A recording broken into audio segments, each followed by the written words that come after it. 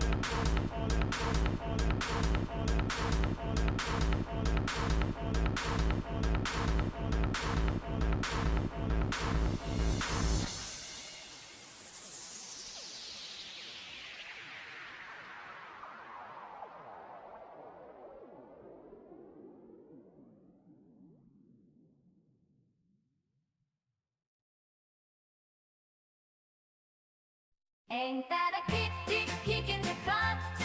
I'm going fucking nuts.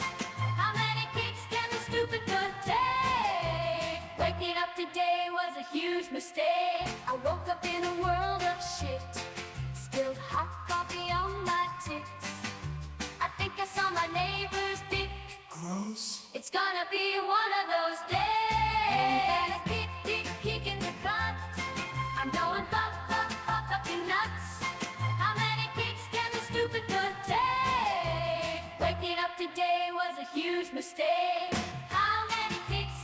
How many kicks? How many kicks can this cunt take? Oh, wop bop a loo bop, wop and bunt. Every fucking day is a kick in the cunt. When I took out the trash, I fucking tripped and smashed my cash. The bullshit's piling awfully fast. It's gonna be one of those days. Ain't that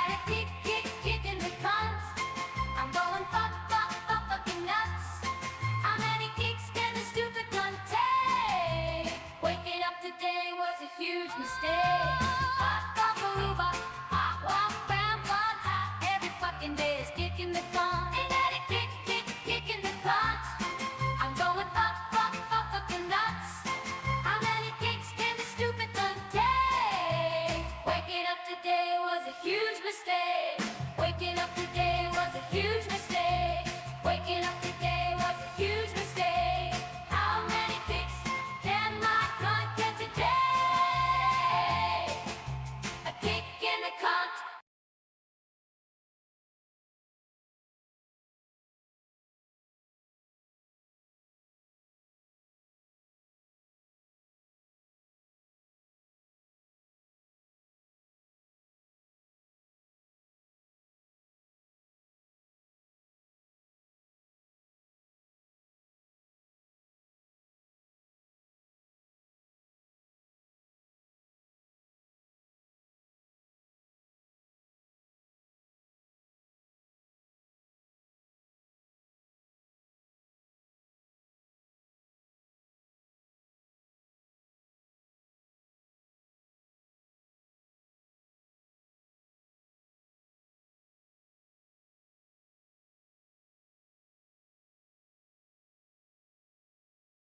Alright, we fucking did it. Yo, what up, what up, what up? What's good, everybody? Yo, happy Thursday to you guys, man. Hope y'all are doing well. We about to hit the weekend. I'm fucking hyped. Let me see, let me get this screen out the goddamn way. Yo, what's good, everyone? Hi. Yo, Rev, what's good? Oh my god, Rev is so invested in tomorrow's Concord launch. Big yikes. Robert, good to see you, my man. I-Man, good to see you, brother. We got Pandora. Thank you so much for pulling up. We got... Shit, who else we got? Man, we got Izzy. What's good with you, John Shepard? Always good to see you, brother. Hope you're doing well. It's over. Yo, we got Devastator with a super chat. Let's go, baby. Cass, I found Cass, I found... zero salt, even a Oh my god. Yes. I have seen this salt that you bring forward, Devastator. It was very intriguing. It was... I barely looked at it. Yeah, yes, I got devastated. Absolutely. Pandora, yo, it's terrible. Holy shit, man. Yo, Philip was good. Good to see you guys. Javi! Are you gonna stream Dustborn? Oh my god. It's over 9,000! What? Yo, I2, thank you so much for that. 2.5. Sign that intro song, rolling on the floor, laughing, dance a green heart. Absolutely, fam. The intro song is a banger. It's like it's a keeper. I get copyright claimed every week for that bitch. Oh my god, what the hell happened? I get copyright claimed every week for that bitch, and guess what? Every week it's worth it. I don't give a fuck. I mean, my streams are not monetized anyway. You guys are kind enough to monetize the streams, and with that, I don't need YouTube's bullshit ad net revenue. So I kind of just do whatever the fuck I want to do. So thank you guys for that. I appreciate you, brother. How you guys doing on the other side of shit, Izzy, man? Man, we doing. We got some things to talk about, man. And you know what's sad? I lost my Twitter account, and I don't really care about the Twitter account itself, but there's so much shit that I had, like, specifically, you know, I could find weekly to spruce up our streams and shit. Now I'm, like, working extra hard to try and make sure the streams continue to be competent and up to my level of standard. But I do have an announcement to make, just so you guys know ahead of time. Because if you guys are subscribed to me on Twitch, stop. I do appreciate it, the kind sentiment, but I can't really continue streaming on Twitch. I was going to go back to Twitch, but then also this shit popped up. Let me see, let me send it. Let me show you guys this bullshit.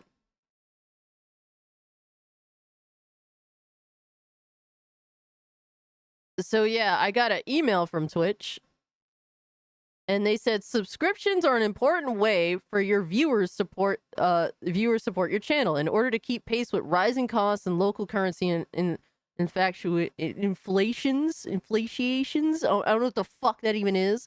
We're updating tier 1 subscriptions and gift sub prices on the Twitch iOS and Android mobile apps in over 40 countries. Starting October 1st, the increased price of the new subs is $8.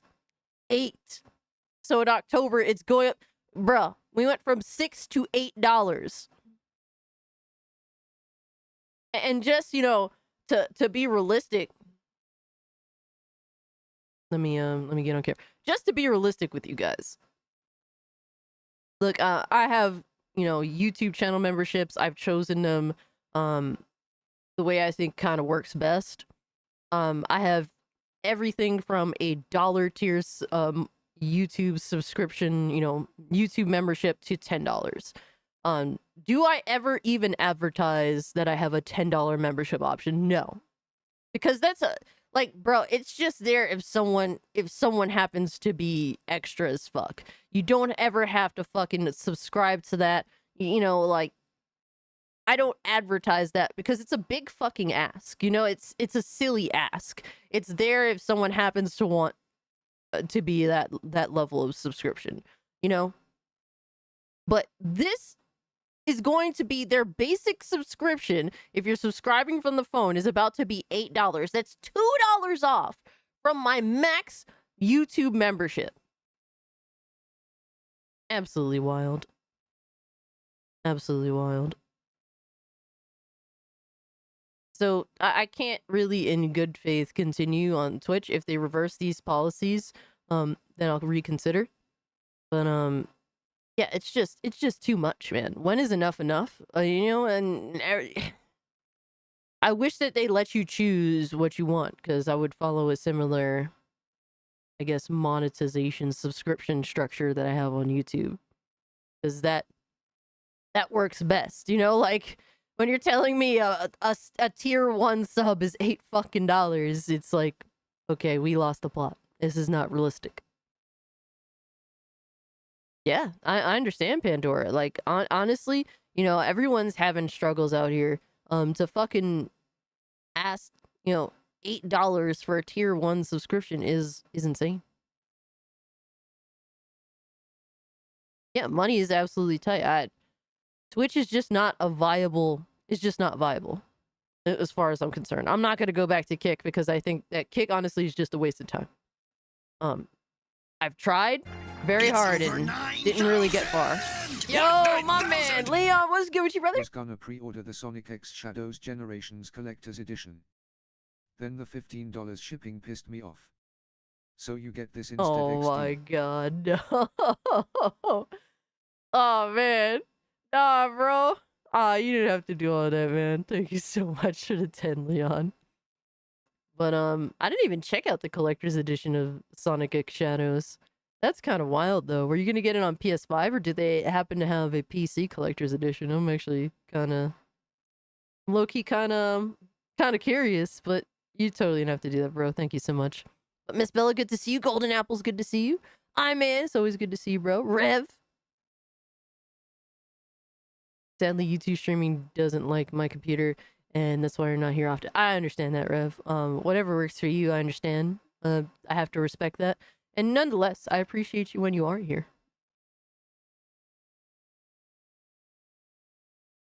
Let me see. Let me try and say hi to everyone. My too. Good to see you, fam.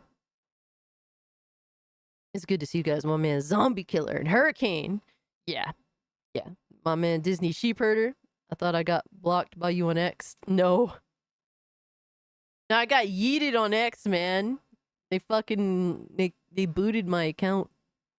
So it is what it is, man. If you guys didn't know, my new Twitter account is at Mario Kart. This is my new Twitter account. Yeah, I had to flex on him. After I got booted Twitter, I had to flex on him a little bit. Go dehydrate. But follow me on Twitter. If you were following me on the old one, that's gone. It's dead and gone. Yeah, they keep increasing prices and they still lose money. Amazing. Yo, Mikey, what's good, brother? Phantom Wars is here and lurking. I appreciate your lurk, brother. How am I gonna watch you stream games, stream on YouTube then? Goddamn, I'm gonna have to do something. I don't know if I'm gonna have to make a third YouTube channel for streaming purposes. Or if I'm gonna have to just put them to, you know, gameplay segments as channel memberships. I don't know.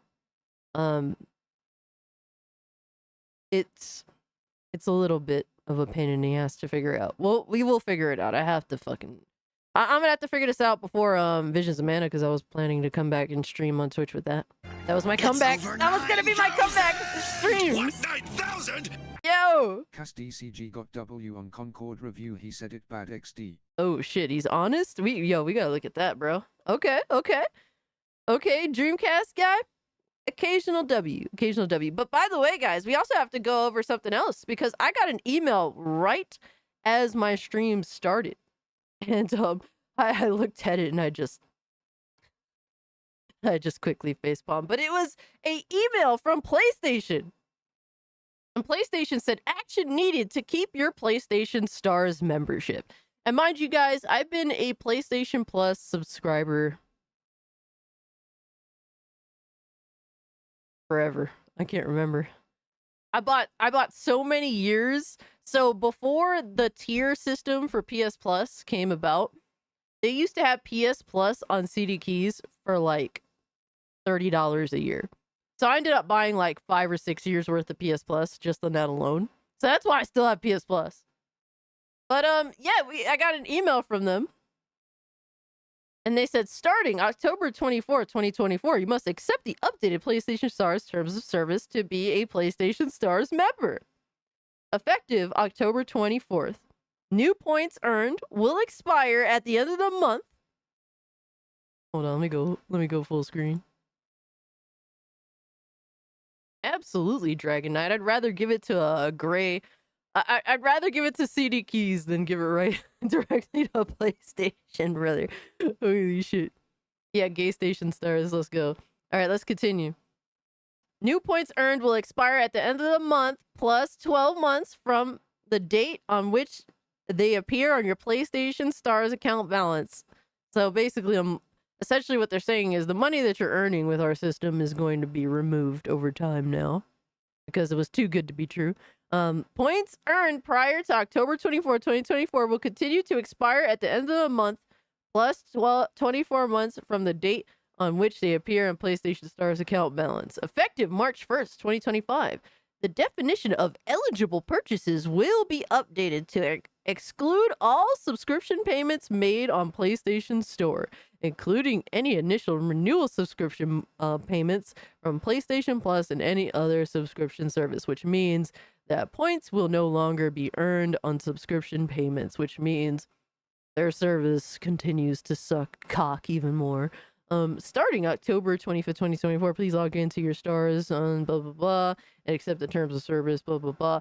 Yeah, so basically, PlayStation as well as Xbox, both of which continue to suck fat cock, as per usual. As per fucking usual. If you are a console gremlin, my condolences. But if you're also a console gremlin, feel free to buy my console gremlin t-shirt, but yeah, common PlayStation hell, sadly. All purchases on Xbox, I get points. My points don't expire. That's good. That's good. Honestly, I don't buy shit on Xbox. I don't buy shit on Xbox. Dude, my Xbox library sucks ass. It really is trash. I'm not gonna lie to you. I have a very small library, mostly of 360 and OG Xbox games on Xbox. It's over 9,000! Yo, Chaos! What, 9,000? Hey! Support our smart independent creators. Fuck yeah, bro. Thank you so much for the 2. And that's right, man. If not me, then other small creators, guys. Spread the love. You know, like all those big creators, man, they got it in the bag, you know. Shout out to them. But definitely show what little love you can to small creators. If it be liking their videos, subscribing to their channels, sharing their videos, or hey, you drop a super chat or become a channel member. All that shit helps, man. Every little bit helps. And all of it is appreciated. Yo, Memecast guy, what's good? Mr. Critical, good to see you. My man Elliot pulling up. Microsoft left Xbox fans behind. Yeah, if you're an Xbox console owner, I mean, I don't really know what to say. It's stink out here. I mean, It stink out here to be a console gremlin at all. It stink. Imagine mega corporations having to tell you what to do. Holy shit, and bully you. Can't be me. But yeah, guys. I'm regretting getting an Xbox last year, Mad Hatter. And look, guys, you know, as much as I dog y'all console gremlins for being console gremlins, continue to be console gremlins. I love to see it. We do not want you over on PC Master Race. Okay, PC does not want you. We don't want to have to dumb down PC gaming for console gremlins that are either lazy, broke, whatever the fuck have you. We don't want you. So please stay over on your console gremlin consoles.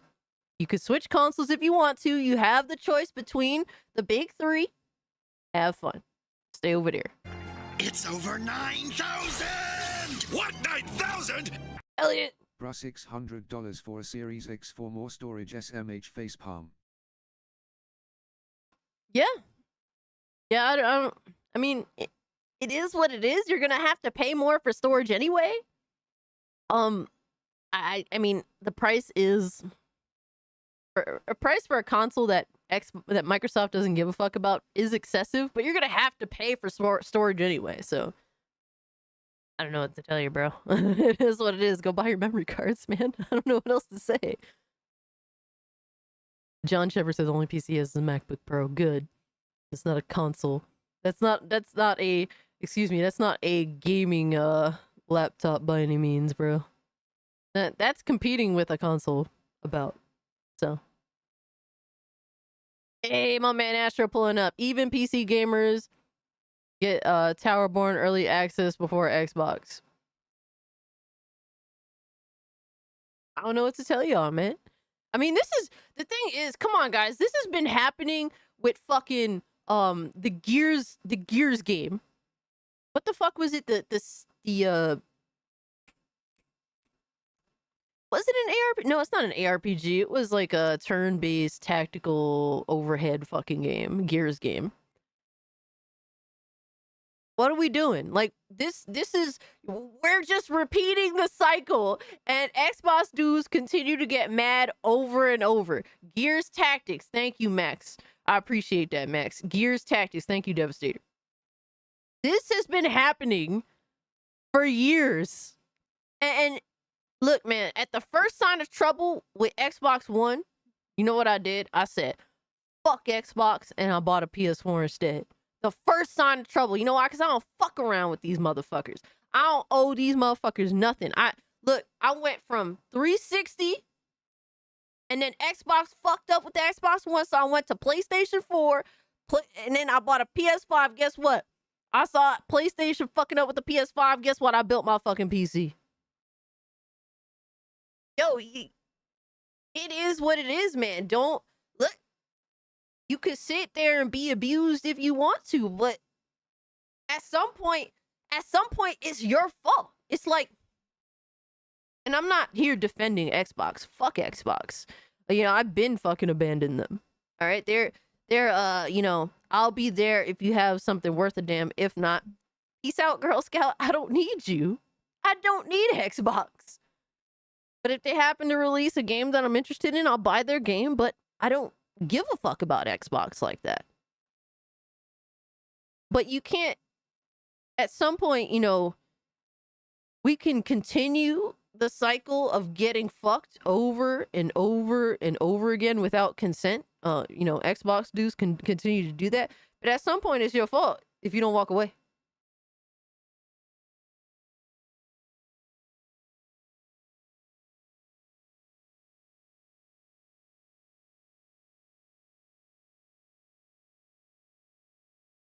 I mean, if you're cool with Xbox, to me, I don't think most of this shit is whatever, man.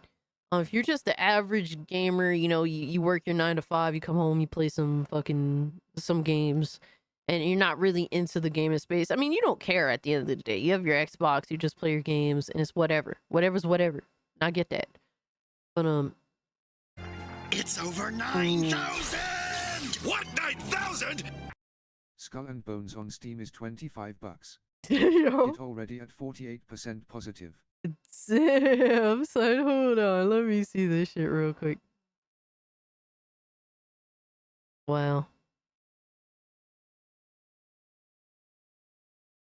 Wow, thank you so much, Lockwire, for the 5. That is wild ass behavior. It's oh my god, it's super fucking mixed. Holy shit. Dude, there's only 33 reviews.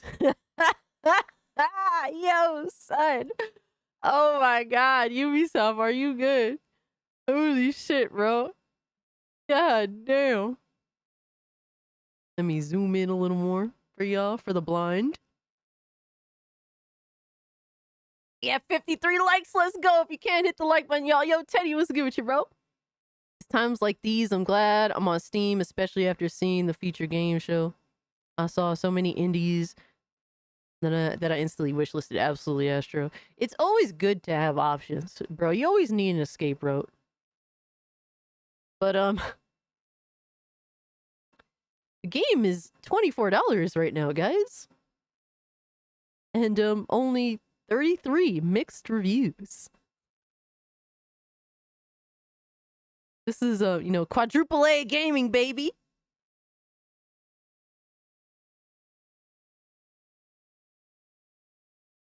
Damn, these the recommended specs are kind of high.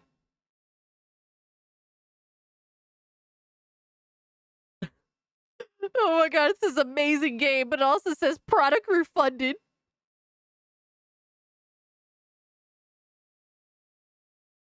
Yo, Jordan, what's good, fam? Cage still got more F-bombs than likes. Fuck yeah, you know how we do it here, dog. You know how we do. Look, I need to curse so that you guys know I'm a real person. You know how many drones we got out here that I'm convinced they're AI? I'm convinced they're AI. They don't curse. It's over 9,000. They don't act like real people. What, 9,000? For your new Xbox. Dude, I This already with have tears it. of joy. Oh my god. Sir, I already have an Xbox. I have a Series X. Alright, I go about every generation buying everything. As long as I could afford it. At some point, I end up having just about everything. That's how I do. So I end up owning everything. I actually, bro, one of my earliest videos was me talking about buying my Xbox Series X. I literally stood in a torrential downpour for hours to get one. Not launch day. I probably would have had a better shot launch day. I literally stood outside of a Best Buy for hours, soaking wet to buy an Xbox Series console. Yep. There's a lot of regret there, I'm not gonna lie. I definitely put myself through hell just for a console I don't even use. Cursing makes the soul happy? Absolutely, man. You guys know I'm a real person. This ain't AI here, man.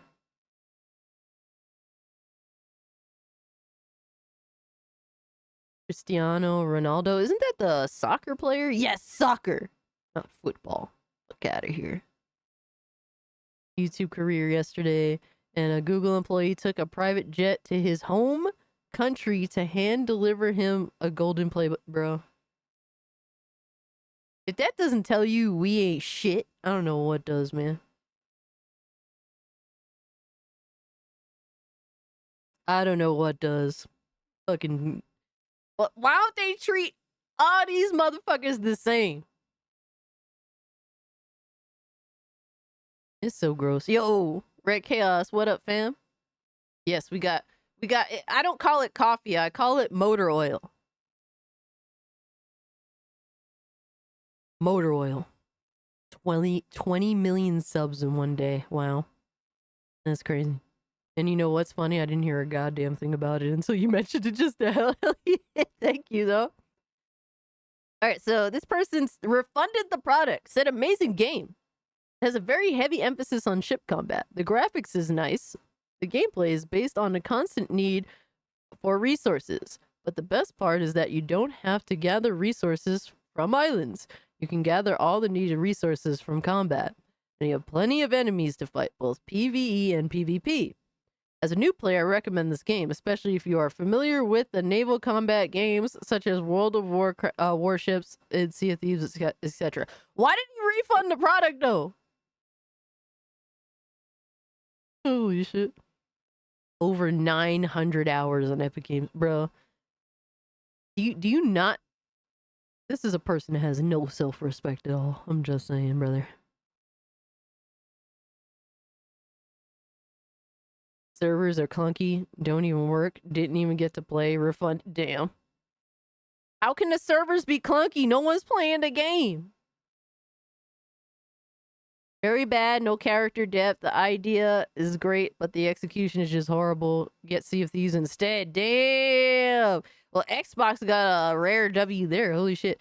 I got refund for this. The characters all look bad and lazily created.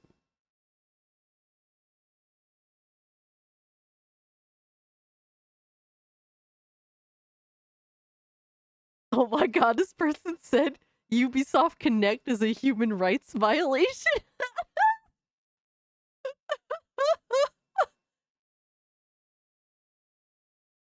Oh my god.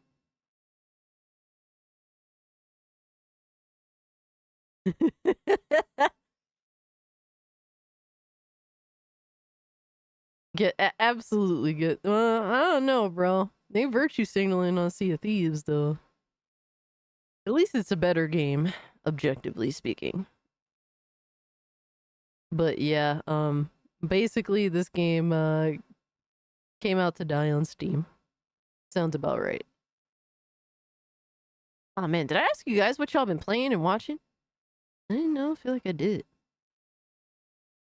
Either I did and I just ignored y'all like the piece of shit that I am. Guys, so I've been playing Wukong. And that big blue fucking baby has been whooping my ass. I was playing it yesterday. I was so sleepy too. Oh, bro. I was really enjoying the game and then I was getting mad. But then I was also sleepy. I was sleepy and mad. So I was just cranky all together. And I didn't get to it today because I slept all day. I slept till 5. And it was broken sleep. So I slept till 5, got up, got ready for the podcast, had dinner. So we about to be playing that bitch tomorrow. Been too tired from work to play much. No, I understand that, Blazing Silver, man. I struggle with it too. Not only is like work an issue, but getting good rest within a reasonable, like, getting good rest has been very difficult. So it's just a struggle just because I work nights.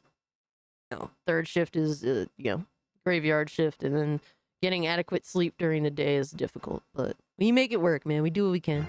It's over 9,000! What, 9,000? Yo, Elliot! Been playing Kudelka and the Shadow Hearts series. Okay. I never even heard of that. Is it good though? But I also been playing Fortnite. I've actually since I got a new phone, I've been doing disgusting acts of disgrace. I've been playing phone games. So I've been playing Fortnite on my phone. No, I lowest expectations. I've actually downloaded Fortnite on a new device. So there you go.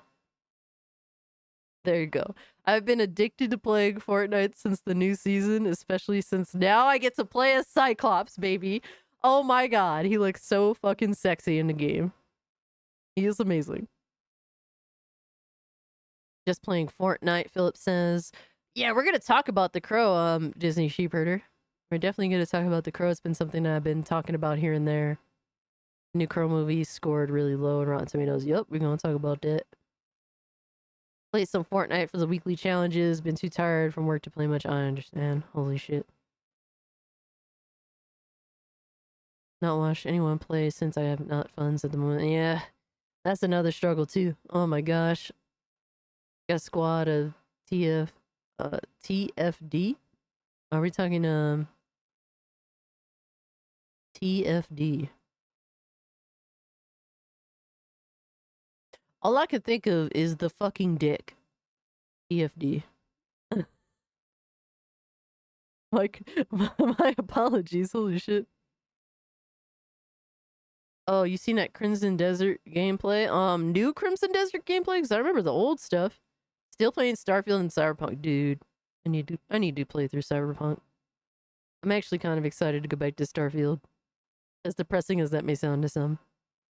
Been playing old games, Dead Space 2, Crisis 2. Ooh, okay, Chaos.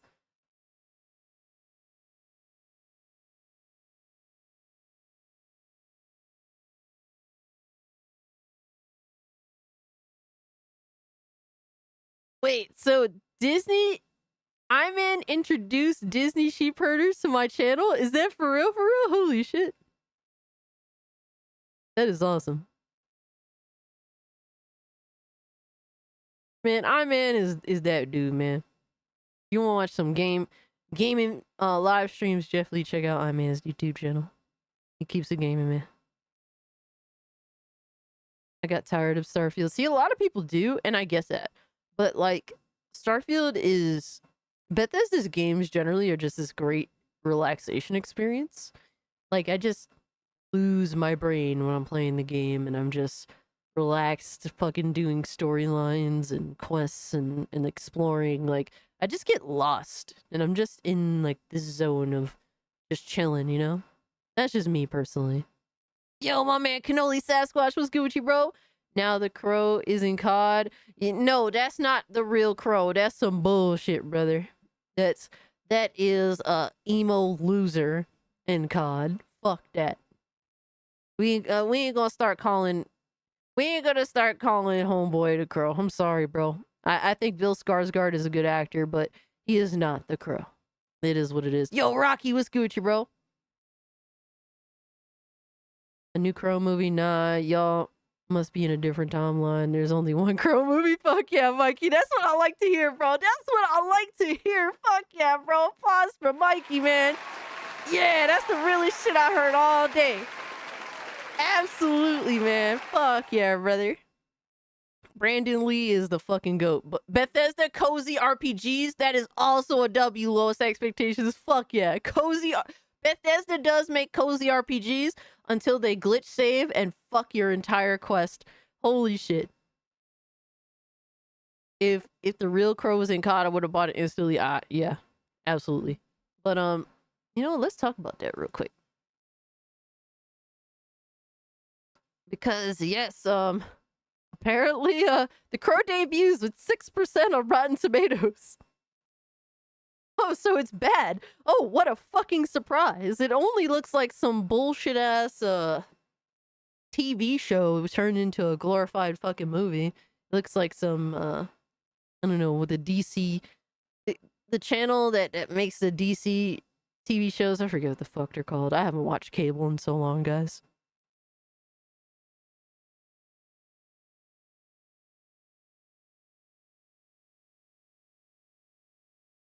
It's up to 13%. This is a movie I will not be reviewing. By the way, guys, I'm super behind on my movie channel. I have 2 videos, one of which I've already recorded and haven't edited yet. And I still need to record my my movie review of Alien Romulus, so bear with me on that. Working on it. I just need... I've been so like feeling like talking about gaming lately that I've kind of neglected the movie channel a little bit. You want kickballs and sushi? What? Are we good? It's over 9,000! What, Yo! 9,000? No matter how much you trash Amen. PS, I'll always love you. Absolutely, that's what it is, man. And no matter how much you play on a deadbeat fucking platform like PlayStation, I still love you too, man. Get your game and how you get... Yo, my man Dante's rant room pulling up. What's good with you, bro? You gotta review the Crow, homie. No, I've already, with my movie channel, I've already stated that I will only review films that at least have one quality about them that I think is redeemable. I knew off rip that there was nothing redeeming about this god-awful piece of shit movie. All I needed to do was see what the fuck he looked like, and yeah, I said, yeah, it's fucking over. There is nothing redeeming about this god-awful piece of shit. I didn't need to watch a trailer to realize it. I don't need to watch the movie to realize it. It's just a waste of my time to watch the film because I know it's gonna suck. That's just me personally. So, it is what it is. Yo, my man Disney Sheepherder with the gifted membership. Thank you, fam. Appreciate you, brother. Thank you. I can't. Yeah, Devastator, I do have a Godzilla movie review actually on this channel. It's a channel membership video because I wanted to discuss film, but I didn't have my film YouTube channel. So I was like, I want to talk about films, but they won't do well on the channel because I've already established that this is now a gaming channel. So I was like, I'll make it a channel membership video so that I can at least talk about what I want to talk about and my channel not suffer for it and, kind of get around all that. Yo, Lazy Man, what's good with you, bro? Good to see you. Gotta review Godzilla 98. What is people's obsession with that garbage ass movie? Like, people still talk about it to this day. Like, did it scar your soul that much?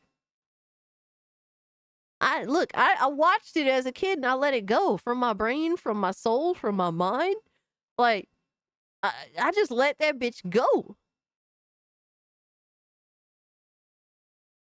It's a classic one. Let's go, fam. It's the best one. Oh my god.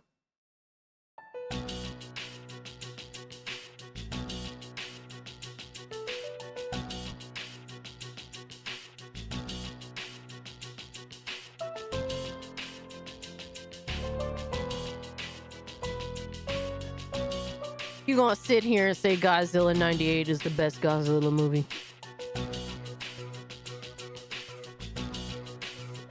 Man, this is why I don't like talking about movies with people, man. Nobody knows what real cinema is. Terrible. Terrible, man. Let me guess, because it's not woke, because Godzilla 98 is not woke, therefore it's a good film. God damn it. It's over 9,000! What, 9,000? Yo, Dante! Did you review the Deadpool and Wolverine movie? Yes, I did. It was actually, for it's on my my movie channel. Let me drop a link. And for a really small channel that I have over on the Movie Cage, I did pretty well. Did pretty well. My first video is still getting views all this time later. Which it's still my best video, objectively speaking. But definitely, guys, check out the movie channel. Posting the link right now. I did review Wolverine, and I will say that's the best review I've done so far. Long Legs, I'm really kind of unhappy with that review, but I was also scared to spoil anything. Yo, Hypno, what's good with you, bro? Appreciate you pulling up, Hypno. But Long Legs is a film that if you spoil it for the viewer, it's detrimental. It's such a great movie that you really don't want to spoil it. So I definitely tried my absolute hardest to not spoil anything, so much so I wouldn't even talk about Nicolas Cage's character at all, other than I liked his performance. So with that, I was very like, let me not talk too much about it when doing my spoiler-free review. And so I wasn't very happy with that review, but Deadpool and Wolverine, though I didn't spoil anything, I really assessed that film in multiple ways. So much so I had to timestamp it. I felt that it was worth timestamping. So I'm about to get Long Legs because I'm a Nick Cage freak. See, I'm not a fan of Nicolas Cage at all. I don't care. Like, I've never cared about Nicolas Cage, but objectively, he did extremely well in Long Legs. Like, he was amazing. He did his thing. I think that you will thoroughly enjoy his performance and the film itself. It's very fun. It's not only is it, I love the vibe. I love the time period it takes place in. Long Legs is definitely one of the best films that I've seen this year. And also you can check out my my gay review of Deadpool and Wolverine. So, yo, society, what's good with you, bro? Good to see you, fam. Hope you're doing well. I watch old movies with my brother. He says modern films are shit. And you know what? Your brother is correct. Your brother is the man.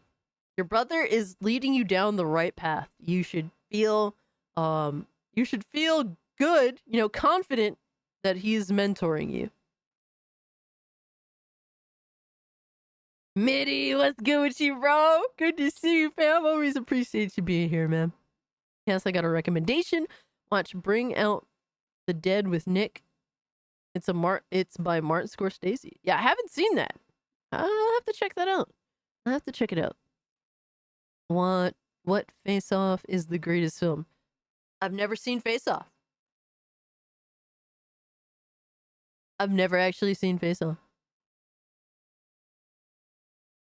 But to not go too crazy with the whole film discussion.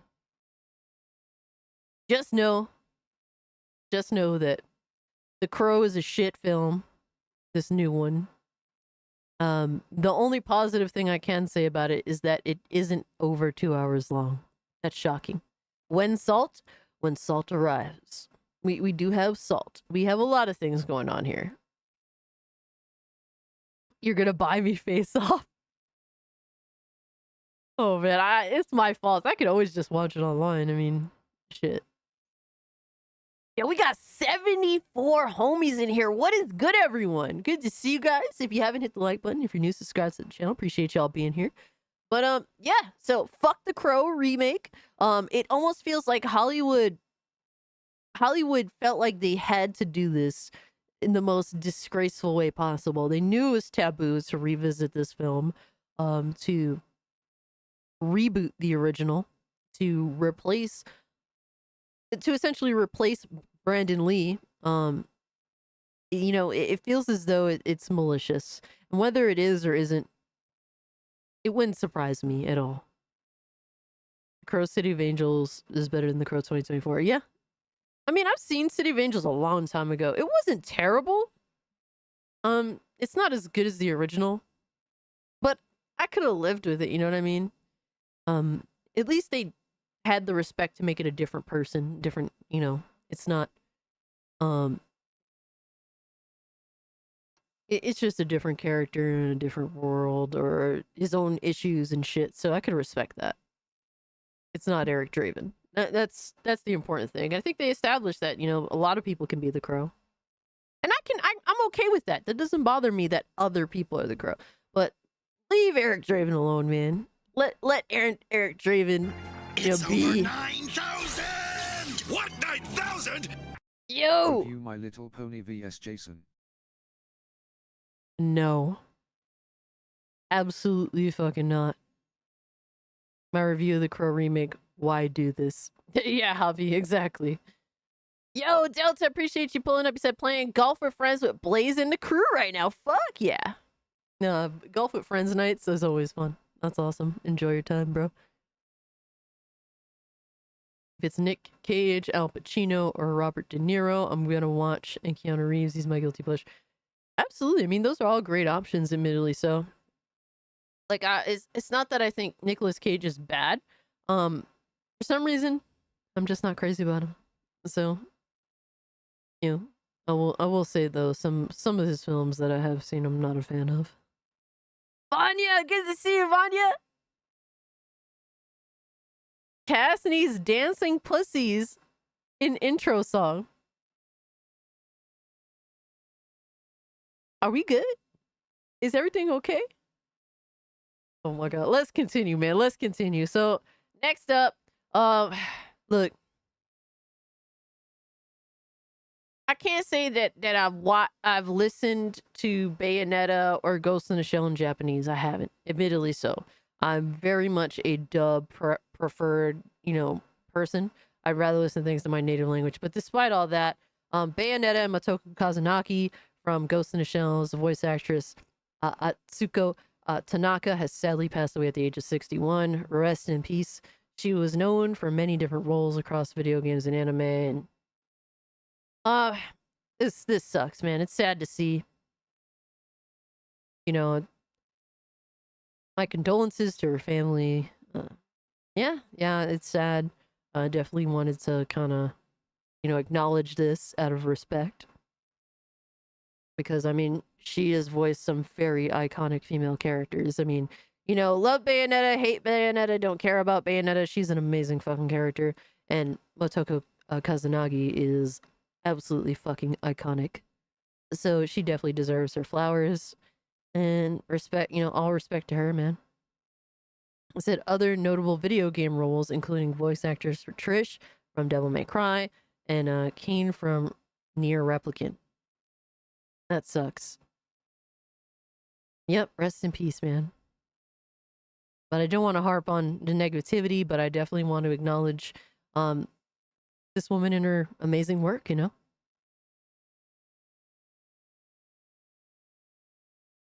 I've heard some of Ghost in the Shell in Japanese. I've heard some of Bayonetta in Japanese. When I go to watch Ghost in the Shell, when I go to play Bayonetta, I don't play it with Japanese and subs. This is just not for me.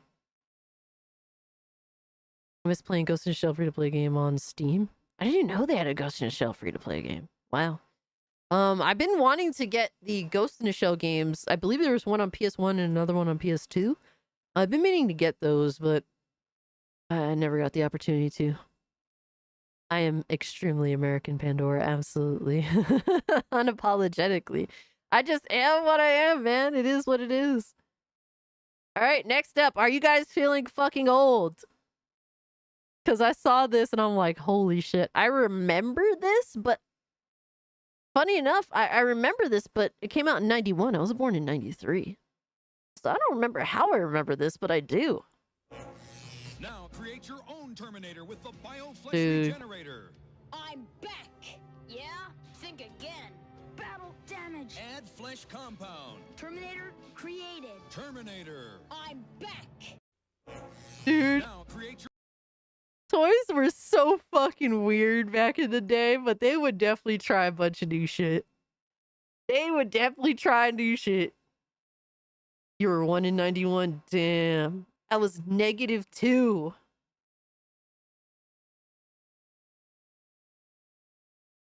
Miss Bella's looking at us like, you fucking youngins. Shout out to Miss Bella. Oh my gosh. She's looking at us like, you children. I'm surrounded by children. We not for nothing, like, our generation, we are a bunch of grown-ass kids. It's so disgusting. Like, I'm guilty of it. There's so many of my friends that are also guilty of it. We're all fucking guilty of it. Like, we are grown-ass children. It's crazy.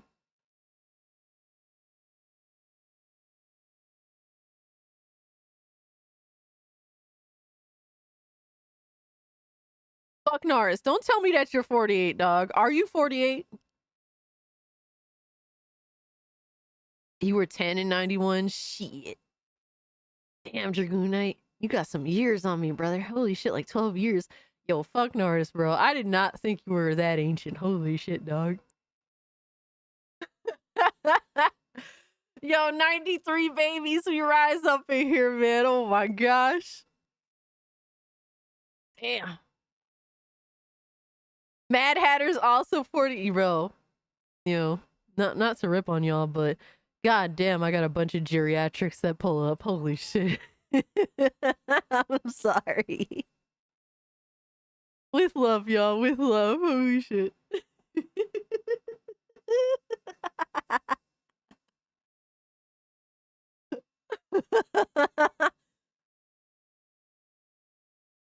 My daughter is your age. Oh, so your daughter's 31 too? Awesome, awesome. Hail the geriatrics. Yes, respect to the geriatrics, damn it. Yes, that is facts, Miss Bella. You guys are the OG gamers. All right, if not for y'all, we wouldn't have gaming as fucked up as it is today. So thank you guys for. No, I'm playing. Without y'all, I wouldn't have some of the great fucking experiences that I grew up with. Absolutely. So shout out to you guys, man. Y'all the ones that had to suffer through all the bad game mechanics and controls and all the worst of it, so that I can benefit. As a kid growing up with the better with the kinks worked out.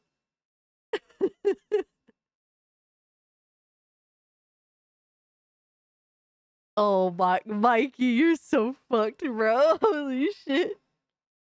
I'm gonna pretend dementia and shoplift. Bro, are we that fucked in the game? Like, I know, I know the state of the world. Like, you walk into a store and bro, you walk out with a bag of groceries and you spent over $100. I understand, but are we that down bad where we have to pretend dementia just to afford to eat? God damn. If that's the case, if everyone's doing it, I'm about to join in too. I have dementia at 31. Fuck it. Yo, Silent Night, good to see you, Doc. Ask, what are your thoughts on the Terminator Genesis trailer that spoiled the whole plot? I didn't care. You know why? Because Terminator ended after 2. That's why. Who cares? The fact that, bro, I saw Terminator 3 in the theater. I saw Terminator 3 in the theater with my family, and my father said, do not ever ask me to go to a movie theater ever again. Ever again. And guess what? My father hasn't been to a movie theater since Terminator 3. Okay, so as far as I'm concerned, Terminator was done after 2. Holy shit, let me get something to drink real quick, guys. Hold on one sec.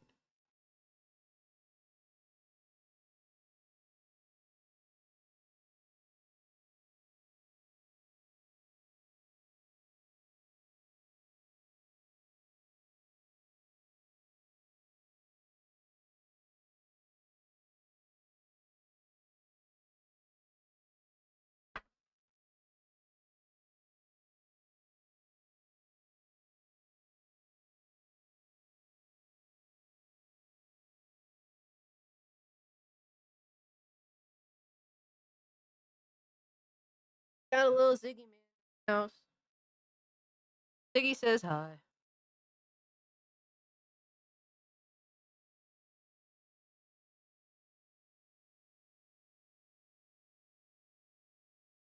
Zigzag, let's go. Yeah, we got a Ziggy sighting. He's a little sleepy, but I woke him up. Ziggy, Lord and Savior, absolutely.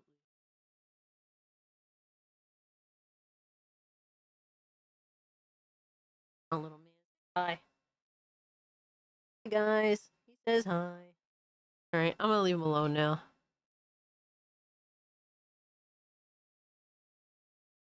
We got 74 likes. Bro, that's crazy. Y'all really kicking it today.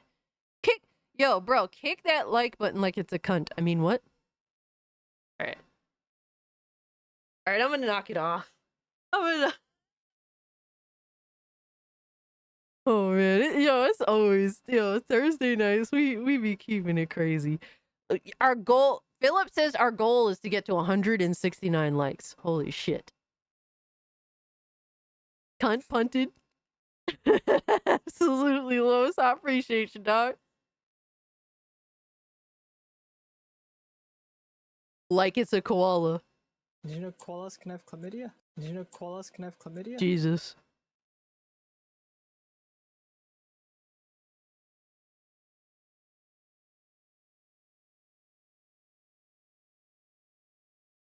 Absolutely. Look, there's a reason why it's a theme song at the beginning of the stream. Alright, so what do we got next? Let me see. Ooh, we gotta talk about Mafia. We gotta talk about Mafia, guys. Because, guys, I don't know if you guys know, but, Mafia 4 was officially announced. It's called Mafia the Old Country. So that confirms that the leaks were correct. The leaks were saying, and these leaks have been out for, I want to say, well over a year now. I think like a couple of years now. They were saying that basically the leaks were gonna go back to Mafia, you know, bring Mafia to the early 1900s in Italy itself. So, yes, Mafia Trilogy is $15 on Steam. You cannot beat the pricing. Can't beat it. I mean, look, man, Mafia always looks visually impressive for its time. Absolutely wild, man, wild stuff. And if you've only played Mafia 3, if you only beat Mafia 3, I'm sadly not a big fan of Mafia 3. I want to like it. I like the main protagonist. I think he's a badass motherfucker. I love the music. Look, man, if you have a soundtrack that has Jimi Hendrix and Aretha Franklin, I'm automatically like into it. There's times where I would not start missions just because just because something on the radio was playing. I'm like, oh, I'm vibing to that shit. Hell yeah, hell yeah, hell yeah. Like I wasn't leaving. That's just how I am. But Mafia 3, the issue with Mafia 3 is that it was too long-winded. They definitely tried to make this whole universe and kind of put a lot of busy work into the game. And that's never been what Mafia is about. That's my biggest criticism of the game. I just wish it was like a straightforward story that you have this, you know, this world to drive in and feel like you're in it. But something that was to the point. Mafia Collection is on Game Pass too. You want to go that route. But if you want to own it forever, $15 is not a bad price. But you do have options, and that's the important thing. I always say Lincoln Clay is a fucking Chad. Lincoln Clay is fucking awesome. Like, he really is a bad motherfucker. Like, you really do feel like a badass playing as Lincoln Clay. I even like the time period it takes place. To be honest with you, I would love...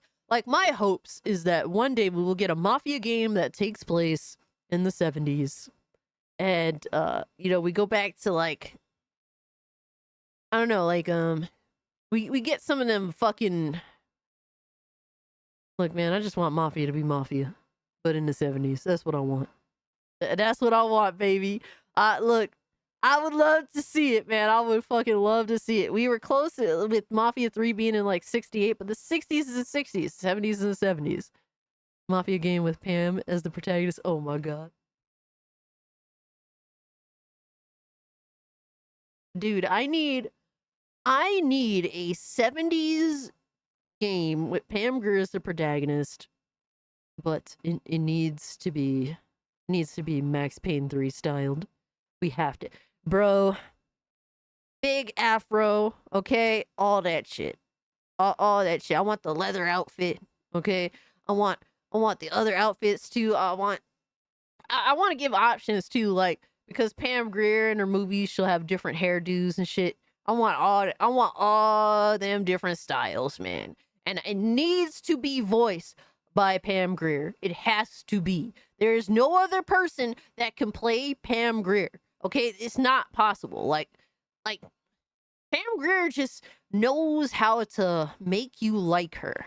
You know, like with the way that she talks. Like if you watch Jackie Brown, like, you know, the way that she is, like, you're instantly won over by her character. Even if she happens to be kind of a bitch. Even if she happens to be like not doing the right thing. Like you know, I love that film because Jackie Brown is a film that the main protagonist, like Pam Grier balances this level of vulnerability and strength that is so unique and so hard to do. Like, that's such a fucking amazing role that she played. So if you haven't seen Jackie Brown, I mean, what the fuck are you doing? What are you doing?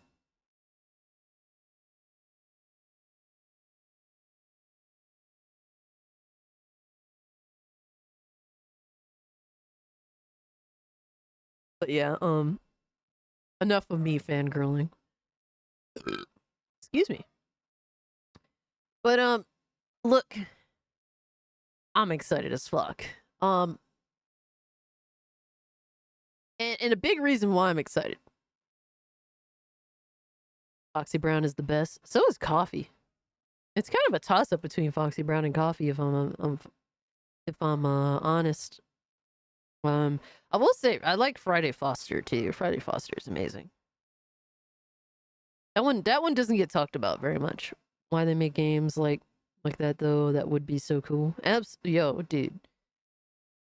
Because the game creators now don't understand style. A lot of them, like Mafia, has a fucking style. You know.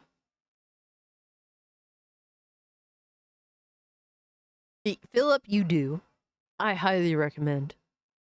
I'm sure you can find some of them on Tubi. I'm sure you can find some of them on excuse me, holy shit. Yeah, definitely try Tubi. I think you definitely find some of her flicks on there. And it's a free service. I mean, look, you know, I know why y'all watching Pam Grier, right?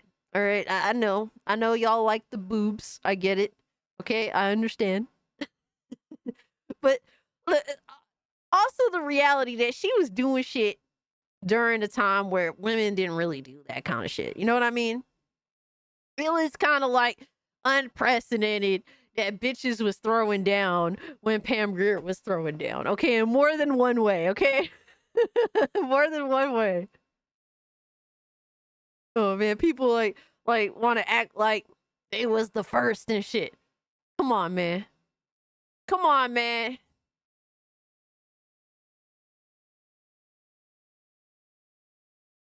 Fuck Norris really fanboy right now. Holy shit. But to get into the Mafia talk, and you know what? What I'm interested to see is how this new Mafia is going to link to the older ones. And I really think that it's going to link specifically. There's a reason. Look, there's a reason why it's called The Old Country, guys. There's a reason why it's called The Old Country, guys.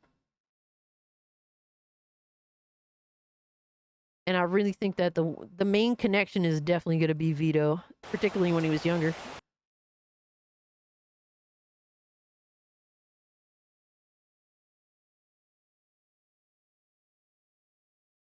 This is what I'm really excited for, guys. Like this shit right here, yes. Y'all already know, man. Y'all already know.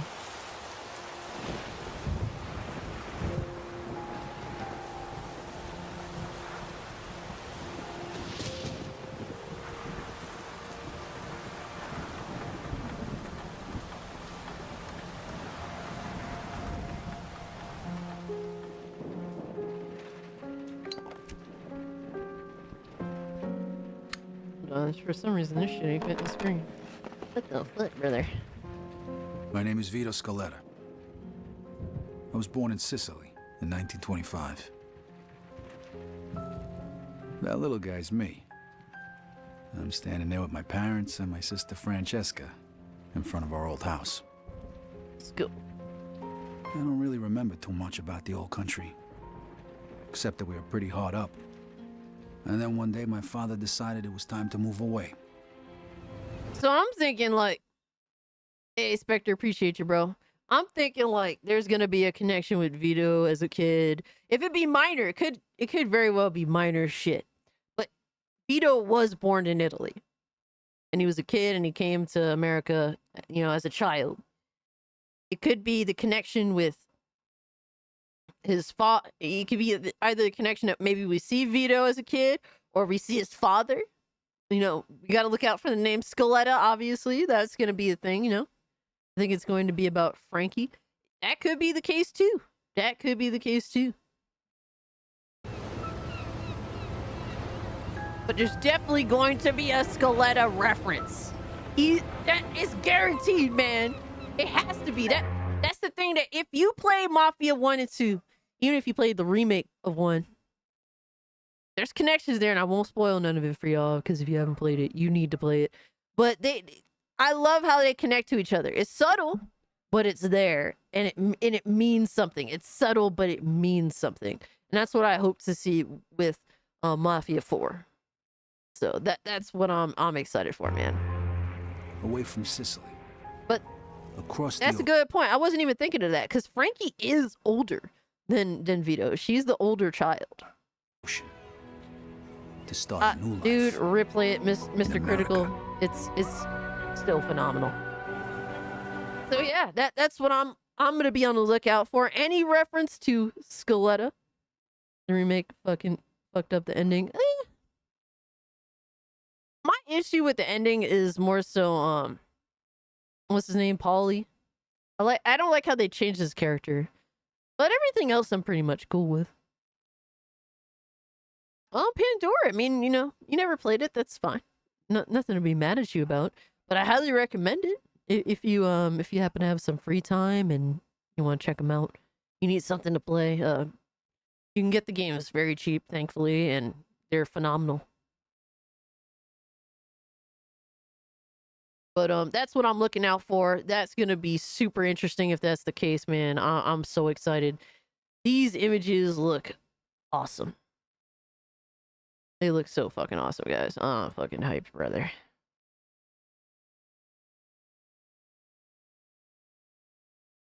And to be honest with you, even Mafia 1 remake looked fucking phenomenal.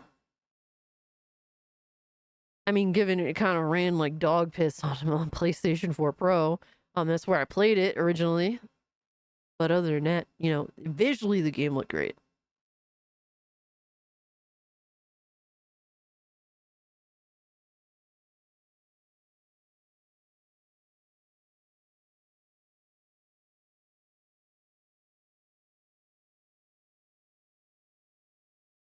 Well, I'm not saying that you need to play it on Pandora. I just love them. And if you happen to want something to play, you need something new to play, that you have a recommendation for me, definitely. But if not, I understand. It's completely fine. But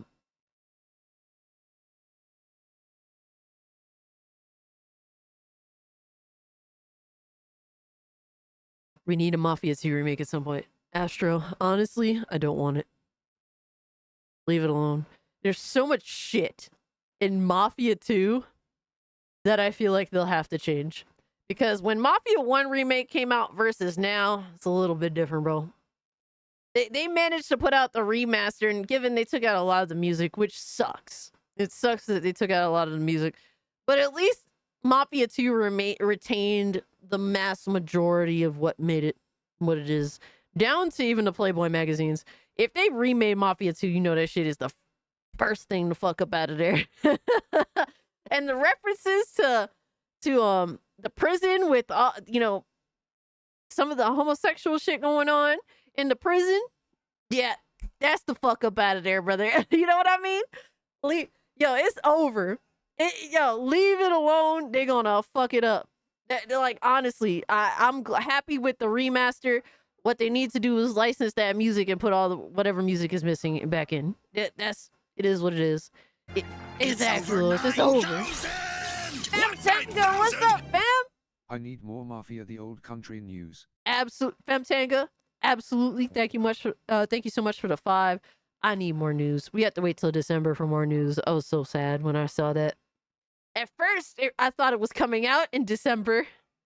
And Blaze thought so too. We got a little bit ahead of ourselves. And then we're reading more news in December. And it's like, oh, man. Fucking hell. But I'm excited because I've been waiting for this announcement forever. A lot of us have been waiting for this announcement forever. Yo, Repa, what's good? Sopranos, Godfather, Mafia 2, great games. Never played Mafia 2 or 1, and I highly recommend them. It's a great time to play them. Despite Mafia 2 being an older game, it's still very playable. It's still very fun. I do recommend it on PC. Mostly, obviously I'm a PC gamer preferably, but I will say that at least you can get that unlocked frame rate, which is nice. Absolutely, Astro is going to be a long 4 months. You already know, brother. And then to go on to more depressing things. Oh, no, wait. We have something good still. Hold on. There's still something positive here. Dude, look at these numbers.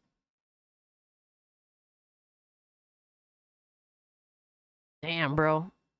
Black Myth Wukong at 2,400,000. Wild stuff, man. Wild stuff. My favorite Mafia game is GTA 3. Not a bad choice, but I will say, Mafia 2 aged better. Banana beat Concord? No! No! Did it beat Dustborn as well? Holy shit, bro. Let me refresh. Oh my god! Oh my god, bro!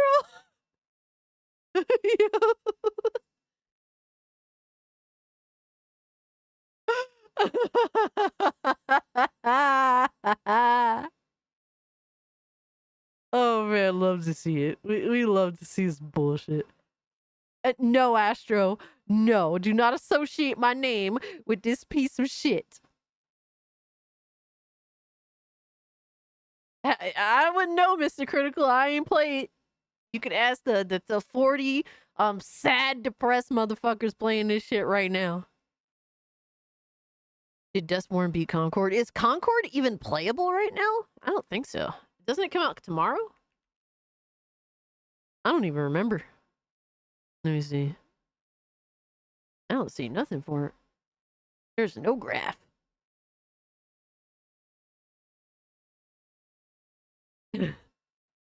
Call it dustbin. Nope, it didn't even reach 100, Pandora. Early access currently until tomorrow. Oh my god. That's crazy. That's wild. Alright, let me make sure what else I got here for y'all. So who's playing at Concord? Oh my god, Javi said, please stream Dustborn. It's amazing. You can install white guilt into white people. Oh my god.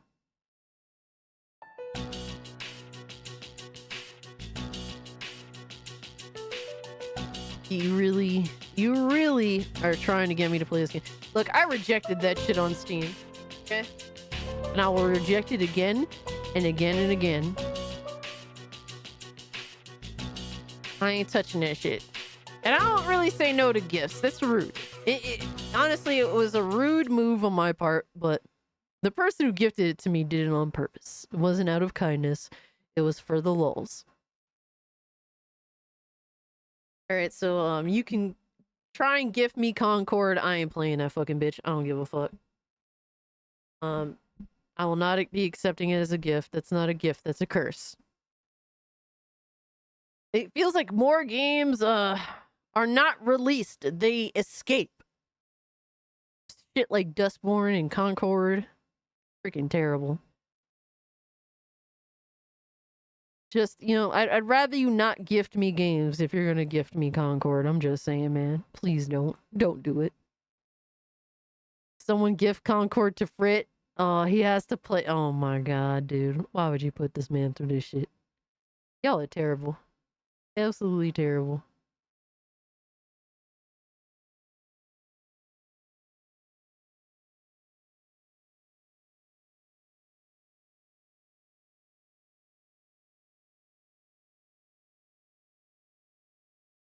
Someone also brought up a cult classic to compare it to Concord.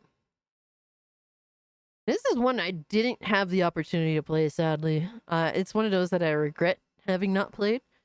But this person tweeted, Concord, Sony backed and carried, cost millions to make, 8 years of development time, games as a service, ends up culturally irrelevant. And shit, and dead on arrival, clearly.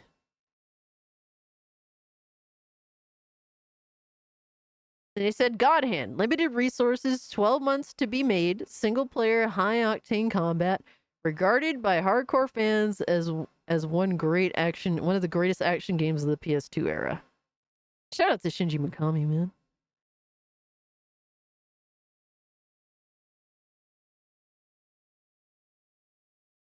But it is wild. Concord was in development for 8 fucking years. 8! This piece of shit video game took 8 years to make. That is crazy. Yeah, I need to play God Hand too, Silent Joker. BioShock Infinite was better than most of these new Sony games. Damn. Are you seeing as someone that wasn't crazy about BioShock Infinite or someone that thinks it's amazing? Because that's such a That's still a hot button issue, whether you love Bioshock Infinite or hate Bioshock Infinite.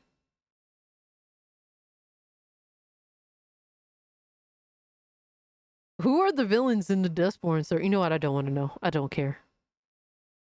I'm assuming they're straight white males. Either that or like the police or something, I guess.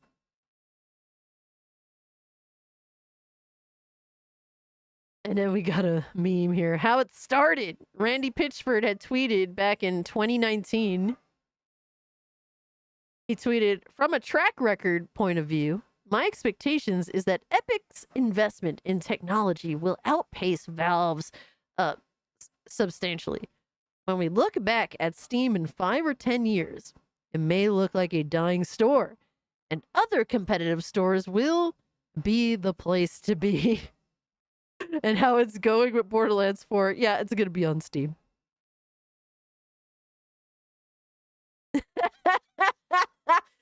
Yo, Randy Pitchford is one of those people that are he's such a bullheaded prick and he's just always wrong. I never seen someone so fucking wrong in my life. Bro. He is just always fucking wrong. Like, he's such a dickhead. He always talks shit and he acts like he's the smartest person in the room and he's always ends up looking like the biggest idiot every time. Well, the thing is, Epic Games Store could be dying theoretically, but Epic can fund it forever. As long as Fortnite does well, which it's not stopping anytime soon, and I'm guilty of making sure that it doesn't stop anytime soon. I don't care. Love Bioshock Infinite? Damn, first game that made you cry? Wow. I never got to play it. I played the first game and it was solid. I never, played any other Bioshock since. Always saw Randy as an idiot, but that's just me. Yeah, he's a fucking moron, CensorTube. Absolute, complete fucking moron. I beat Borderlands 3 and got all the DLC. Don't recommend it. Yeah, I played through Borderlands 3. I bought the complete edition, whatever the fuck edition. That was the most expensive one off rip. And I didn't even bother playing any of the DLC, even though I bought all that shit.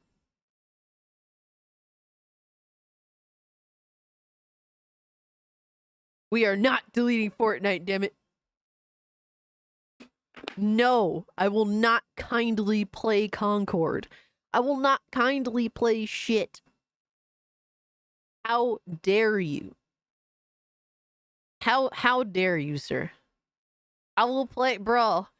There's so much shit I could be playing, bro. Instead. Imagine the limited time I do have, and I'm gonna play Concord. Are you good, brother? Dude, I bought the Doom 1 and 2 because of the remasters. It was on a nice little sale, and I got Doom 64 with it for free. And I haven't even downloaded it yet. I got the Deadlock playtest. I didn't even try it. I didn't get the opportunity to. Dude, there's so much to play right now, and Visions of Mana comes out in less than a week, I think.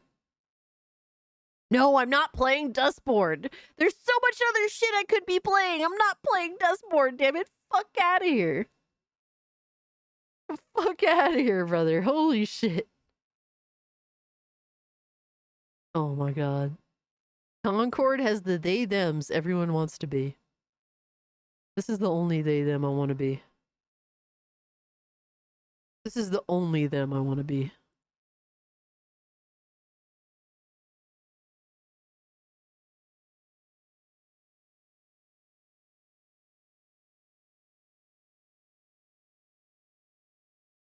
Here we go.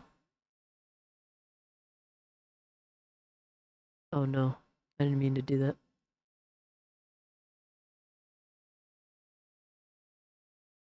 This is the only them I co-sign.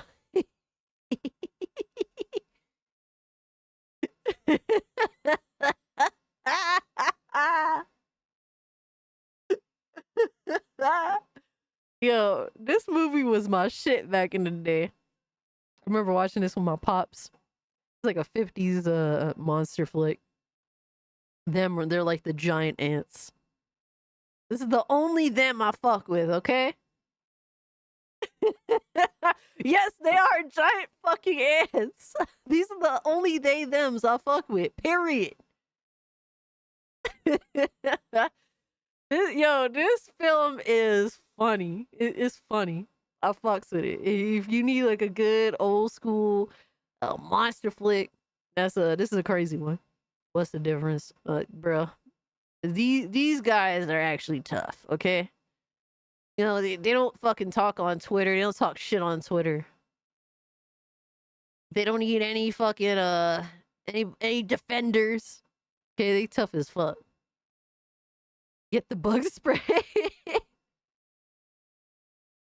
Smite 2. Man, this movie is heat, okay? It's a classic. It is 100% an absolute fucking classic. Yo, fucking... Man, our Jack Russell Terrier will not shut the fuck up. It's so annoying.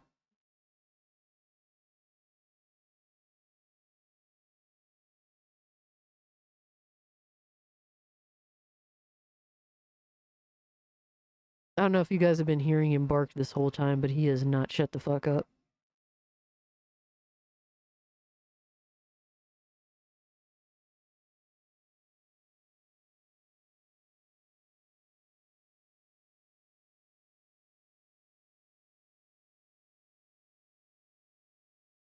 You haven't heard anything. He's so loud, he will not stop. And he just barks to bark. He doesn't like to shut up ever. Oh, next up. Yo.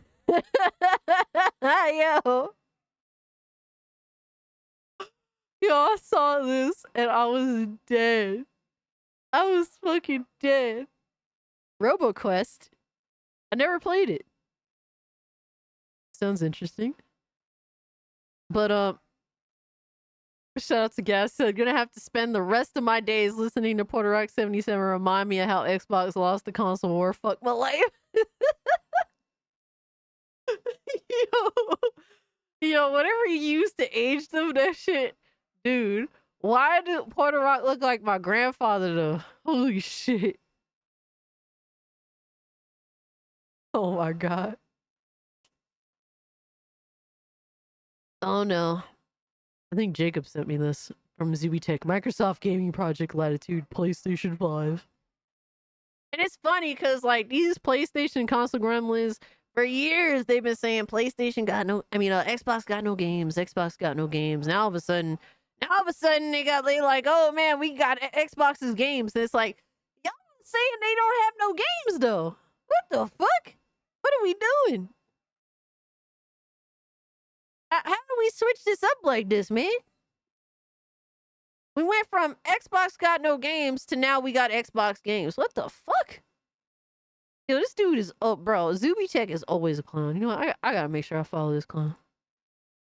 He is easy to make content on. I have to refollow a lot of people.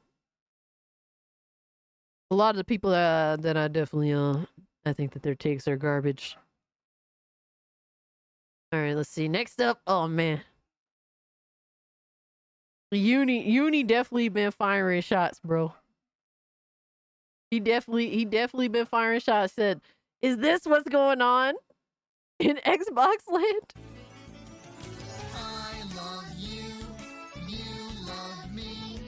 We're best friends like friends should be. With a great big hug and a kiss from me to you. Won't you say you love me too? Oh my. This gas called Eastwood post up and kiss Smooth. I'm fucking dead, brother. Holy shit.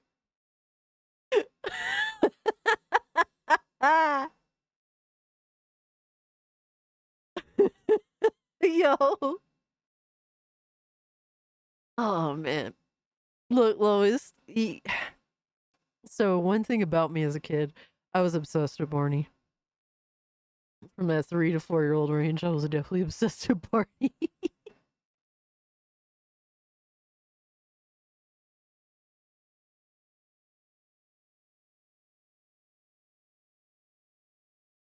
Don't ruin it for me, damn it. Don't ruin my childhood, okay? Let me live.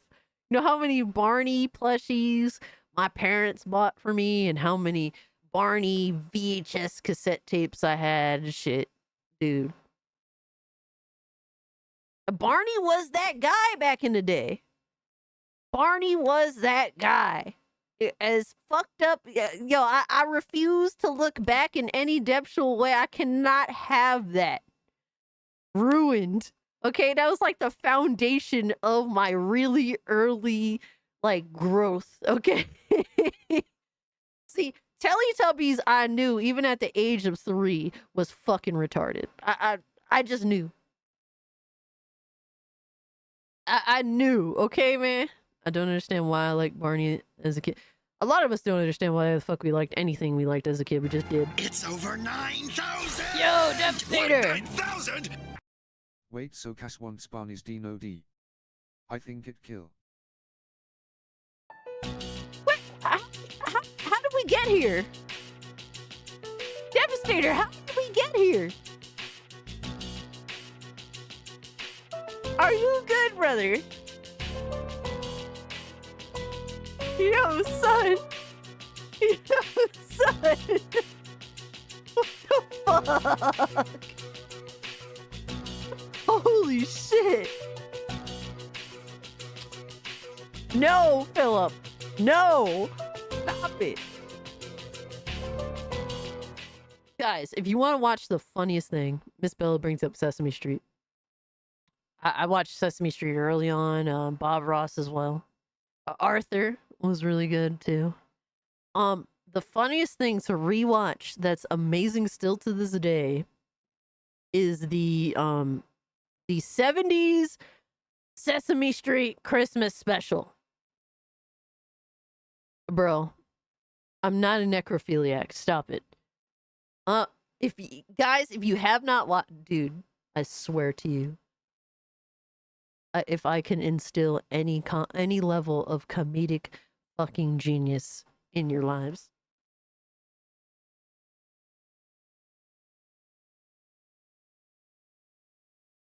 From 78.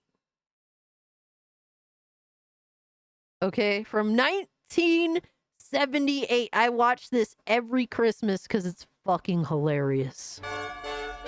It is amazing. Okay, hold on. Let me see. It is amazing. Okay, this is the best part. This is why Cookie Monster is the fucking GOAT. He is the best character in Sesame Street by far. £1.5 of delicious Figgy Newtons. Newtons. Getting so hungry. Oh, me love cookies. Oatmeal cookies. Me ask for 3 dozen. Yeah. What the hey? 4 dozen. Oatmeal cookies. Oh, me love oatmeal cookies. He's trying to write a letter to Santa Claus, and he can't do it because he keeps eating every fucking thing. Yo, Cookie Monster to go. Banana cookies. Yeah, or prune cookies. Oh, yeah, me. He said prune cookies. Not only does he eat everything, but apparently he has the shits too. If you have not watched the Sesame Street Christmas special from 78, I highly, highly recommend. There's another part of this that's fucking hilarious too. Let me see if I can find it. I get copyright strike. I don't even give a fuck. Let's do it, baby. Let me see. Yeah, here we go. This is also the best part.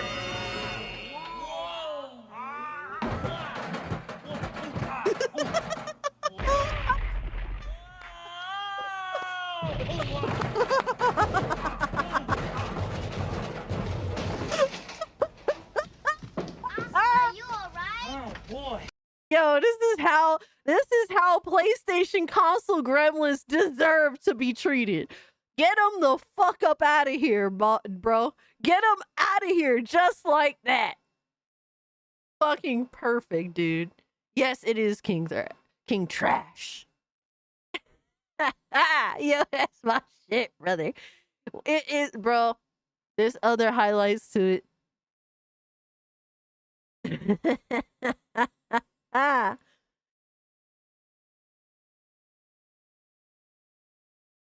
They bleep out the word count? What? No, sir. Yo, East, what's good, brother? But yeah, you know, leave it to Uni Sensei to get us to bring up our childhood traumas and victories. Holy shit. And then next up we got Smooth, Kid Smooth.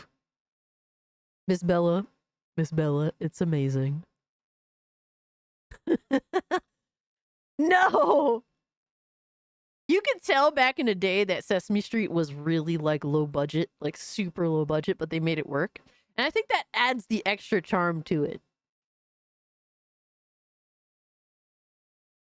When I seen RGT 5 acting like all of these other ponies, how so? I feel like RGT is pretty fair. I don't keep up with all of his stuff like I used to. When you constantly do like gaming, you know, you're responsible for a gaming channel that keeps up with current events. You kind of get tired of keeping up with everybody, and you need a break. But I think RGT's pretty fair. He's definitely better than a lot of these other creators out here. He's not perfect. He has his moments, but I think RGT85. I fuck with RGT85. Next up, we got Kiss Move, ready to crash out over Xbox's pathetic state. Sesame Street, Mr. Rogers made us intelligent, better people. That's a fact. That's a fact. It's over 9,000! What, 9,000? Yet Sony is stuck in black cause no one buys games. Oh no, Devastator. Devastator with the fucking pony disrespect. Holy shit. I mean, look, man. Look. Apparently they buy Xbox's games, even though they acknowledge that apparently Xbox had no games. I mean, I heard that Sea of Thieves sold really well on the PlayStation. It just goes to show that they only like they hate games when they aren't on their platform. Interesting how that works. Absolutely, yo, Mr. Rogers was heat. I can't judge Cass because I love the live action Street Fighter movie. Bro. I mean, I love Jean-Claude Van Damme, so I'm biased. Oh man, it's been a little minute since I've seen that movie though, I'm not gonna lie. Only one person I could buy everything. I'm only one person. I can't buy everything for everyone. Yo, it'd be like that. Yo, I understand. Like, it's normal. Ponies are like Carmen. Oh shit. Alright, so we got Kiss Move. Let's see what Kiss Move has to say about this whole Xbox situation, man. Not doing anything wrong. Alright, hold on. It's really low. Let me turn this bitch up. It's No, over 9,000! shout out to Kiss Move, man. What, He's going through it. 9,000? Yo, Edge Knight. This Brandon Ryuk saga, PLS let it end. Brandon Ryuk? I'm confused. I don't know what that is. But thank you so much for the tea, bro. I didn't know where to put it, but I sent the video to General Nonsense in Discord. Okay, I got you, bro. You see. We got a lot of shit to go through, but let me see. Oh no. The count loves to bleep. I'll have to check that out later. Oh yeah, there was another video I meant to add to here. Hold on. I'll be forgetful as shit, guys. Oh my gosh, I'm so forgetful. Insanely forgetful.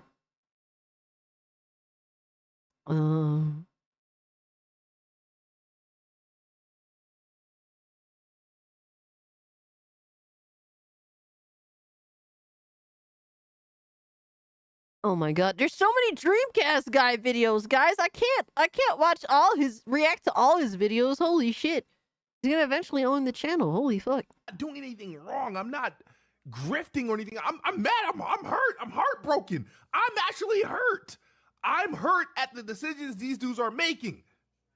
I'm hurt. Why am I not allowed to be hurt? Am I supposed to pretend like the Xbox fans, right, that you see today, they ain't real Xbox fans.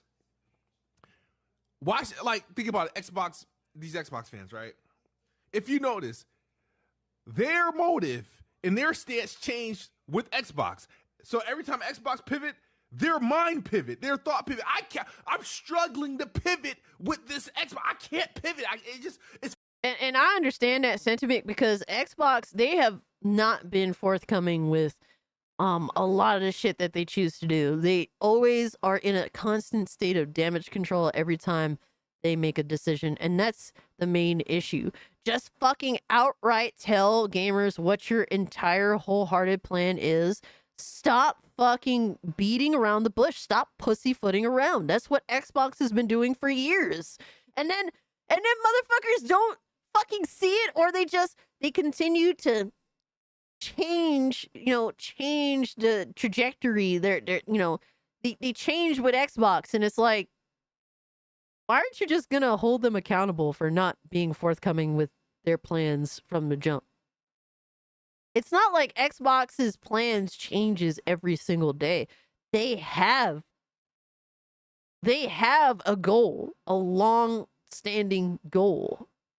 Just be honest with your audience about it. Like, they keep damage controlling and trying to act like, oh, it's not as bad as you think. And it's like, stop lying. You are doing this. Just be forthcoming about it, because people are over your pussyfooting around already.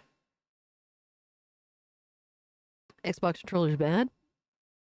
I don't mind the Xbox controller. I just don't like the one that has the handles are kind of like, the back of the handles are kind of rough. I like the smooth rubber handles. Those are more like those are more comfortable. Edge Knight says this whole Brandon Ayuk to the Steelers 49ers saga, I fucking swear, dude, I don't care where he goes, just please let it end.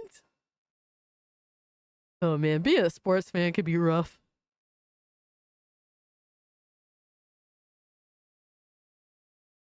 Xbox doesn't change its plans, but Microsoft really makes Phil take the fall when they lie, and that's facts. Exactly. Like, I mean, you have to hold them accountable at some point. You can't just change your stance every time Xbox, like, fucking changes the goalpost. I could say I'm glad there is no more exclusives. Yeah, honestly, to me, I think it's a good thing. But I don't think it's fair that it's one of those things where it's cool that more gamers get to play games, but clearly I could see that Xbox gamers, like the console gamers, are being treated poorly. Those two things are both true at once. Xbox should be treating their console base better. Absolutely, because they definitely are the last. They're in last place, Xbox, and Xbox gamers on the console, they are last with everything. So those two things are true at once. Absolutely. It's fucking up my head. I can't pivot with these Xbox. I can't think of a rational. It's over 9,000.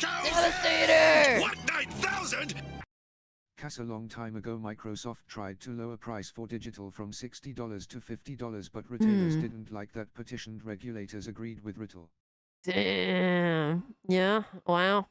I didn't know that. I did read, I think you mentioned it on Discord, and I read it and I was like, huh. Wonder what time, like what period they tried that. That's something that should have happened across the board, But it doesn't surprise me that regulators would, be forced to step in, and retailers would be fighting that. Retailers saw where the future was headed. They were definitely trying to prevent it. But digital games should be cheaper than physical games. You're getting less, therefore you should be charged less. That's a big reason why I've been kind of just like fuck digital for a long time. On PC, I can always find a digital game cheaper.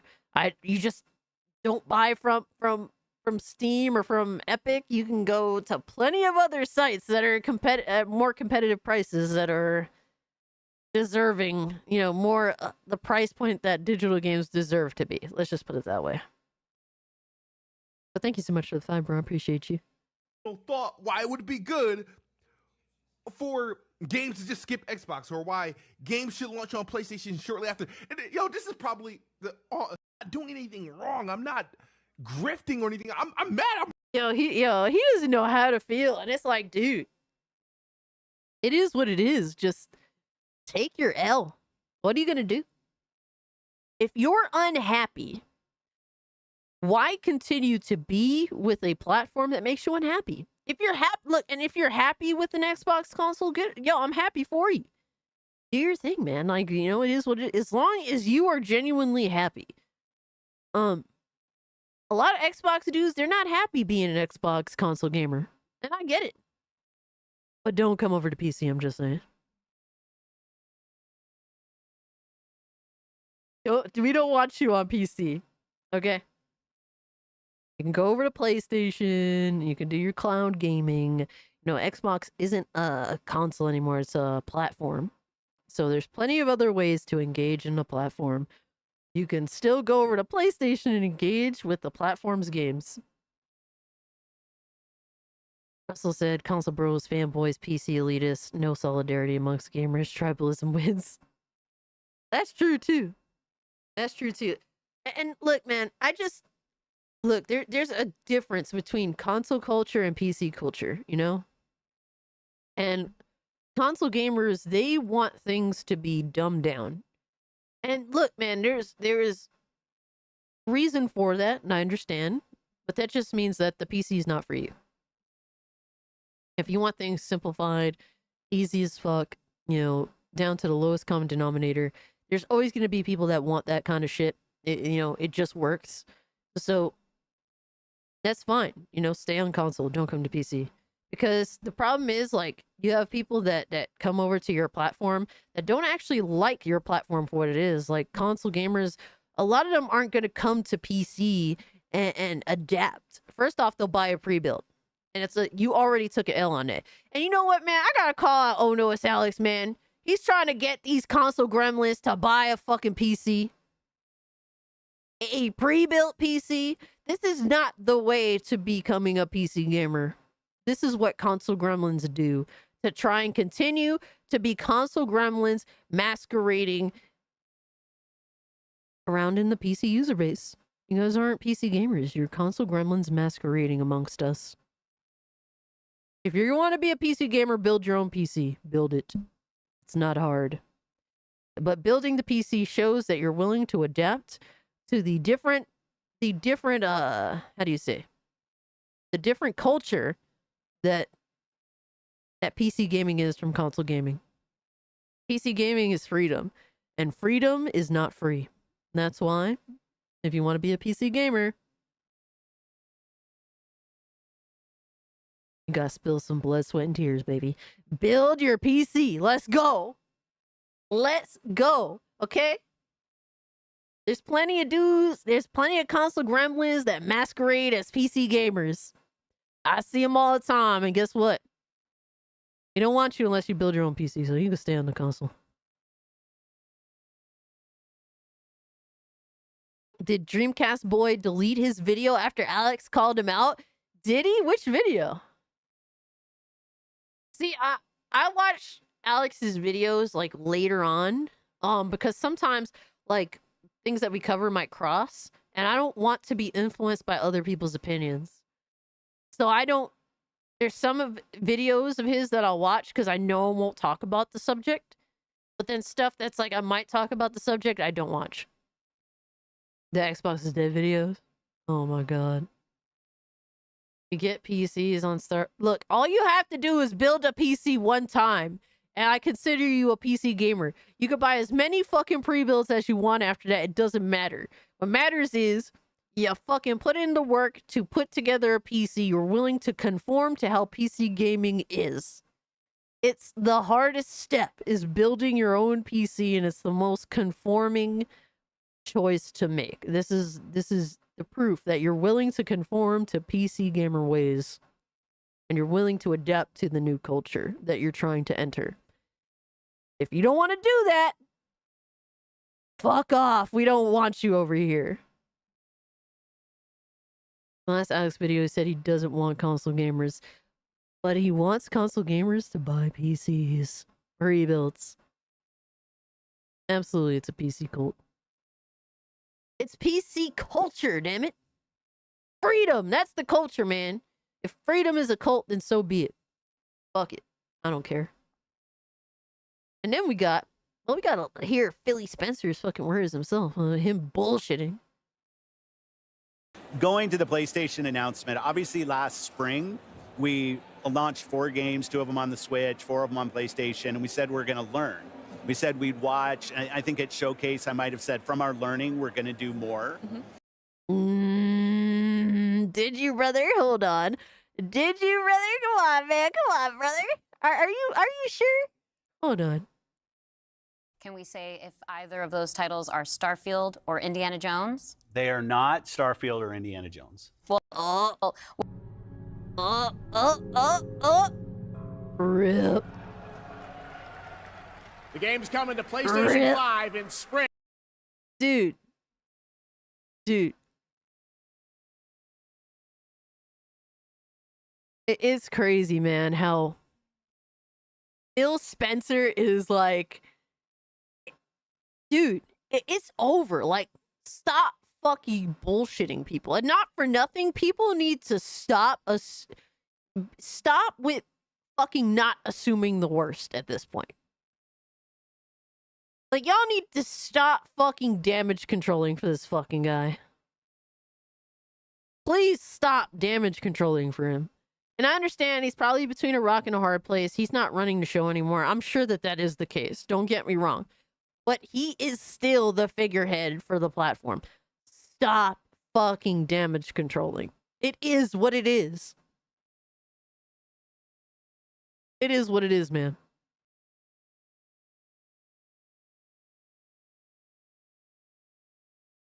Like, before, like, bro, the fallout of the Xbox community before, when he said it's just 4 games, just 4, the fallout prior to him saying that was him damage controlling so that there wasn't a landslide of fucking fallout with Xbox gamers. And honestly, if you wanted to be honest, you just should have said all this shit then. We're just gonna pick and choose what we put over. And it is what it is. But hey, man, people find ways to cope, to continue doing what they're doing. And we're constantly going through this cycle of disappointment with Xbox. You're constantly going through this cycle of disappointment. At some point, it's time to stop complaining. You know where Xbox is going. Either you accept it or you don't. That's what it is. That's what it is. Xbox was my favorite platform to game on the 7th generation. Easily beat out PS3. And guess what? I saw that where they was going with the Xbox One, and I got the fuck off the train. That's what it is. Yo, Fonz, what's good with you, dog? You know, even despite Phil Spencer lying his fucking dick off, this dude, all he does is lie and give you like half truths, so it doesn't hurt so bad. That's the whole goal. So to kind of make the falls like little small trips instead of just falling flat on your face. Oh my, here we go again with 30 FPS. Here we go again with 30 FPS. Oh my god. Avowed 30 FPS.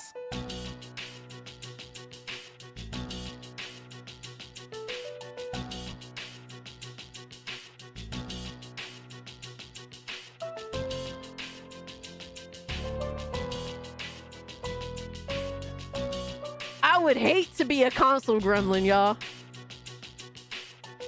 At this point, man, like, yo, I remember when PS5 Xbox Series were being advertised. 8K, 60 and 120 FPS. Where'd that all go, man? I went out the fucking window, bro. Oh my god, bro. 30 FPS for Avowed.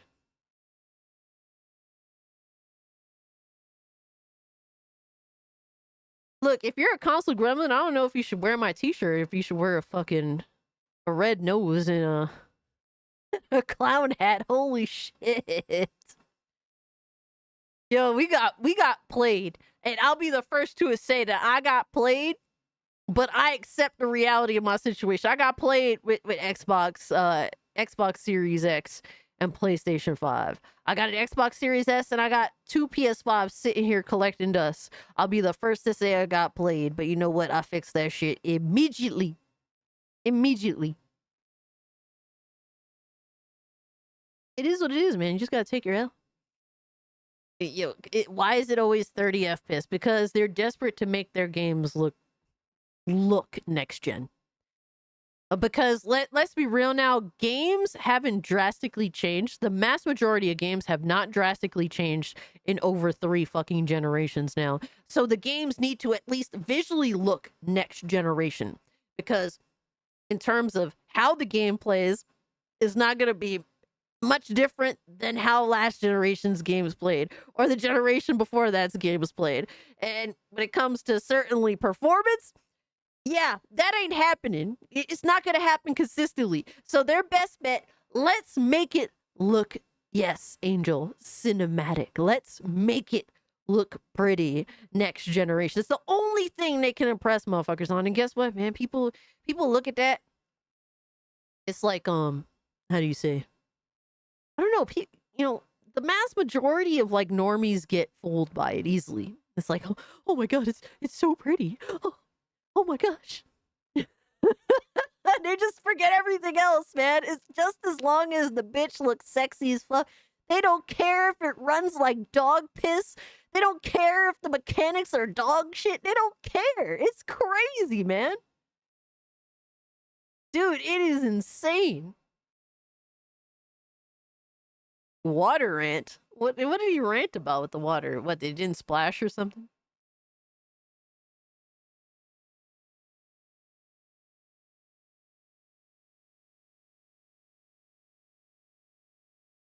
They had to push Starfield at 30 FPS and make it look as good as it could possibly look. Because guess what?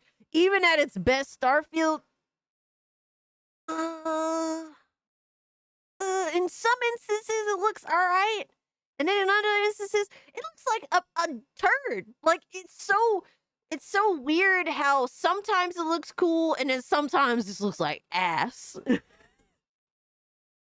It's very situational with Starfield. It's like, I don't know what to make of that game. In some ways, I love it to death, and in some ways, oh my god, what the fuck is going on? You know what I mean?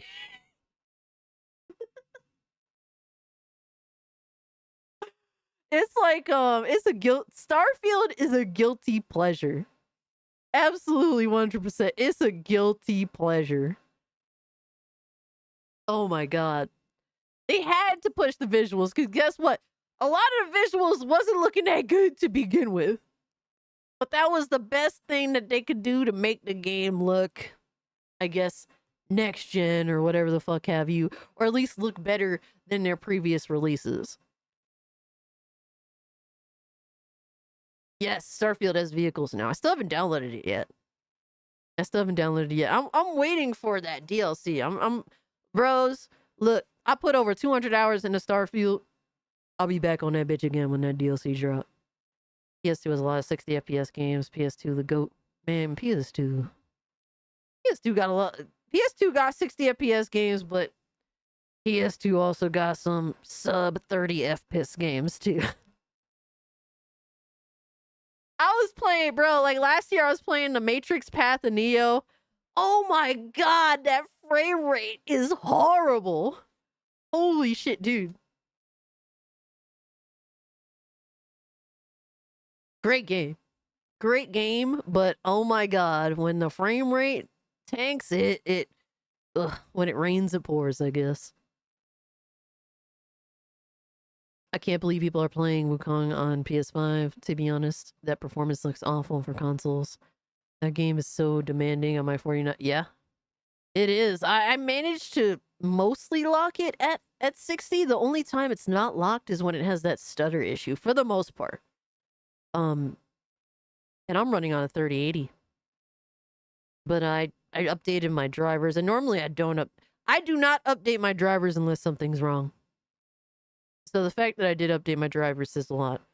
But besides some of the stuttering issues, everything's been pretty cool. The game looks visually nice. I can't imagine playing this on a console. That must suck. That really must suck. It's gonna be shit even on Xbox Series. I mean, look, man, if that's all you got, that's all you got. At least you get to have the experience. But I haven't seen performance mode, but I know it's at like 1080p. Why'd y'all get 4K TVs though? I'm just saying, brother. Why do y'all got 4K TVs?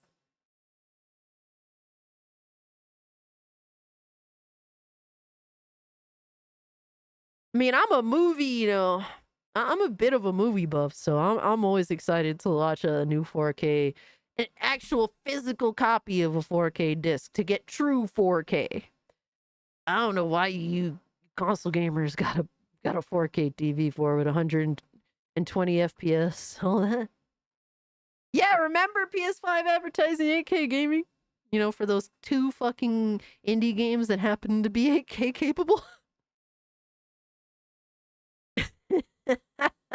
Yo, Meatpie, what's good, you bro? Good to see you.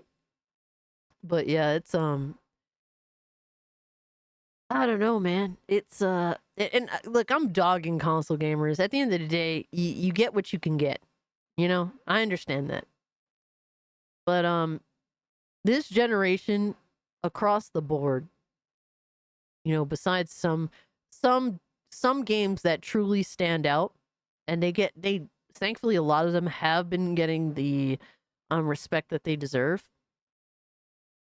But this generation overall has been such a disappointment, from a lot of the game releases to a lot of companies, a lot of respectable game developers and companies just completely shitting the bed, to consoles not being able to handle most of these games that are coming out now. It's not even just the console, it's the culture of gaming that we're seeing go through very turbulent times. And like I said, there's still great things to talk about, but it's such a tumultuous time in the gaming space because there's so many things that these companies are trying to do, and none of it is a benefit to us. This is sad to say. What I see when I look is our franchises are getting stronger. Our Xbox console players are as high this year as they've ever been. Amazing. So I look at So he's saying that the console space is not growing, but it's not diminishing either. That's supposedly what he's saying, but then he also changes it up a little bit here. Listen to this. it and I say, okay, our player numbers are going up for the Are they going up or are they staying the same? console platform. Our franchises are as strong as they've ever been. So he's oh my god, this is the worst pause ever. But he's interchanging as good as they've ever been between his console player base and the game franchises themselves. This I don't feel like we're getting real answers here. This is just cope. When the meth kicks in. When you're trying to sneak lies by. That's what makes me like, let's hurry up and get past this bullshit that I'm fucking spewing. We run a business. This is something that console fanboys or just Xbox fanboys don't understand. Look, man, a lot of people are very emotionally attached. In terms of just pretending that everything's fine. Because they have a lot invested, you know? But I think this is just a lot of bullshit speak right now. What are the numbers? At the end of the day, what are the numbers? When Xbox chooses to hide those numbers, that says all I need to know. They're not something that you feel confident in discussing. So, ooh, Astro just got gifted a membership to Hypnotic's channel. Bro, motherfuckers is so giving. Nah, that's what's up, man. Shout out to Hypno. That's my guy. That's the homie right there. But when it comes to, you know, this situation, Phil Spencer's trying to glance over the reality that y'all have been bullshitting. Y'all been bullshitting Xbox console gamers for a while into continuing to just kind of say fuck it and keep on going with the console base.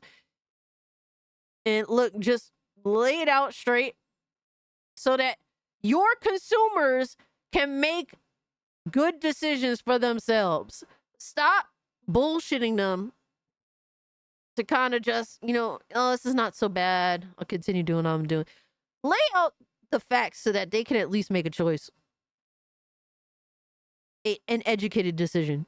If you care about gamers so much, because like Xbox constantly wants to put out this, oh, we care about our gamers. We're looking out what's best for our gamers. Well, give them all the information so that they can make the choice that they want to make instead of bullshitting them. And we run a business. Like, it's definitely true inside of Microsoft. The bar is high for us in terms of the delivery that we have to give back to the company, because we get a level of support from the company that's just amazing in what we're able to go do. So what he's saying is, we ain't meeting the quotas with the investment that Microsoft has put into Xbox. So this is why they're doing a lot of shit that they're doing. That's what it is, man. I'm sure that, look, Xbox has, I don't want to say that they always play from a side of weakness, and it shows. And I think that gamers see that and they don't respect it. Like, I don't respect Xbox. They always fight from a side of weakness, and they constantly gaslight their audience. How can I respect any of that? And look, I actually support them putting their games everywhere because that's a good thing, you know, that gamers have options. But at the same time, too, it's almost like begging. And that is gross. That is gross. It's almost like they're begging for people to invest time and money into their not even their platform anymore, just their games. So I look at this, how can we make our games as strong as possible? Our platform continues to grow, both on console, on PC, and on cloud. I don't believe it. I don't believe it. On cloud and PC, I believe it. On console, I think he's just lumping them all together just to make it sound good. I don't think... And the thing is, they know that here's why. The main reason why they don't give a fuck about the console anymore, they don't give a fuck about console gamers anymore, is because the growth is so minuscule.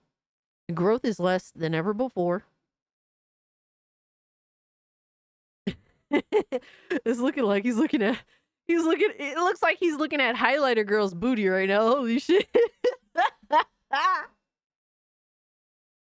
But that's why they do not care about the console anymore. They have no idea how to get gamers to invest in their console. So that is why the concentration on the console is no longer a factor. That is the last thing on their mind because they do not see reasonable growth there. That's what it is. And I think it's just going to be a strategy that works for us. And the last thing I'll probably say is I think as an industry right now, there's a lot of pressure on the industry. It's been growing for a long time, and now people are looking for ways to grow. And I think that us as fans, as players of games, we just have to anticipate there's going to be more change in how some of the traditional ways that games were built and distributed. That's going to change. That's going to change for all of us. But the end result has to be better games that more people can play. If we're not focused on that, I think we're focused on the wrong things. So for us as Xbox, health of Xbox, health of our platform, and our growing games, most important things. All right, so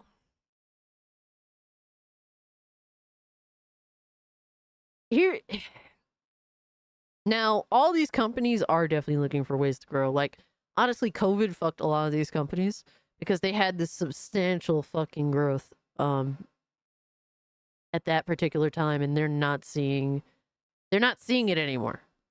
So now they're desperate out here. And look, guys, I know that you remember me saying this shit.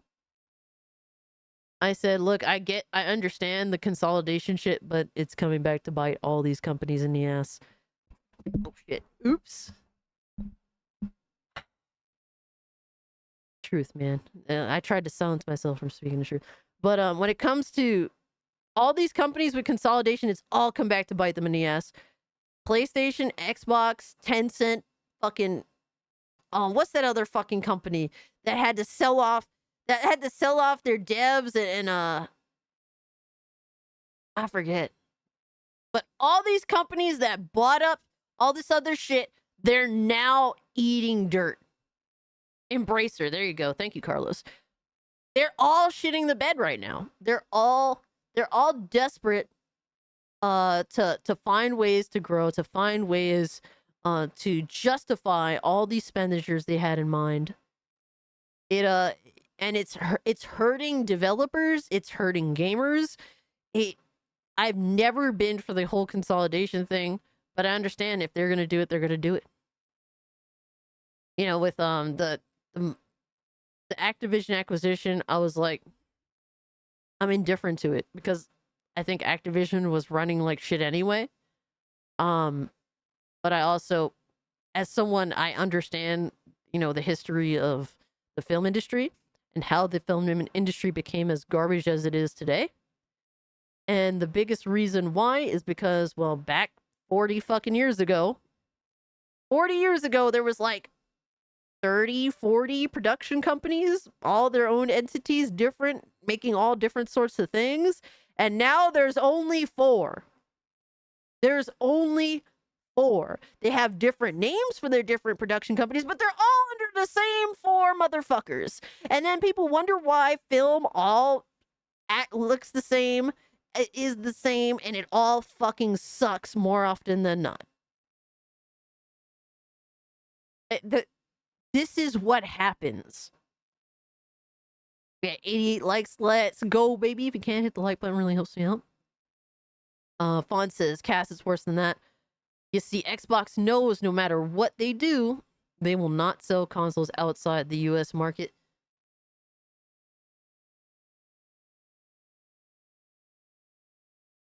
I have to but like, it's so difficult because Xbox has never been that strong outside the US. And now Xbox is suffering because it's not strong in the US anymore. And it's like a weird, I don't know what to make of it, because even during the 360 era, how many consoles did they manage to sell in Japan, for example, versus PlayStation? And that is like PlayStation's worst generation. That was Xbox 360 at their best. And PlayStation still outsold them by like a significant number. For like every one Xbox sold out there was like what, like fucking 5 to 10 PlayStations in comparison, somewhere in that range. It's like not even close. Even at Xbox's peak, they ain't fucking around. They ain't winning in Japan. They ain't winning in a lot of these other countries, man. It's such a weird situation that the Xbox has always been in when it comes to being comes to outside the US market.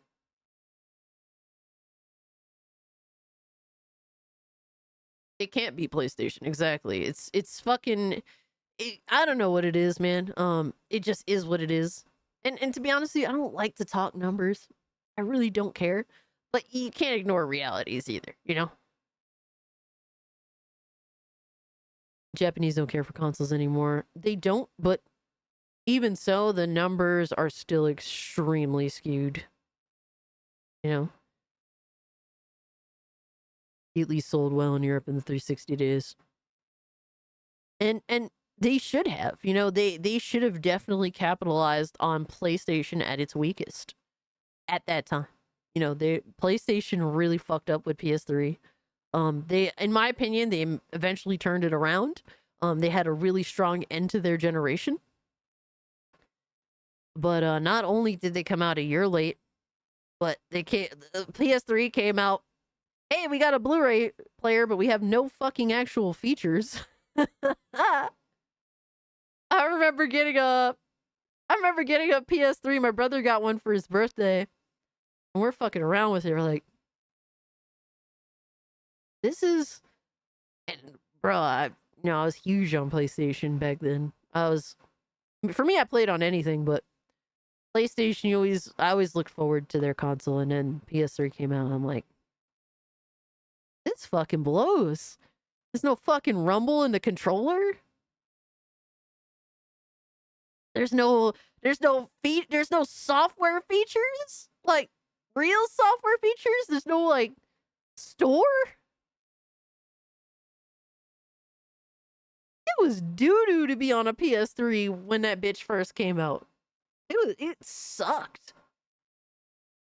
The backwards I played with the PS3 my brother had. I mostly played PS2 games and watched DVDs and Blu-rays. That was it. And so with that, Xbox should have capitalized as much as they could. And given they were at their strongest then.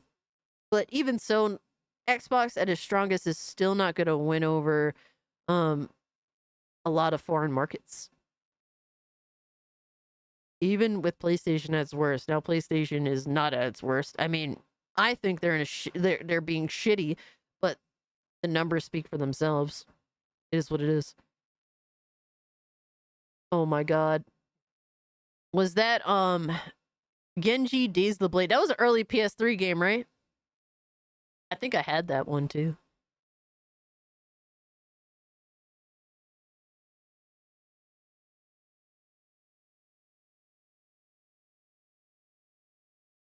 Yup, I had that bitch. I bought it because I thought it looked cool as fuck.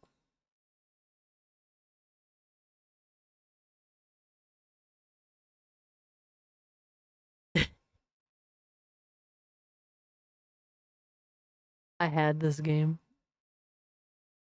It was trying to be like Onimusha, and it was trying to be something like that. Yeah, I had this game. I was always gonna go for a game that looked like this. I was a sucker for like Japanese games. It would be like Capcom or whatever the fuck have you. I didn't hate it, but it definitely didn't leave much of an impact on me either. Yeah, it was trying to be something like along the lines of like an Onimusha or Ninja Gaiden, something like that, and it's like, yeah, it ain't it. It ain't it. I remember. SOCOM 3 was my favorite PS3 game. Did they have SOCOM 3 on PS3? Because I had it on PS2.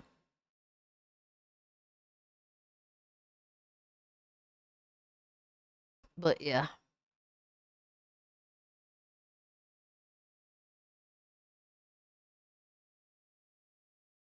But yo, my boy Delta was getting mad. For this, and he said, like I said before, they chose Game Pass over exclusivity, and that's a fact.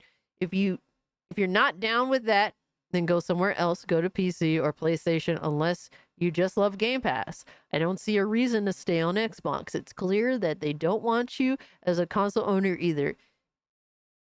And it is what it is. Like, I don't understand why you got hate for this. If you love Game Pass, if Game Pass is your main thing, I don't blame you for being on Xbox. You kind of just like, hey man, I just like having all these games at, available at my own leisure. And I get that, It's like, it's the same reason a lot of people keep around Netflix. I get it. For me, I've never been, like, I'll have a subscription service for a little bit, then I'm off that shit. I've never been, I'd rather just buy the shit that I like and keep it forever. That's always been me. But that is the main thing. Like, and Xbox is in this weird situation where it's like, okay, so, and a lot of people, a lot of people want to say it's shit to put PlayStation games, to put Xbox's games on PlayStation because they miss out on like 30% of revenue. But if Xbox is giving you no incentive to buy their games day one anyway, what revenue? What revenue are we talking about? Yes, they get, if they sell their games on Xbox, yes, they get 100% of the profit. But who the fuck is still buying their games day one? Most of their gamers, they're just gonna play that shit on Game Pass if they're interested to see if it's good, and then maybe on a sale they'll buy it. That used to be me. That used to be me, bro. So they're not like, to say that, oh yeah, like, they're not selling as many games because Game Pass is there. Guess what? They put that shit on PlayStation. PlayStation ain't got Game Pass over there. They're gonna have to buy the game full price day one. Yes, Xbox misses out on 30%, but they're gonna sell more games.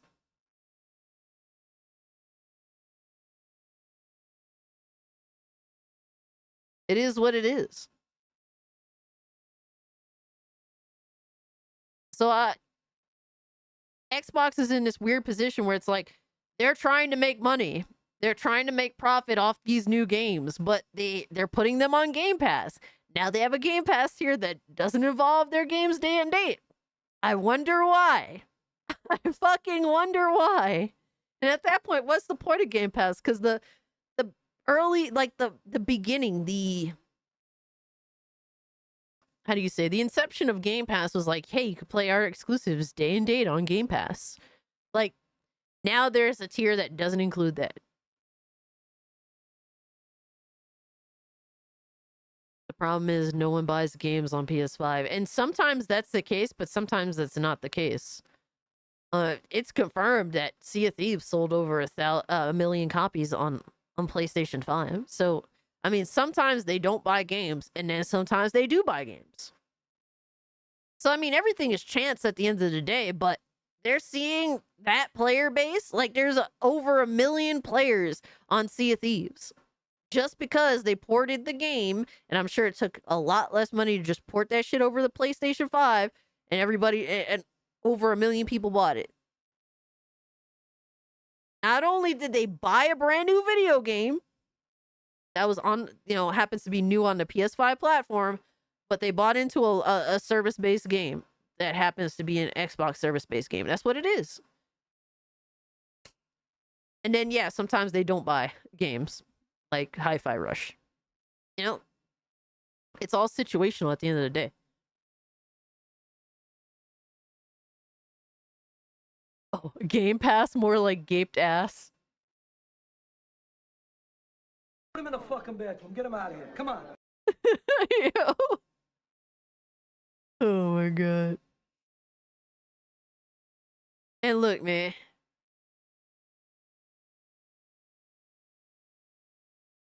I ain't gonna make it about. I ain't gonna make it about.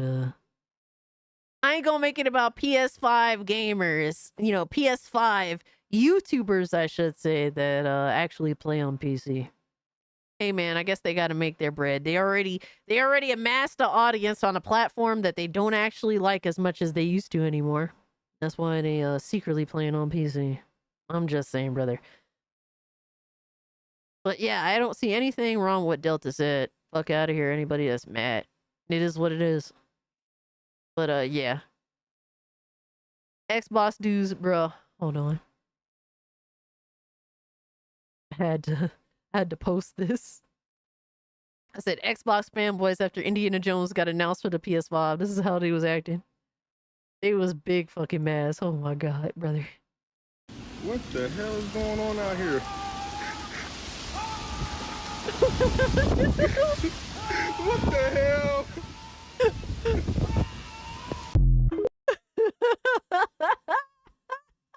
Yo.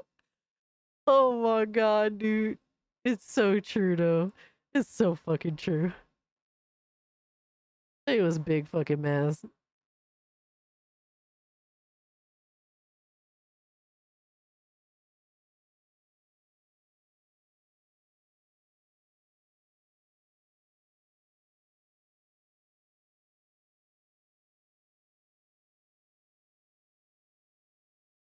I don't even know what the hell. I got all this bullshit up right now. Holy shit, brother.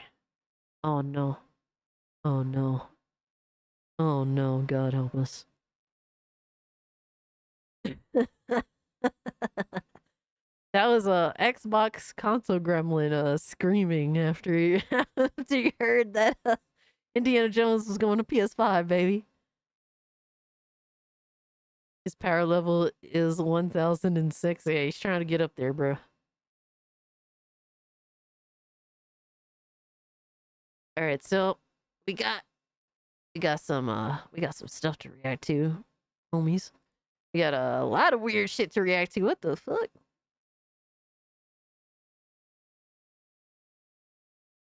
Man, we was all over, bro. We was all over the place, bro. Imagine if I actually got someone to timestamp my streams. Oh my god, the poor bastard.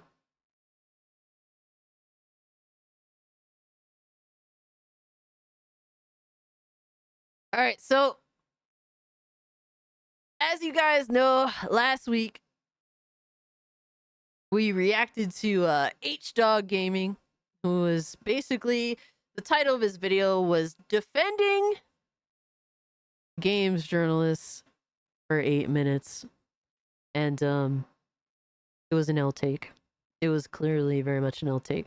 And he happened to have seen my stream, and he happened to, check out my reaction to his 8-minute long video, and he decided to make a response video. So I'm interested to see what he said. I haven't watched it yet, so we're gonna watch it together. Can't be worse than timestamping MBG stream. I don't know how people can make it through a whole stream at MBG, brother. Dude, there's some people out here that are so fucking boring, but are successful. I gotta give them props. They're successful at what they do. They're boring. They're beggars. They're fucking disrespectful as shit. They think that they're better than you. Shout out to Reforged Gaming and MBG. And it's like, they're successful. And it's like, dude, all I have to do is work. That's all I have to do is put in the time and the effort. And yes, I could be successful like that too. Holy shit. Imagine being so uninteresting and such fucking cunts. Reforged Soy Jimmy Neutron. No. Let me turn off this AC real quick. What's up, little buddy? What? No.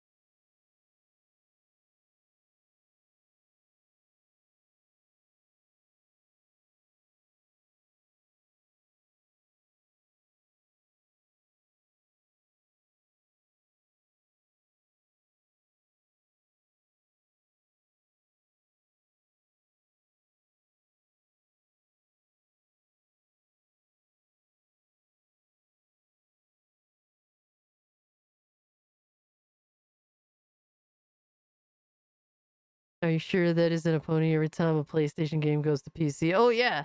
There's definitely a similar reaction for sure, Devastator.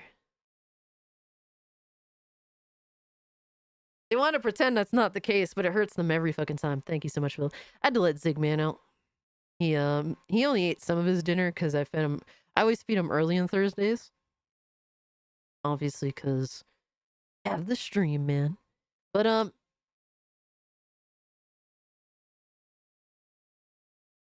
you made another fan. I don't know, man. I think low key we're fans of H-Dog's bad takes, man. Shout out to him. So he did make a response video, which is cool. I mean, fuck it, why not, right?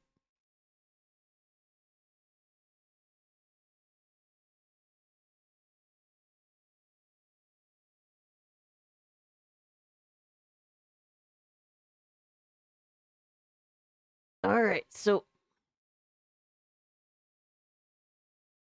we have H-Dog Gaming. Cult Classic Cage responds to H-Dog Gaming. Said Cult Classic Cage reacts to my video about defending games journalists.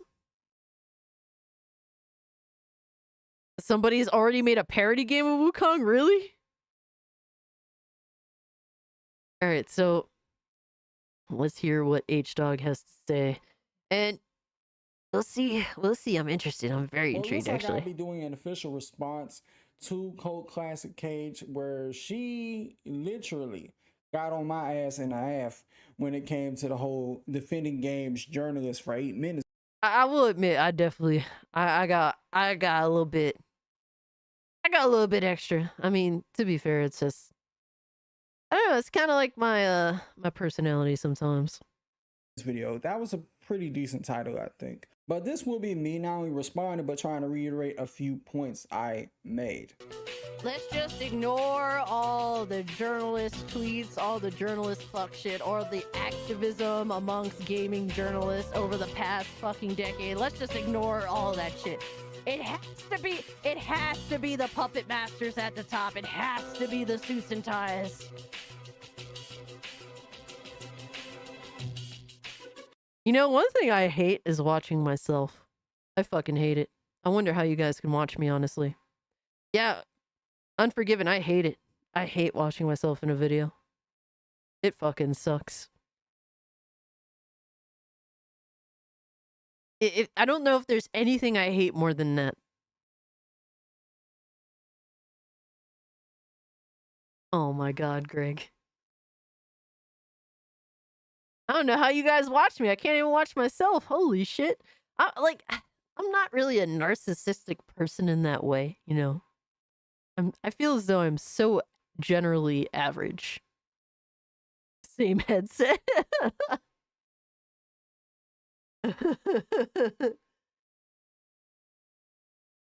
Uh-oh, hold on. Fonz with an update. He says, hey, Cass. So apparently, COG and Maddie Plays interviewed Avowed devs over at Obsidian, and the devs told them that a game like Avowed doesn't need 60 FPS.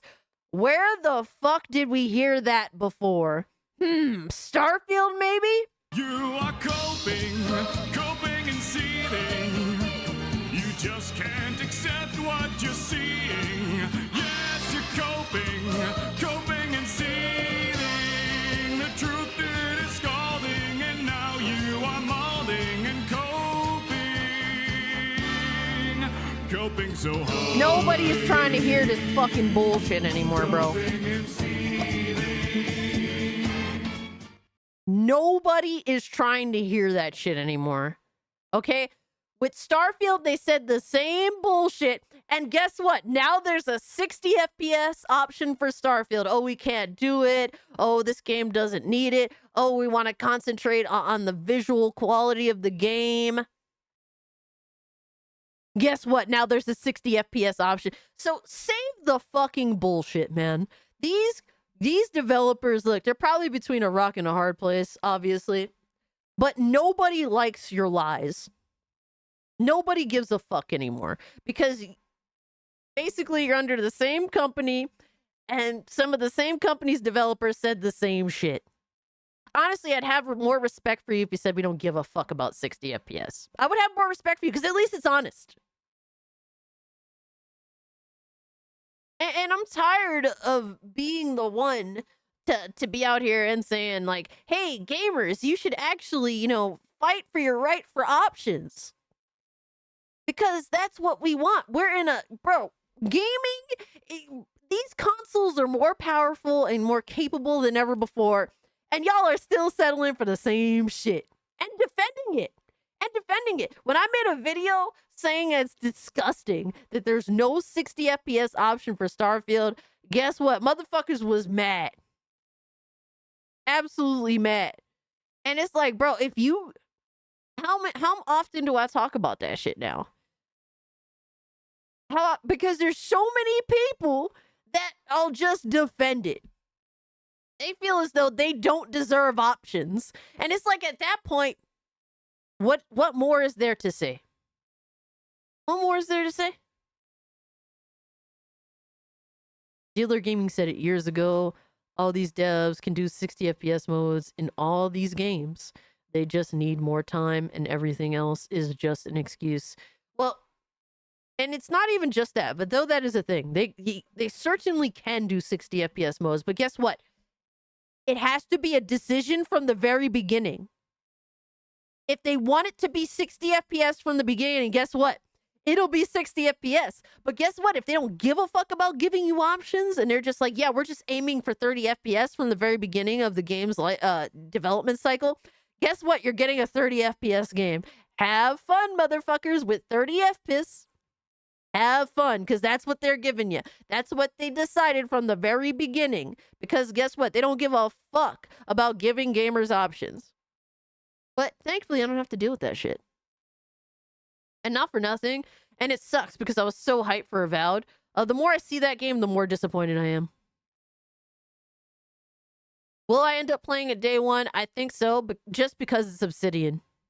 But everything else, in terms of me hoping that this was going to be Obsidian's version of Elder Scrolls, yeah, that shit is out the window. I don't know what the fuck Avowed is. I know, I understand that it's related to a whole other franchise. I get that. I'm not familiar with that franchise. I can't speak to it. Maybe it's me speaking from ignorance. But when I saw that game, when they first showed that CGI trailer, I'm like, oh my God, Obsidian's Elder Scrolls. I'm fucking hyped as hell. And I don't know what the fuck that is anymore. Every time I see it, I get more and more disappointed. They can't even tell the difference between a knife and a blunt object. Because the sound went, bro, I was looking at the gameplay for the combat, and it's like they had a fucking sword, and when you would hit an enemy, it sounded like a blunt object. I was like, oh God. What are we doing? What are we doing? How about 500 FPS? Oh my God. Even the voice acting, unfortunately. I don't think it's worse than the Star Wars game coming out. Star Wars Outlaws. The voice acting is fucking god-awful, and the lip sync, ugh. Why? Dude, I don't understand. These games are more expensive than ever. The production budgets are more insane than ever. And these games look so obviously flawed in so many ways. You don't even have to play them to notice their flaws.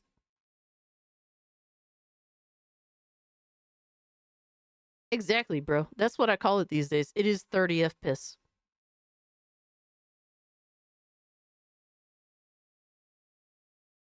Because modern gaming casts. And I'm supposed to sit here like these other motherfuckers and pretend to be hyped for mid-ass games.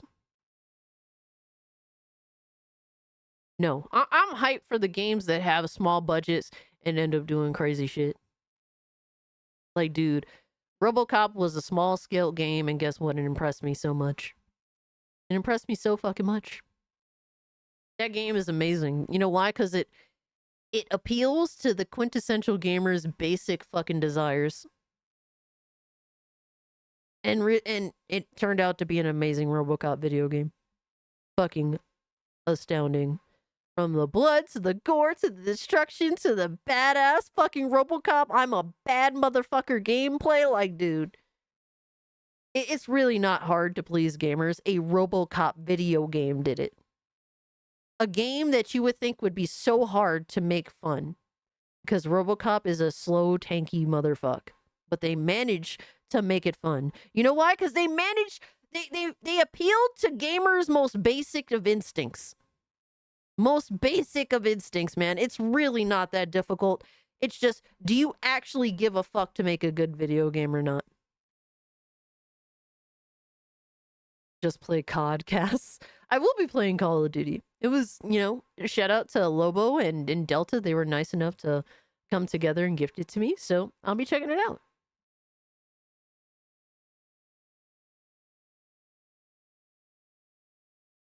Gaming in decline, Cyberpunk Shill scam was the worst. I was so hyped for Cyberpunk. I bought the collector's edition. I bought that shit on the for the PS4/PS5. Oh my god. What a disaster. Being RoboCop is actually a basic desire, to be honest. And I can't say from a gaming perspective I felt that way. But you know, Taeyeon made me believe.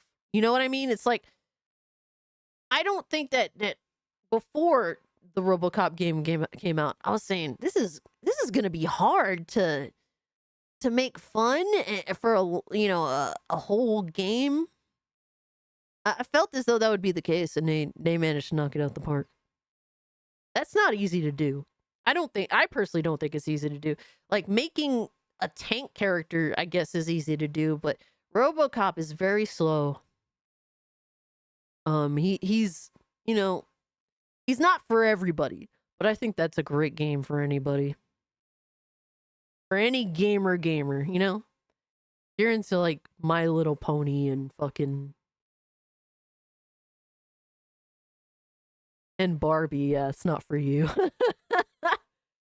Oh, man, well, let's not get off topic. All right, so let's continue on with the vid. But RoboCop is amazing. And MK11 was pretty cool. He looked good in MK11. This is like copium. This is pure fucking cope. Like, and he tries to side with these fucking, like, woke-ass, retarded fucking websites and these woke-ass, retarded journalists. He goes out of his way to side with them as often as he possibly can. This is true. All the little details. Fucking wild, dog. Crazy. He hopes. Why? Because that's the side that you picked? What are you hoping to one day be like Dreamcast guy, dog? Actually, I hope I never turn out like Dreamcast guy. So much so that if I did, I'd have to, reduce myself to holding the controller every intro. Hey, okay, I respect that. H-Dog, I respect that.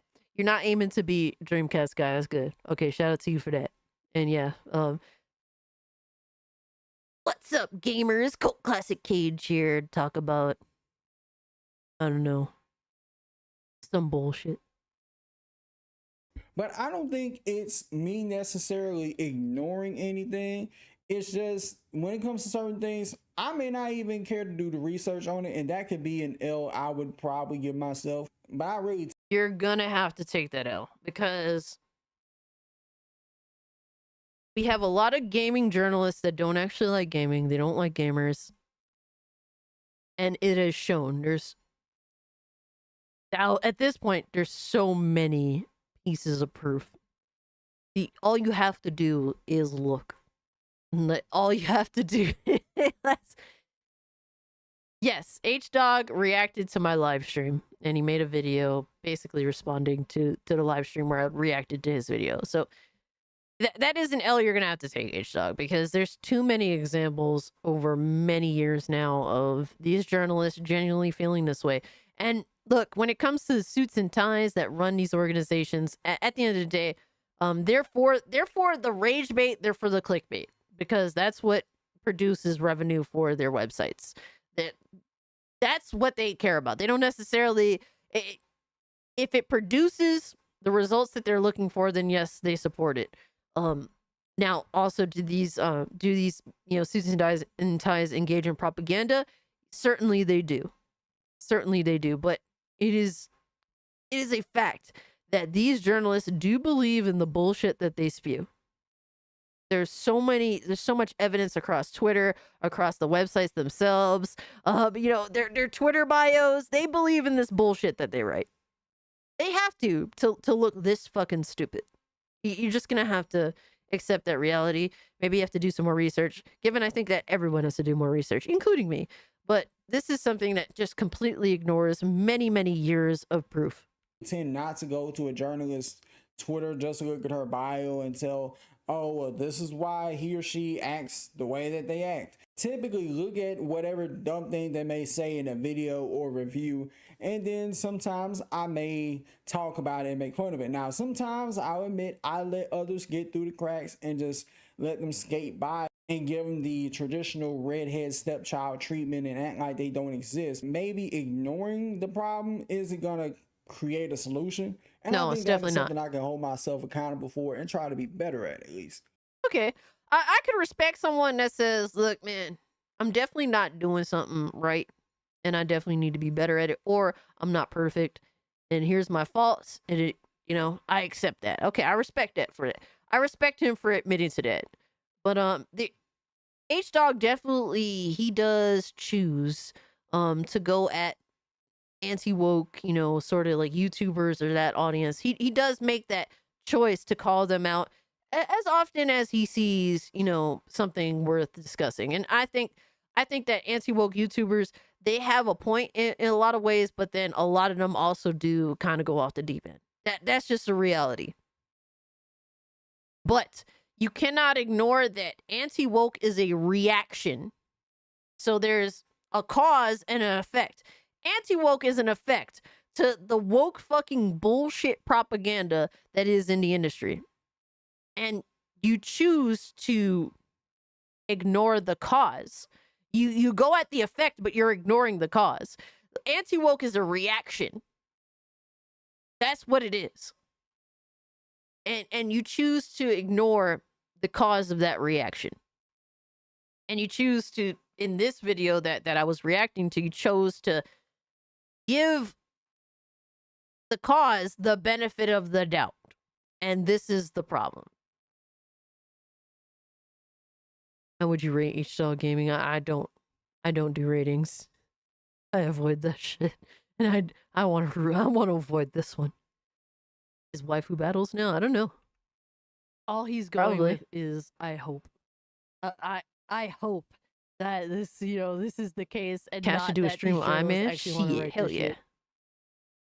Bro, these fucking weird ass motherfuckers, they love to write about this shit. The gaming journalists, a lot of these people are weird.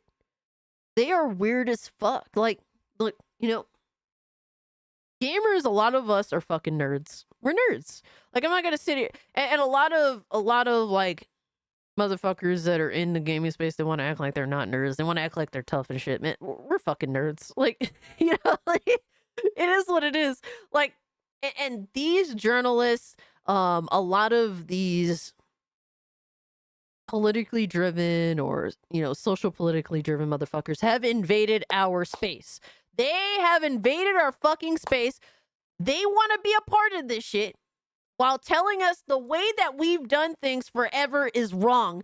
Meanwhile, they come to our space because they want to be involved in the shit that they think is wrong. And this is the problem. They want to pretend to be into the shit that we're into, but then they want to tell us that we're bad for being into this shit and they want it to change. And this is something we have been adherently against for over a decade now. They hate writing about video games, like the actual shit that they do supposed to be writing about. They hate writing straight-laced news articles discussing video games, or Kotaku had a mental breakdown when they were like, yeah, you guys got to write guides now. Like, yeah, bro, they actually want to write about this fuck shit, especially when it involves dicks. Maybe it is the drugs. Maybe it is the toxic fumes of hopium and copium, where I'm just trying to like think of a rational explanation why they would just sit here and reduce themselves to talking about dicks or complaining about things that don't really matter in games. The problem is you're trying to have a rational thought process for a group of people that are as irrational as fuck as it gets. And that's the problem. They have invaded this space and want to push this lack of normalcy. And then they expect people that have been a part of the gaming space and gaming culture for all these years to adhere to their rules. Look, man, I was made fun of. I was outcasted in school because I was a girl that liked anime and I liked video games, and that's what I wanted to talk about. I didn't want to talk about girly shit. I didn't like painting my nails and talking about that bullshit. I never got into talking about girl shit because all that shit was whack as fuck to me. So I was very much extremely outcasted because I liked guy things or like nerd shit. And that's what it was. So now we have these motherfuckers that used to think that we were weird, that I was weird for being into this stuff. Now they want to be into this stuff now because it's popular and dictate how we consume and what we're supposed to like now. That's disgusting. Like that in itself fuels a lot of my toxicity, a lot of my rage, a lot of my issues with modern day gaming. And it's fine, Philip. It's what made me who I am today. It just comes with it comes with being the character that the person that you end up having, what character you do have. I'm able to deal with a lot of bullshit. Because of COD lobbies and because of being bullied in school. Or being, I wouldn't say, I was picked on, you know. I wouldn't say like bullied. I was picked on and I was definitely ostracized. And it has made, like, a lot of this shit has led me to deal with a lot of shit. I could deal with a lot of bullshit. A lot of people think that I'm very toxic, and I am very toxic because I'm capable of dealing with a lot of shit, and I'm capable of standing up for myself. And it's a, how do you say? It's like a protective shell.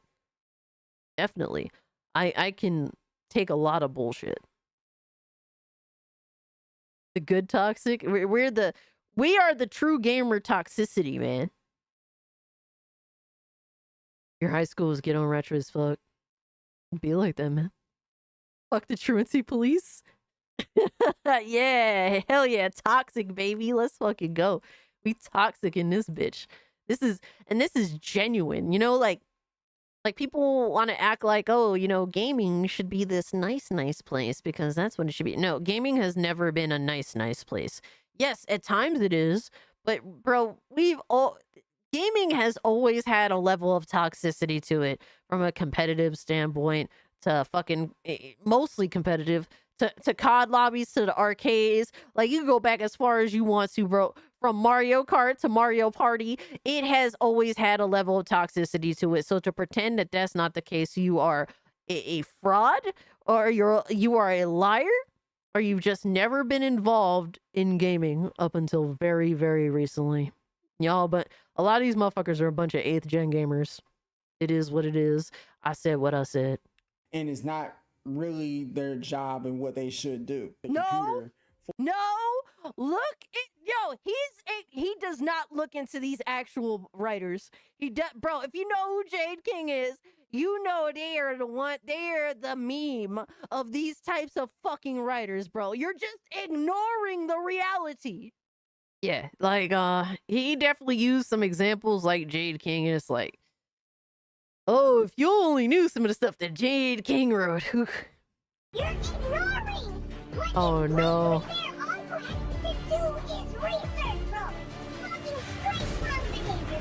And I will. I'm Alvin from Alvin and the Chipmunks now. Let's go. Fuck yeah, brother. Alvin and the Chipmunks.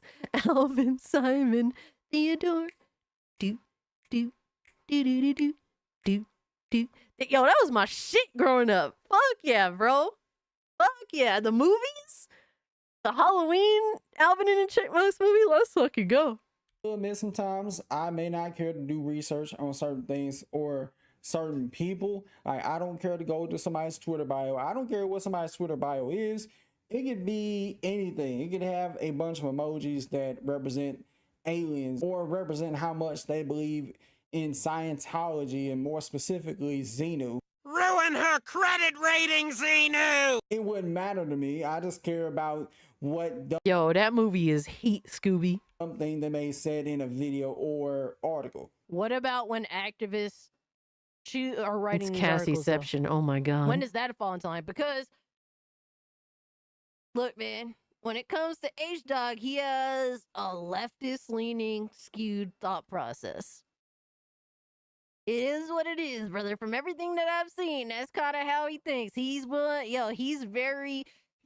of hates the anti-woke side. And given, I feel both sides, both the woke and the anti-woke, can get full retarded. You can at any point go full retarded. But he just completely just shits on the anti-woke side, even when there's viable reasons for the anti-woke side to be how they are sometimes. And I spoke nothing but facts here, bro. He definitely glances over a lot of these activist-driven, woke, fucking siding motherfuckers in games journalism, game companies, all that stuff. But he definitely calls out the reactionary side to that shit. He's like, you clearly have chosen a side, and I can understand you having a side. Everyone has a side. You do. But That's you're true. choosing to not do any research. You're just going on your Fucking feelings. Oh, chipmunk time. Let's go. Nobody gives a fuck about your feelings. What is the truth? What you're saying means nothing. This fucking video is meaningless because you refuse to fucking do your research. I think I did a decent amount of research for the topic I did, like citing the articles I did in the video, citing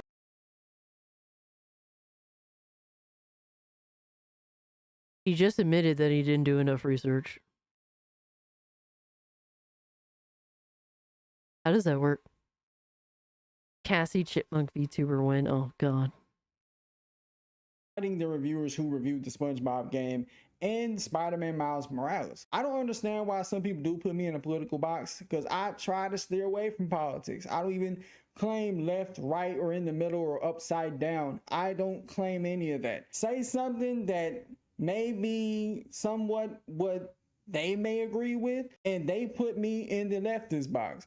But if I said something more like viewed as Republican or conservative, somebody would put me in that box. So it's like, Look, when it comes to H-Dog's takes, he glances over one side and calls out the other. It is what it is, dog. I'm judging you by who you choose to not cover when they do fuck shit. That's what I'm saying. one of the things you can't win for losing, I guess. And for the most part, I do not like things that are on the anti-woke side. I feel like a lot of it is just them making a whole big old fuss about nothing. Whether they get mad at they, them pronouns, or whether they get mad at seeing a black character or a woman in a video game and then automatically scream DEI practice. Like, people were just doing this with Siri. People already trying to call Witcher 4 woke because there's a possibility, not a confirmation, that Siri will be the main protagonist. Mind you, that's a game we're not going to see for what, 5-6 years to the least? I don't take a side on that because it's like, bro, this game is a long ways away. You know what I mean? Like, I'm not gonna I'm really not gonna jump to conclusions on that. I will say I didn't mind Siri in The Witcher 3. We have to see how it works out, but yeah, to prejudge that really early on. You also can't ignore that CD Projekt Red has had some interesting bad takes lately. So there's a lot to go on. There's a lot that we still need to see when it comes to The Witcher 4. And at that time, life definitely used to be more simple. 6 on our ends. We see folks that's in the anti-woke community. Most of them are typically white folks. Russell said he fell into the trap of reactionary's terrible framing, and that's true. There is definitely reason for some of the things that we take issue with. Because gaming is being forced to be sanitized or be changed in ways that don't make video games better. Matter of fact, they make them worse. And it's not because, oh, they put a black character in the game. It's not because, oh, there's they, them pronouns. It's the fact that this stuff is highlighted, and the important part to the developers or to the companies, and then what's not the important part that we see more often than not. It's the actual gameplay, it's the quality of the video game, it's all that shit. It's like with Star Wars Outlaws, they highlight, oh, you know, we have this female protagonist, she's voiced by someone who's Hispanic. This is the stuff that they highlight. And then the game looks like shit. It looks like trash. And then like the voice acting by you know, this Hispanic actress, voice actress, it sounds horrible. It sounds like ass. And then the lip syncing on top of it being off. Dude, this is like you're highlighting all these things that's like, if the game is good, then it's like, okay, cool, whatever. But the game looks like shit. So yeah, we're gonna make fun of you for highlighting all this stuff that's like, nobody cares. Is the game a good video game? Clearly not. Clearly not. Because you put all these other arbitrary things first before making a good fucking video game for an audience that exists. Not only do they make bad video games now, but now they're making video games for an audience that does not exist. And then they get mad at you when you don't buy the fucking game.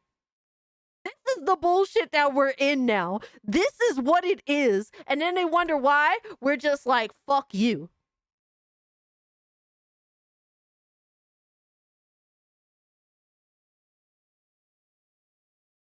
J-Dub said it best about the meaning of woke nowadays.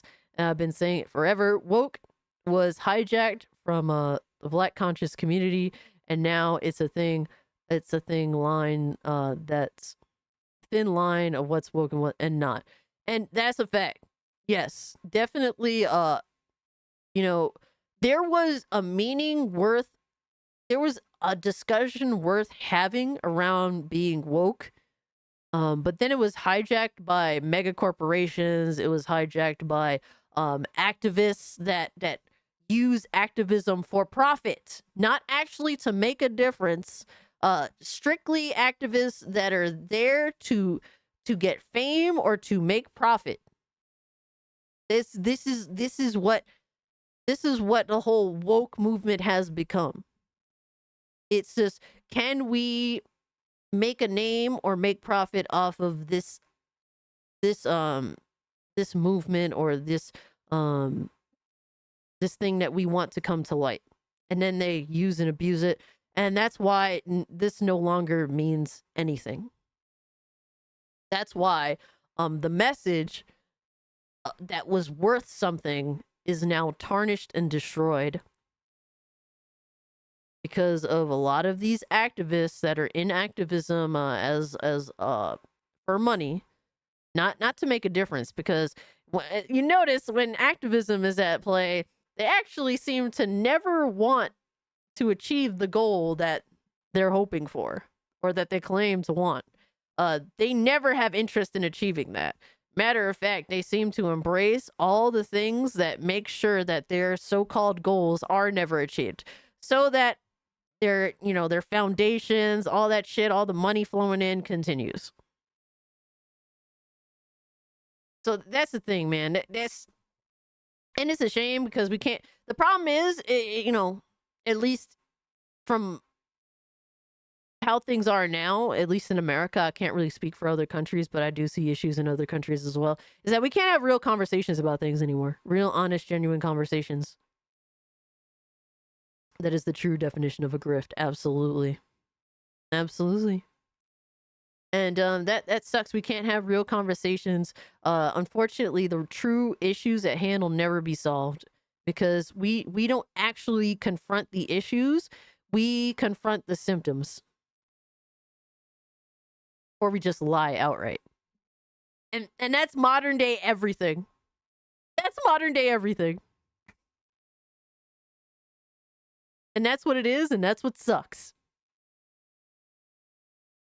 Check memes on Discord. All right, let me see. Chaos.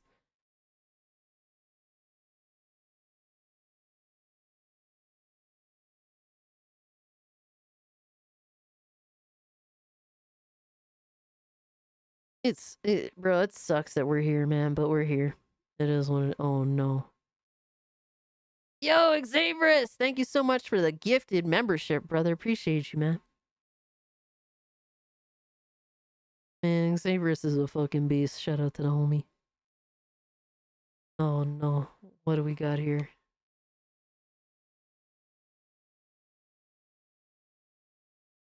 Hey, you know what, bro? I can't even say game developers back then. Dude, if you look at the Halo devs from back in the day, they were a bunch of fucking dorks. Like true dorks. Dorks that didn't care about politics. Like they were just dorks that were passionate about their game, about making great games. And they fucking knew how to make games like through and through. Now, like they were the real fucking nerds, you know? They were the nerds that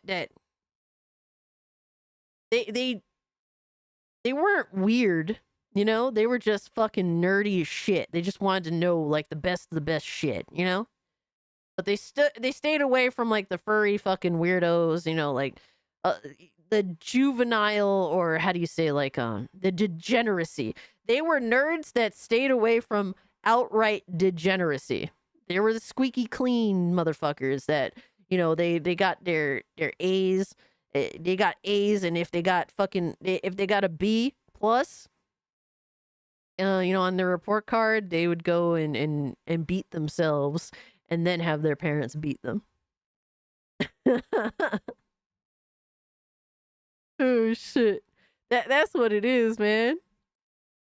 That's how game developers were back in the day. They were genuine fucking nerds that did not get involved in any delinquency, any weird ass behavior. And that's the people that truly made great games back in the day. Now, hey, Big and Army was good. Now it's, you know, now it's a bunch of juvenile fucking weirdos that make video games and think that their delinquency, think that their weird ways of living are somehow, you know, should be socially acceptable. What's a furry? One, if you went through life not knowing what a furry is yet, you're good, brother. No worries. Don't worry about it. Well, they made a bunch of money, got pushed out of their jobs. Yep. And now these companies just think you should just give them money for reasons. Exactly, Mad Hatter. So, objectively speaking, our game developers were never like this, you know? Like, they never looked like that. They were just squeaky clean nerds that weren't involved in any delinquency, any juvenile behavior. They were just, dude, they were just as nerdy as it gets. So they said, I coded Roller Coaster Tycoon entirely in assembly so I can run on most machines. So it can run on most machines. We made a shooter game that only takes up 97,000 bytes of space. Try out our new game. First few levels are free shareware. Minimum requirements so long as your computer can run on. This is what it was all about back in the day. This is the shit that actually mattered. The good shit, man. You miss shareware discs? Shit. Honestly, I don't know what the fuck that is. Are you talking about demo discs? That's what I remember. I remember demo discs. And now AAA game developers now. We need to focus on inclusivity to own the chuds. Yeah, to own the people that buy their video games. Hold on, let me see if I can fucking... I'm too lazy to switch the fucking camera. He said, our game is 500 gigabytes. You don't need to play any other games, right? Also, there is a 50 gigabyte update patch. It looks like Alyssa Mercanti. Optimization? Just get a better PC, bro. You need at least next gen to play without our games crashing. Our single player game is always online because fuck you, that's why. Yeah, like we have left like the squeaky clean nerds behind that knew everything. that knew how to make video games down to the most minute scale. And we got rid of them because I'm sure a lot of them happen to be, you know, straight white men. In order to get these fucking blue hair weirdos and make it our diversity hires, you know? They're outcasts, but they're not the type of outcasts we used to have making our video games. They're outcasts because they're fucking weird. And they think that they can influence culture in their shit ways with their shit ideologies by forcing you to buy games that nobody actually wants. And then they cry when they don't sell. Fucking trash, man. That's what we're dealing with, man. Them's not the good outcasts. Exactly, Philip. But to continue on with H-Dogs. Hold on. We do have something here. We do have a reactor. Oh my god, we have multiple reactor quests. Oh no, we have oh my gosh, we have a Ricky Berwick. Let me see this. I always like to see what Ricky's up to. Angry no. video game. Uh-oh. Shout out to Astro.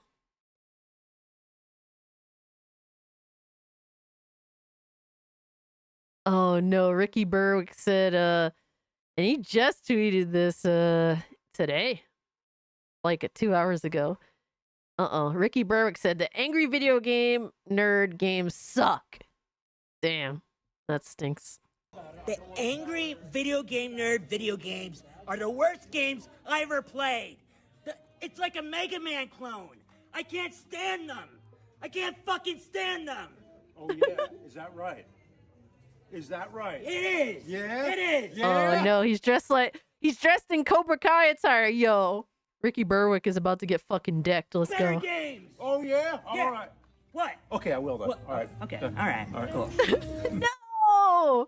Oh man, low key, I wanted to see a throwdown.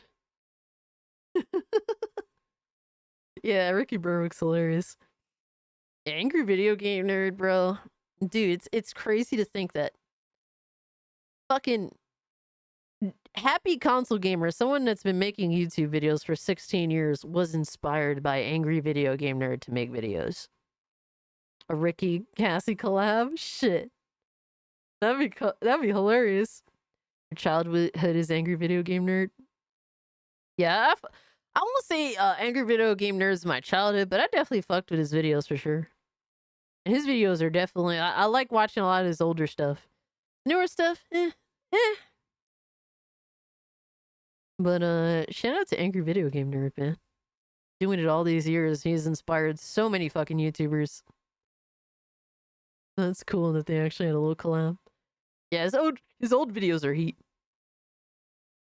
He's the reason why you got into retro gaming. Facts. I'm sure, yo, you're not the only one. I'm sure there's a fuck ton of other people. But back to H-Dog. It kind of comes off and looks away when you, a white person, have a problem with a black person being a main protagonist in the game. And me personally, even if I remotely felt the same way that they do in that aspect, I would just keep my mouth shut and just stay out of it, because I know what comes with that. People are gonna look at you as an ist or a phobe or whatever the case may be. And normally I'm one who's willing to inhale the smoke, but that's the type of smoke I wouldn't want to inhale. Expose, expose, expose, expose, expose, expose, expose. So basically, he's afraid to be honest. He's afraid to be honest because he's white. You're exposed. You're exposed. You are exposed. Exposed, exposed, exposed, exposed, exposed. So no matter what, Sir, I'm gonna expose you. he's gonna be that guy that doesn't speak up. Because, oh man, I'm a straight white male. But he'll call out the other people that are honest.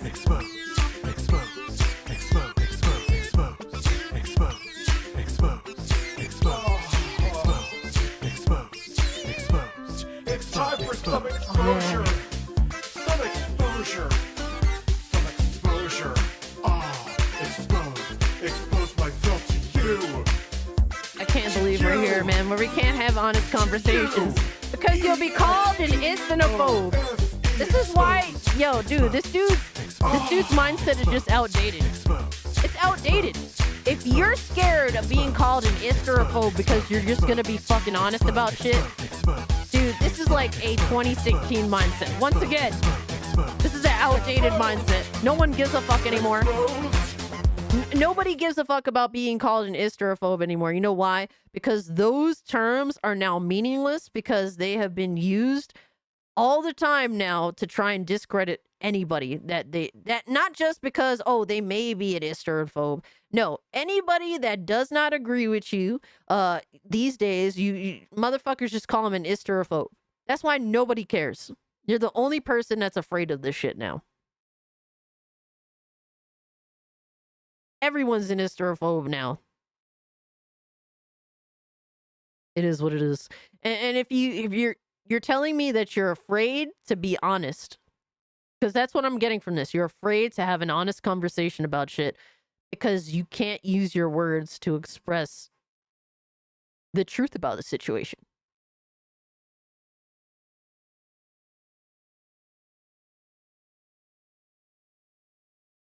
And then when I see you go to bat against the people that are willing to be honest, and don't get me wrong, like I said, the anti-woke definitely goes off a cliff.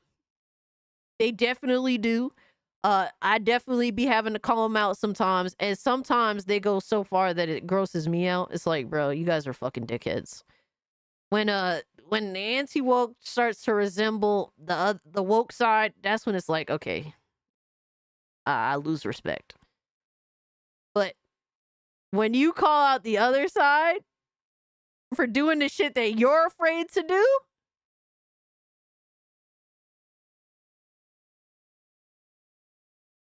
this is the problem, man. This is the problem. And he said this himself. I want to say some shit, but it would look as though I'm a bigot. So instead of having an honest conversation, I'm just going to shut the fuck up. What? We're just two totally different people. We're just two. It is what it is, man.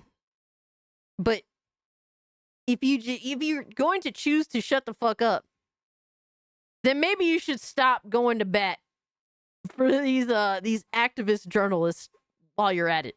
If you're just going to shut the fuck up. You're just choosing, at this point, it just sounds like you don't want to have an honest conversation. You're just taking the safe approach with your opinion. And if you're taking a safe approach with your opinion means nothing. Your opinion means nothing. That's what it is. I feel like that's the type of thing I would want my mentions blowing up for. So even if I remotely felt that way, I would just be quiet. If we're being honest, I don't think these same... And he says it again. He repeats himself. Even if he genuinely feels the way that he feels, just because it may be taken the wrong way, he will just shut the fuck up. Therefore, you have no real opinion. I'm sorry, brother. You're like... White people would complain if they were being pandered to. It always comes off as they're being outraged on behalf of other communities like black people, Japanese people, even people in the Hispanic community. If them communities aren't saying nothing, then it's best to just shut the fuck up, because you're going to come off as one of those pink hair people who they want to speak on your behalf, even though you may look at it and be like, I don't have a problem with that. Someone's stupid and I don't understand that, because first you're saying you may look racist or sexist or homophobic, and then you're relating it to people that white knight. That's two totally different things. White knighting versus calling out the fucking woke bullshit, totally different. I don't it's not, they do not correlate. What you say about Hispanic? What about Hispanics?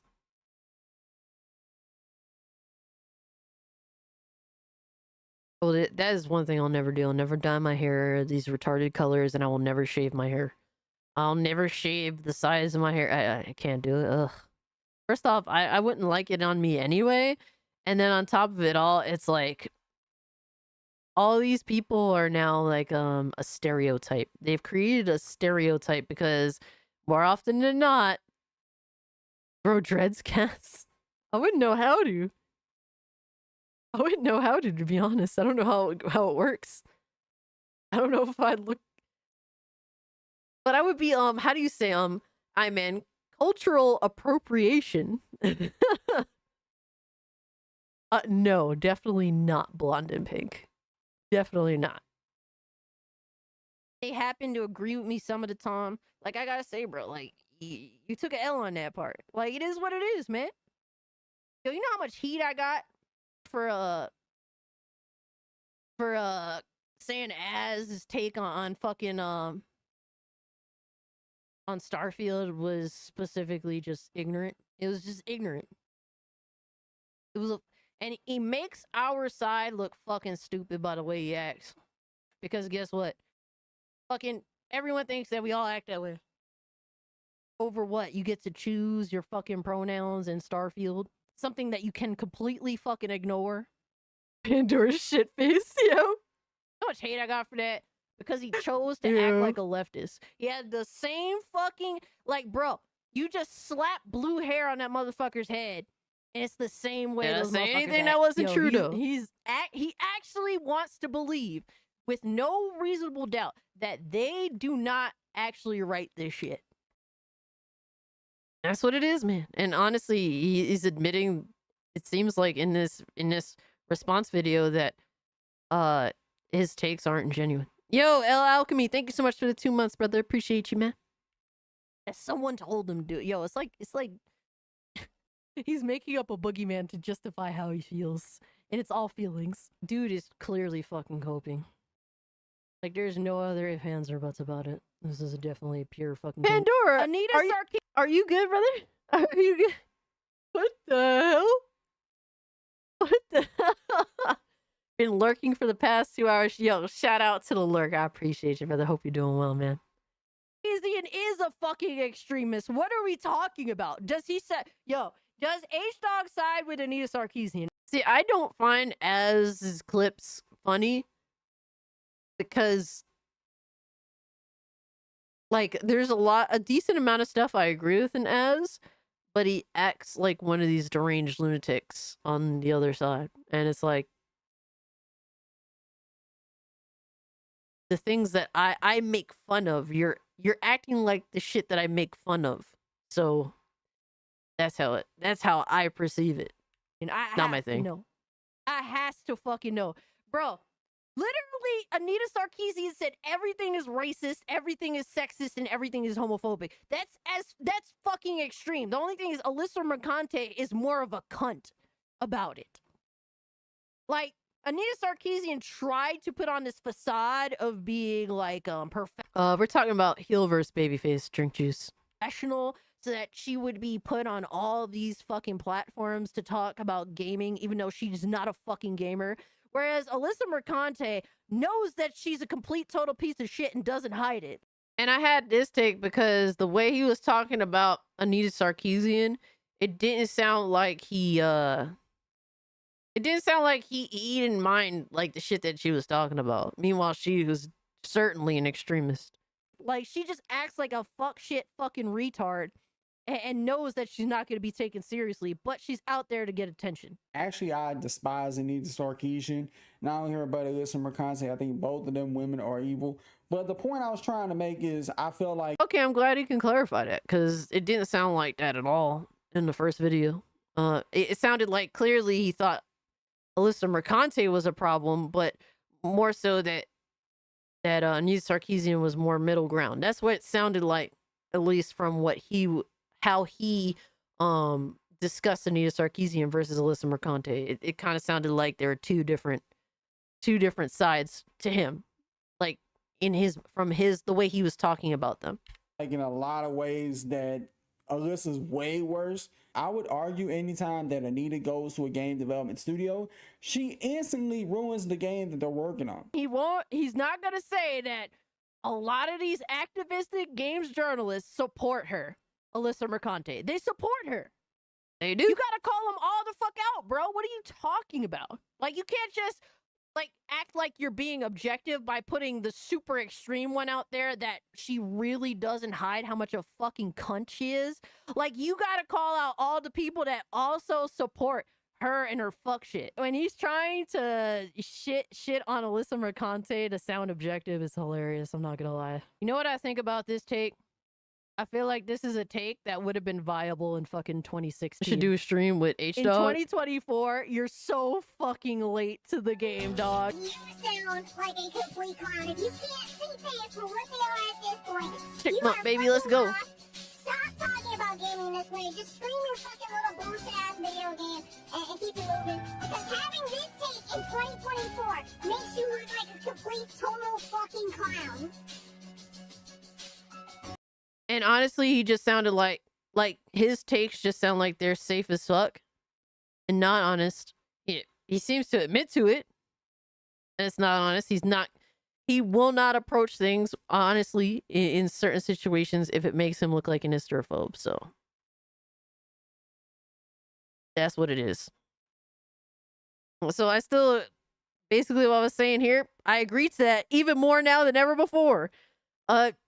Just stick to just playing the games, bro, because talking about them in this way, I don't know how anyone could see your takes as honest and genuine. Like, for me, look, you know, I own who I am. A lot of people try to make me out to be things that I'm not. There's a fucking retard on Twitter that gets mad that people fuck with me because he assumes that I'm racist. And his reasoning is that I used EDP 445 dressed as Dr. Disrespect in my thumbnail when Dr. Disrespect got exposed. Well, technically when Dr. Disrespect exposed himself. Oh, I used a black dude. Let's ignore the context of why EDP 445 was even featured in the thumbnail, because, you know, the dude got caught multiple times trying to talk to, you know, underage individuals, got caught in 4K. Let's ignore all that shit. Oh, she has to be racist for using a black man. Let's ignore the context of why this individual who happens to be black is a piece of shit. It doesn't matter about the color of his skin at all. It matters about what he was caught in the act of doing multiple times.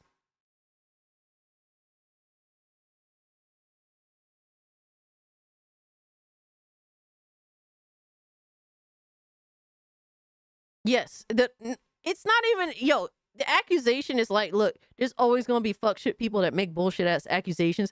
The reasoning that this individual claims that I'm racist is the most insane shit of all. The most insane.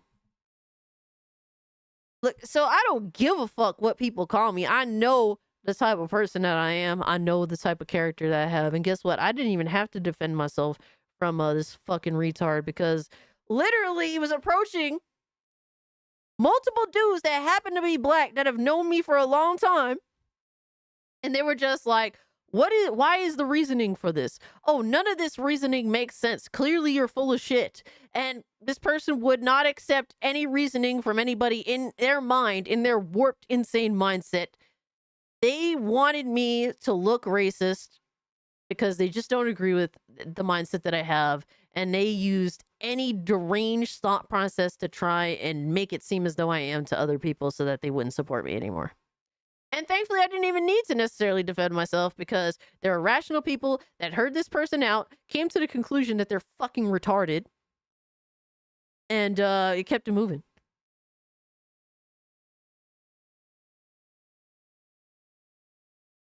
So there's always going to be people that don't like you when you stand on what you say unapologetically. And I really do try to hear people out. I really do. And this is all despite my very, very, how do you say, like, stern personality, I guess you could say. Yeah, humans suck, Pandora. That's facts. Like I have a very strong personality. That's sort of that's I don't know how to say it. I don't know if it's necessarily a defense mechanism. Um, I don't know what there. I just have this. That's just my personality. It's more so on the internet because I know I will be approached by fuck shit motherfuckers. So it is what it is. If you want to get to know me, you'll know that there's more to me than meets the eye.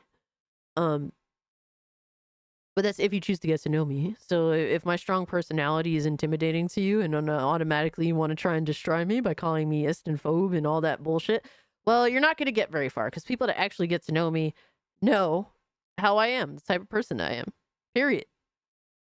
So it's whatever, definitely you got to be out here willing to, exactly, Pandora. It is survival. You got to be out here willing to survive in these streets because motherfuckers will dog the shit out of you. They will test you.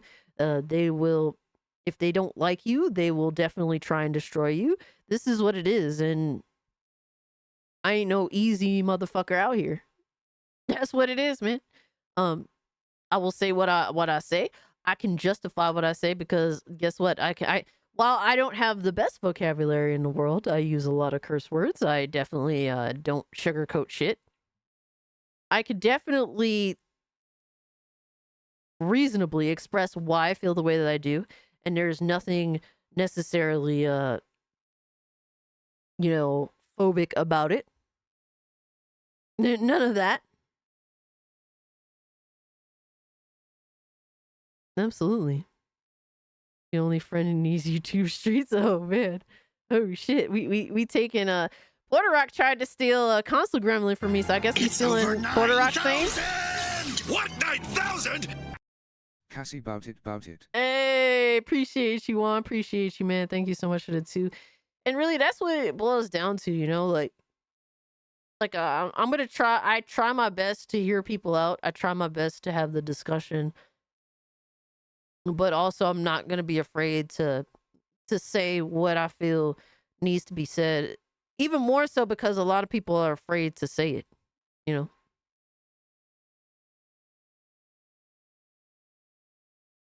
Oh yeah, bro. I've watched Porter Rock for a long fucking time. I fucks with P Rock. I mean, we may not agree on things, but I fucks with P Rock.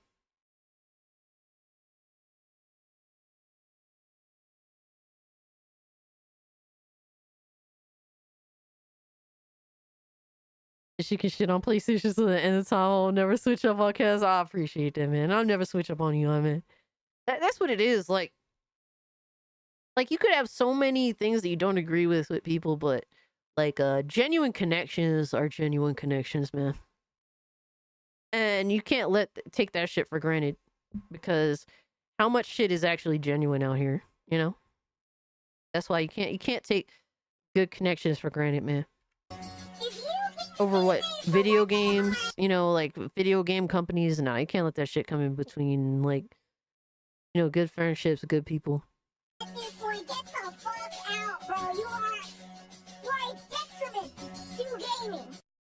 Yeah, there's a lot of bullshit artists out here that just want everything to be hunky-dory. They don't care what's going on. They don't care how bad it gets. They just want things to be business as usual so that they can continue to promote whatever comes their way and keep it moving. They don't want to be honest. They just want everything to seem like everything is cool. I'm promoting gaming, the hobby. Everything's perfect. Keep it moving. Nothing's worth criticizing to any meaningful effect. These types of motherfuckers. There's too many of them out here, man. Stay yourself, Cass. And when you see shit, call it out. Absolutely. Absolutely. Opinions can't be that bad, can they? Am I so out of touch? No, it's the children who are wrong. Actually, no, I might be the problem. I do feel like that there's a point to be made where you can take the good with the bad and not necessarily say, oh, it's all doom and gloom. And that's fair too. That is a fair point. There is definitely good with bad. And not everything is certainly not everything is doom and gloom. And I try to, while I go out of my way to definitely have honest conversations, that a lot of these honest conversations can end negatively. Bro, I'm still like excited about certain things, bro. There's still stuff to be excited about. I try to make the vibe of the stream not necessarily doom and gloom, but while having that conversation when it is needed, not to sugarcoat shit. There is definitely the good with the bad, and I try to see both out here. Did what I did because if I'm going to defend games journalists, I'm also going to hold their feet to the fire and not just try to go all in on their side, because that would make me look more like a loon. Now, even though I can admit my faults and admit when I'm wrong or took a L or probably didn't do the best research I could have done, but as far as the thought of me just leaving like this whole space entirely,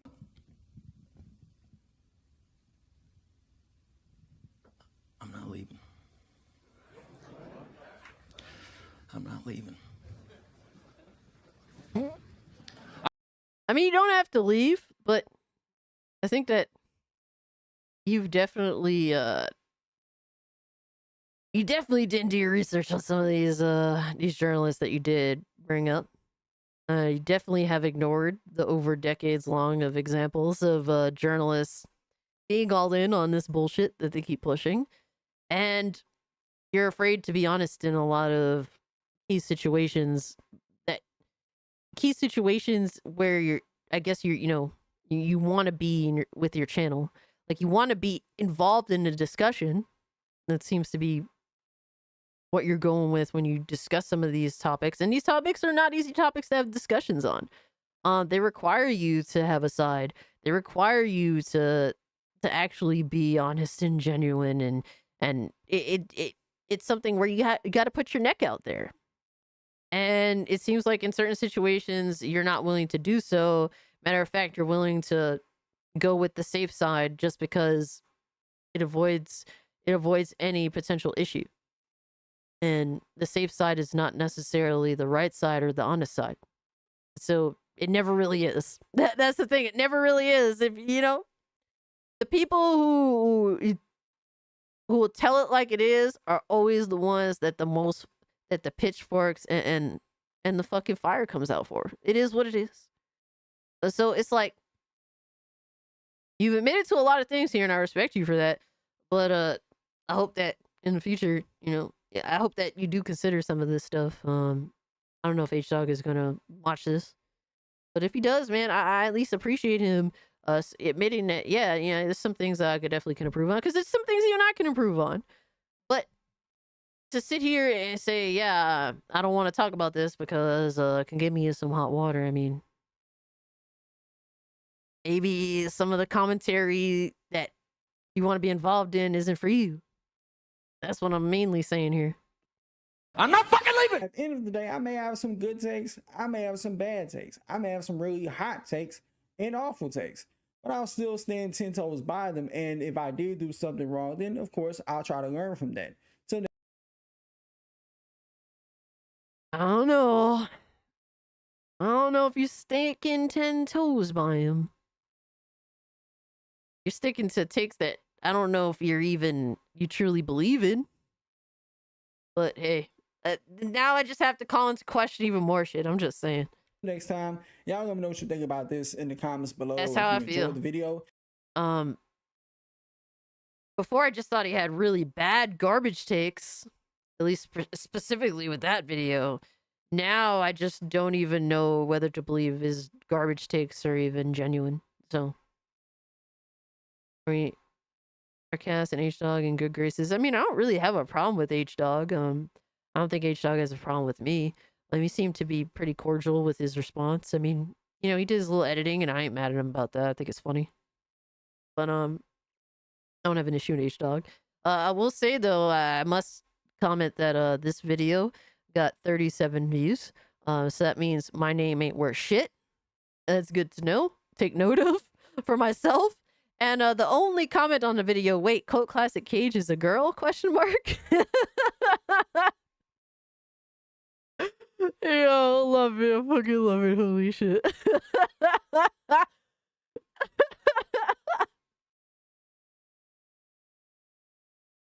Oh man.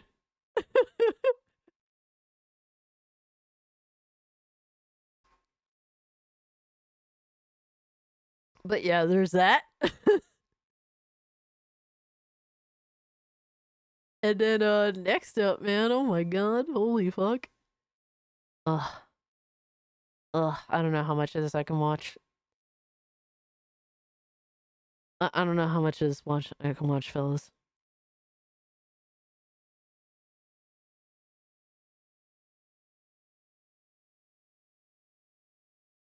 Did you know koalas can have chlamydia? Did you know koalas can have chlamydia? X-Bald Gaming, Koala Prick. Xbox fanboys cannot cope losing first-party game to PlayStation.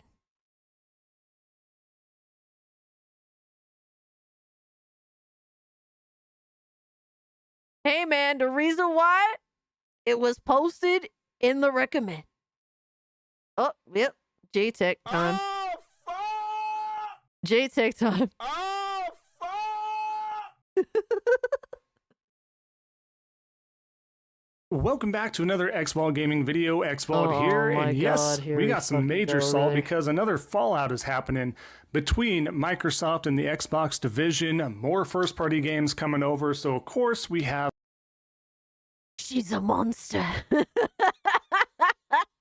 More salt deriving from that. That being said, let's not wait. We'll let's try go and cut ahead the video and short. jump to it. All right, we'll cut the video short. We'll try to anyway. Holy shit. Seeing the fallout. Xbox fanboys being extremely shocked Salty that batch they're files. losing yet another first-party game going to a competing platform that in He forgets to mention his salty batch. Yep. PlayStation. Now, at the time of this recording, the rumor is that Forza 5 will be the one coming over to the PlayStation ecosystem, which is huge. Yo, you can tell he wants it so bad though. Xbox got no games, but they want Forza 5. Holy shit, brother.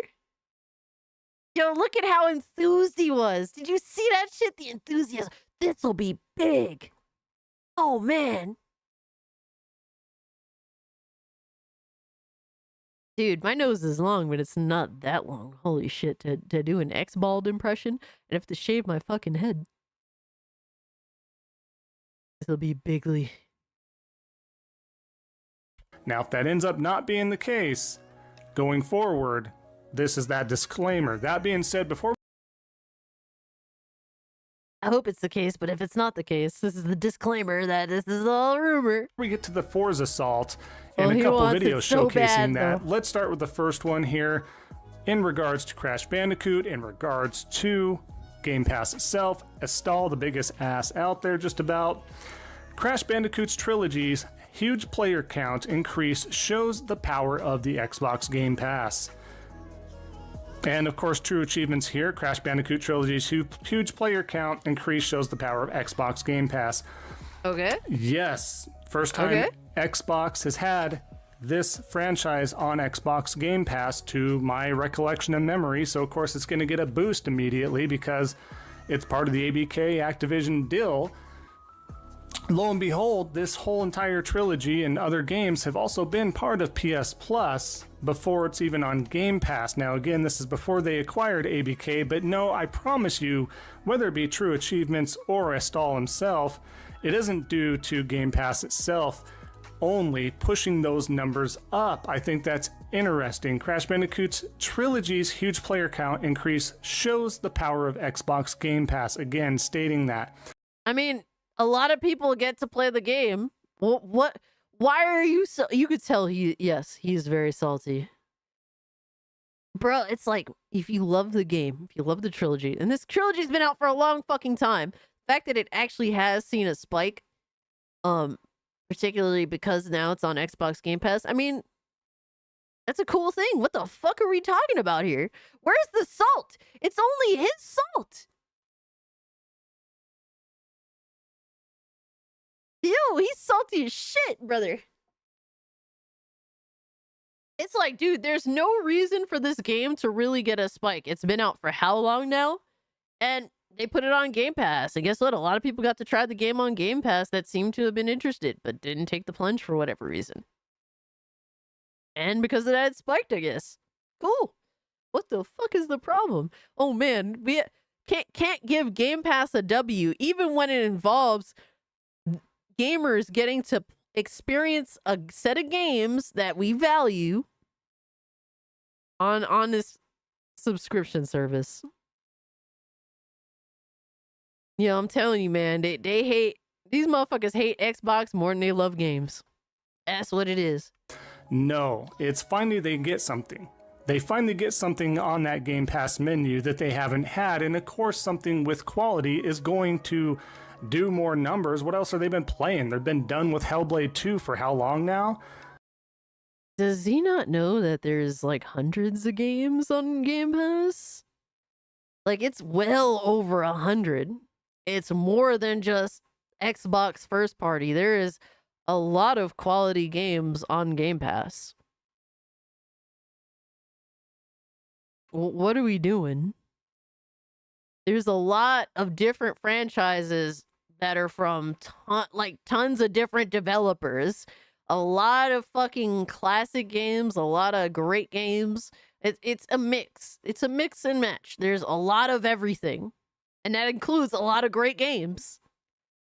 So to sit here and act like that's not necessarily the case? Oh no. YouTube glitching out on you? Oh shit. I got no drop frames, so it's not me this time. It's not me this time, I promise. Mafia came out. I've been playing that. Hell yeah. That's what's up. Yo, Mafia is so amazing. Oh my god. Play Mafia 1 remake and then play Mafia 2. Fucking glorious.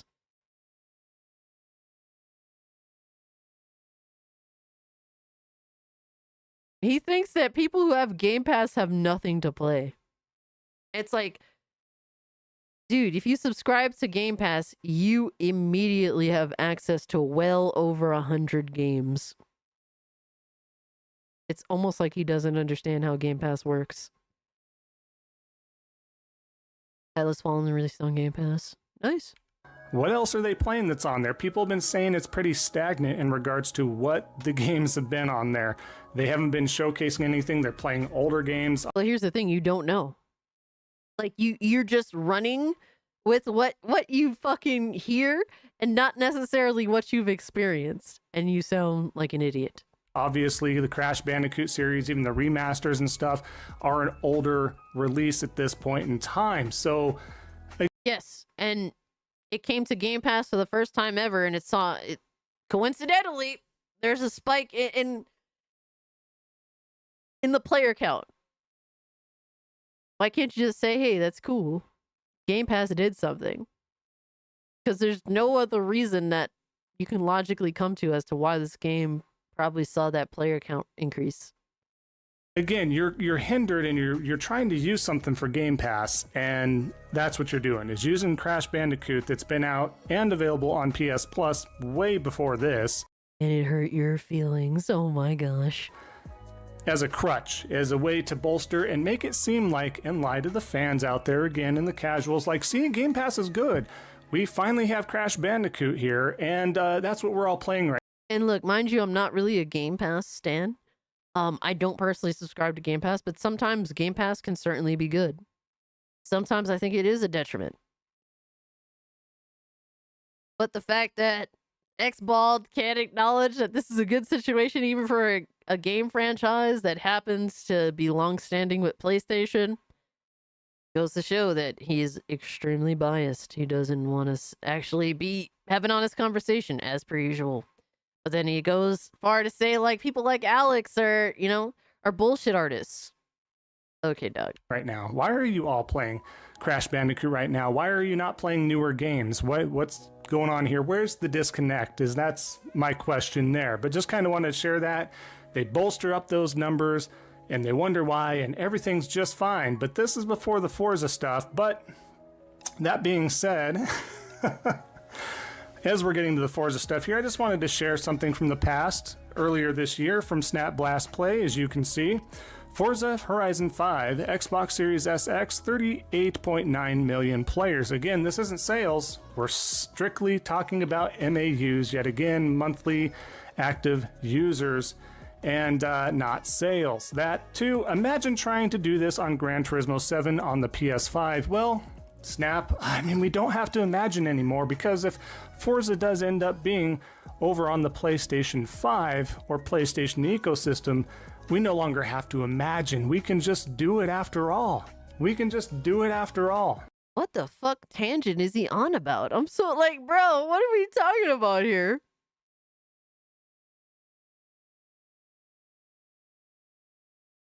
PlayStation dudes care more about Xbox sales than even Xbox themselves. Is wild. Xbox is hardware sales as well as their software sales. PlayStation dudes who won't fuck with Xbox care more about this shit than anyone else. Now, all jokes aside, on and he still is dying to play Forza. top of that too, wouldn't it be kind of hilarious though that Microsoft trolls and throws Redfall out on that? That'd be pretty great.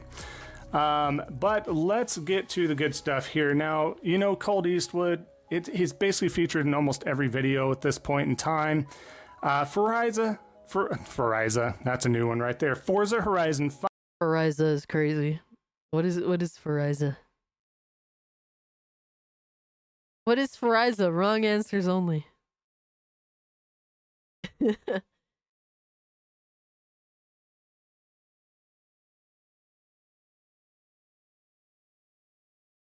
Colt Loafwood? Oh no. Yeah, we got Colt Eastwood, damn it. I don't give a fuck about Xbox. I like Xbox even though they trash. Keep your games. Compete, damn it. I mean, what is there to do but compete? They're just trying to make money. That's what it is at the end of the day. And I don't really see them putting their games on other platforms as a bad thing. Because it's like, is it corporate greed? Yes. But does this corporate greed happen to how do you say, like, happen to benefit players? Yes, because more people have access to their games. So to me, it's a win-win. But I mean, at the end of the day, they're gonna have Game Pass, and they're not gonna deter from Game Pass. So their sales ability is hindered by the fact that they have a subscription service that gives players instant access to their games.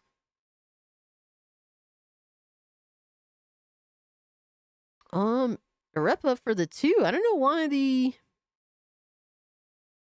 all of a sudden the notifications are off. But a rep up for the 2. Thank you so much, brother. He says, Crash Bandicoot 1 to 3 are only PS1. 4 is on OG Xbox. You talking about yeah, back when PlayStation sold the IP to Activision. Oh my god, bro. How do you sell your mascot? That's wild. That is crazy.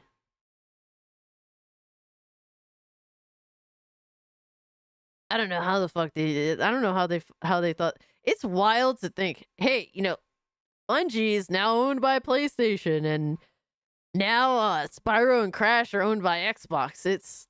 We're in such weird time. You couldn't tell me like 20 years ago that'd ever be the case. I don't know. It's weird. It's so weird, right?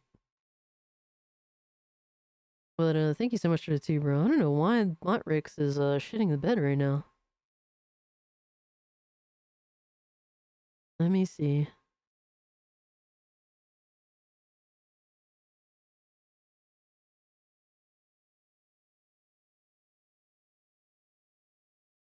Configuration reloaded. Hopefully it works.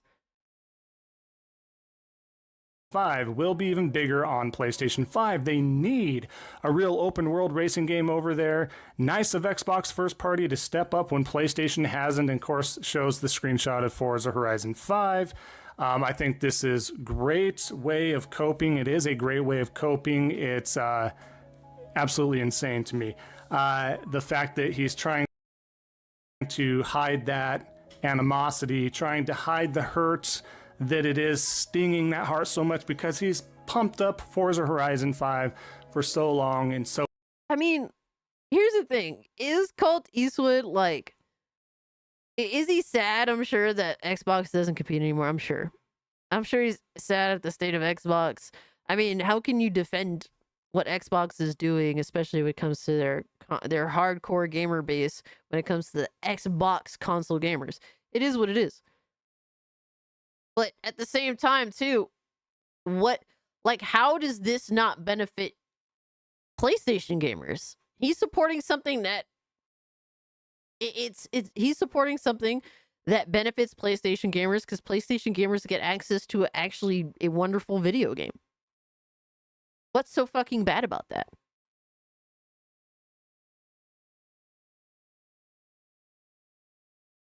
Yo, Lobo was good. Why did Cyvault do this time? Oh, he's just full retarded. So I don't understand why X-Bald is mad at Colt Eastwood. Is he low-key taking a shot at PlayStation? Yes, but PlayStation doesn't have a game like that.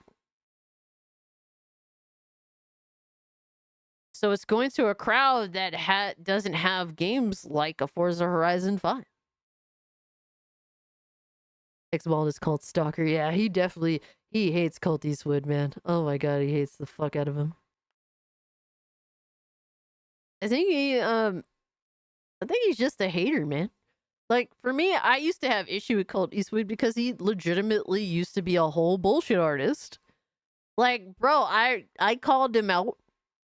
I screen recorded a video of his back in the day and I posted it on my old Twitter account. Not the one that I lost. This is like way before I did YouTube.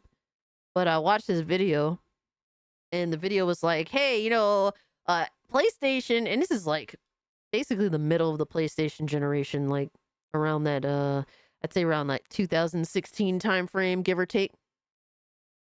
And he was saying, yeah, PlayStation actually doesn't have that many more exclusives than Xbox. And he's like, it's over 9,000! Oh, there we go. What, 9,000? There we go. Crash Bandicoot 1 to 3 are only PS1, 4 is on OG Xbox. Okay, fucking Botrix had a hiccup, but thank you so much, Arifa, for the tube. Appreciate you, brother. And he was like, if you take away, Colt Eastwood said, if you take away the indie games, if you take those indie games out of the conversation, the number of exclusives between Xbox and PlayStation are actually relatively close. You know what some of those indie games that he said were?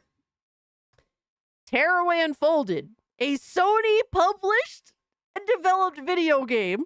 He said that was an indie game. He said Yakuza Kiwami was an indie game. And he called it Yakuma Kiwami to try and skirt that by, people that actually play those video games.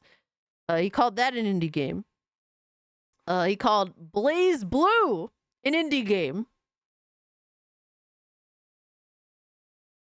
All to try and get rid of the, these exclusives that PlayStation happened to have had at the time, that were not featured on Xbox.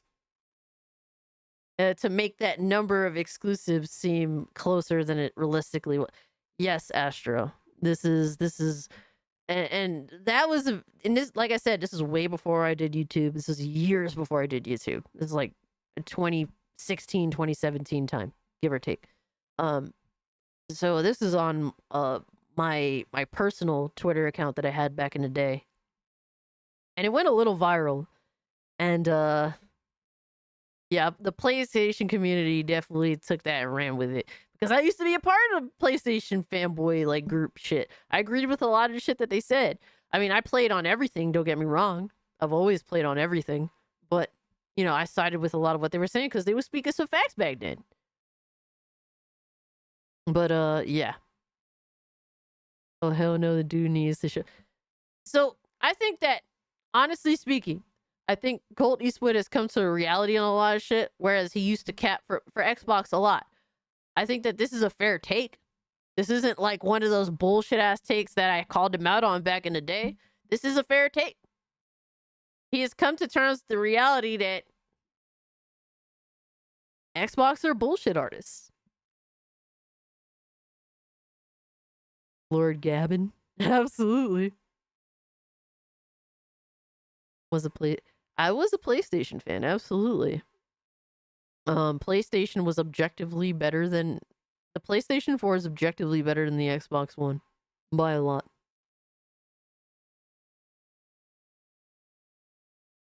He was part of the PlayStation family, La Cosa Nostra Familia Casio. Absolutely, man. Look, man, if you treat me right, if you're actually working hard, you know, I fucks with you. And that's what PS4 was, man. It was fighting for my time, my money, and my interest. Now it feels like to the PS5, they feel as though that they deserve it and that they don't necessarily have to earn it. And that's the big issue that I have with PS5 and how it feels genuinely different from the PS4. Based upon the PS4 the PS4's merits, PlayStation feels they're entitled to my interest, to my respect, to my time, and I don't fuck with that.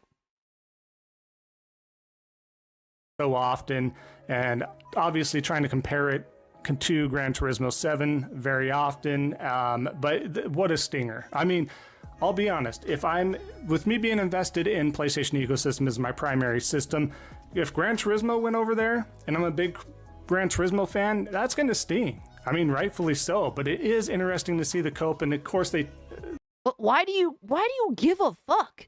You've had the game for years now, since 2022. Why would you fucking care?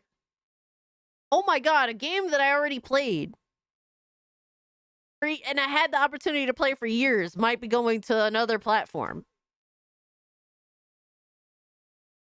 But then the same motherfucker pretends not to be butthurt when his games go to PC.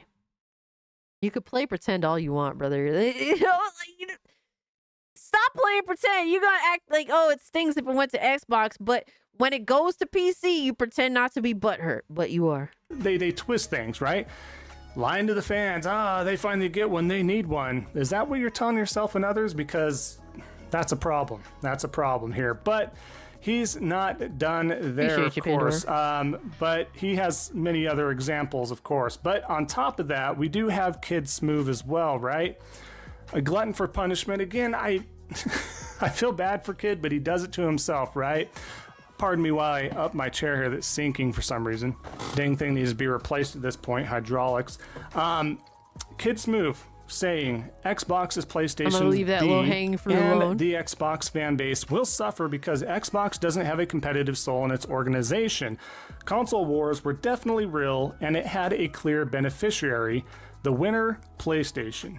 Now, again, we can take this in all sorts of directions. And you know what, man? A lot of YouTubers built their channel off of console war shit. And now the console war shit is really like, it's dull. It's not really, there's nothing really to hang on to. And guess what? A lot of these YouTubers, they feel lost in the sauce now. They feel lost in the sauce. It is what it is. Folks, we really can. But the fact of the matter is, the writing's been on the wall for so long. Where have they been? Why did they not see this coming? They think we were just trolling. People like myself, that we're just trolling, that we're lying to the Xbox fan base when we said, you guys not buying games is not going to bode well for you if you just rely on Game Pass.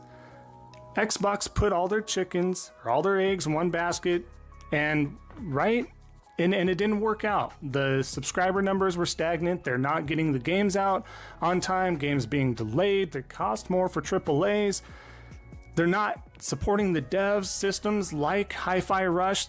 What is the games being delayed have to do with Game Pass though?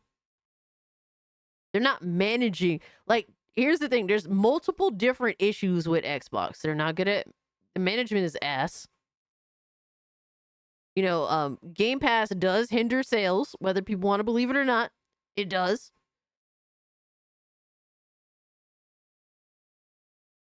Like, these are two totally different things. Two totally different conversations.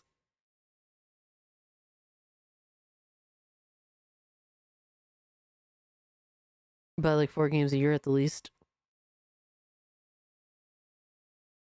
Grandpa, what did I tell you about getting off the recliner? No! Now, thankfully, it was picked up and saved, by the way. Thankfully. My gosh. And By what? PlayStation? So you're admitting that you're gonna buy Xbox's games that y'all pretended didn't exist? to fumble that bag when they won a game award, they won multiple game awards. It was it's a darling amongst the gaming community, right? Hi-Fi Rush was. And they just can't seem to get anything right. I don't know how bad things are to mismanage every direction. I understand Satya is doing things behind the scenes and pulling strings as well, but I know Phil has power there. He has, he has some sort of direction there. He has some power there. I mean, regardless of what everybody's saying, he does have some influence there. And it feels like they're just not fighting anymore. They threw, again, all those eggs in one basket. It didn't work out. Now they're throwing their hands up because they went ahead and bought ZeniMax and they bought ABK and they're like, yeah, we're in a lot of debt. How do we fix this? Well, I guess we start releasing our games on other systems and try to get our money back. And they'll get their money back eventually, especially with games like COD and stuff. So, like, what is the fuck is the problem? I don't understand. Bro, I do not understand. I do not understand this mindset. It makes no sense to me. Look, at the end of the day, I don't give a fuck about Xbox's profit margins. Like, what the fuck is, like, what is the bad thing? Especially from a PlayStation perspective. You don't have to buy the hardware. You could just play their games on your platform. 9,000! What 9,000? Yeah, This gen Sony only selling hardware. Miss old Sony. yeah, that's the issue too. All they do is sell fucking hardware. There's so much PlayStation hardware and so many TV shows and movies. Games, though, psh, where they at? Such, but as far as hardware, Thank you so much for it too, bro. as far as hardware, the only direction they have, by the way, the only direction they have, in my opinion, is if they do a hybrid handheld console, which is rumored to happen. So they do something similar to the Switch, or they have a good piece of console hardware and they do something. It's over 9,000! Yo, can't see the gaming. What up? Microsoft and Xbox aren't in debt. Also, it's not on the consumer to make sure Game Pass works. Absolutely. Like, if something is worth buying, people will buy it. If something is marketed correctly to show or to convince, it doesn't necessarily even have to be true or not. If marketing is good enough to convince people to engage or to buy, then they will engage or they will buy. But to put this blame on gamers when really, for me, when it comes to Xbox, it's like a lot of their games I think are kind of like They occasionally have some games that interest me, but I don't get my hopes up for this company. I don't. Because they haven't been in a, I think it's more so they how do you say, like, they don't wield and deal from a place of strength. They don't. And if I think they had good video games, I think they would, consistently, they would be wheeling and dealing from a place of strength, but they don't do that. And that's the main issue. What about PlayStation? Well, what about PlayStation? They aren't putting out games. What do you want me to say? PlayStation thinks they can wheel and deal from strength, but because they are in a better position, generally speaking, among the community. But even there, some things are falling through and some things are successful. It's like, it's at least debatable with them, Like, for example, their headset, their VR headset is a flop. So what are they doing? The same shit that Xbox is doing now that their games are not consistent. They're putting their headset on another platform. I don't see Koala Prick discussing that. Koala Prick, why didn't you support PlayStation VR2 games? Why didn't you support the VR2?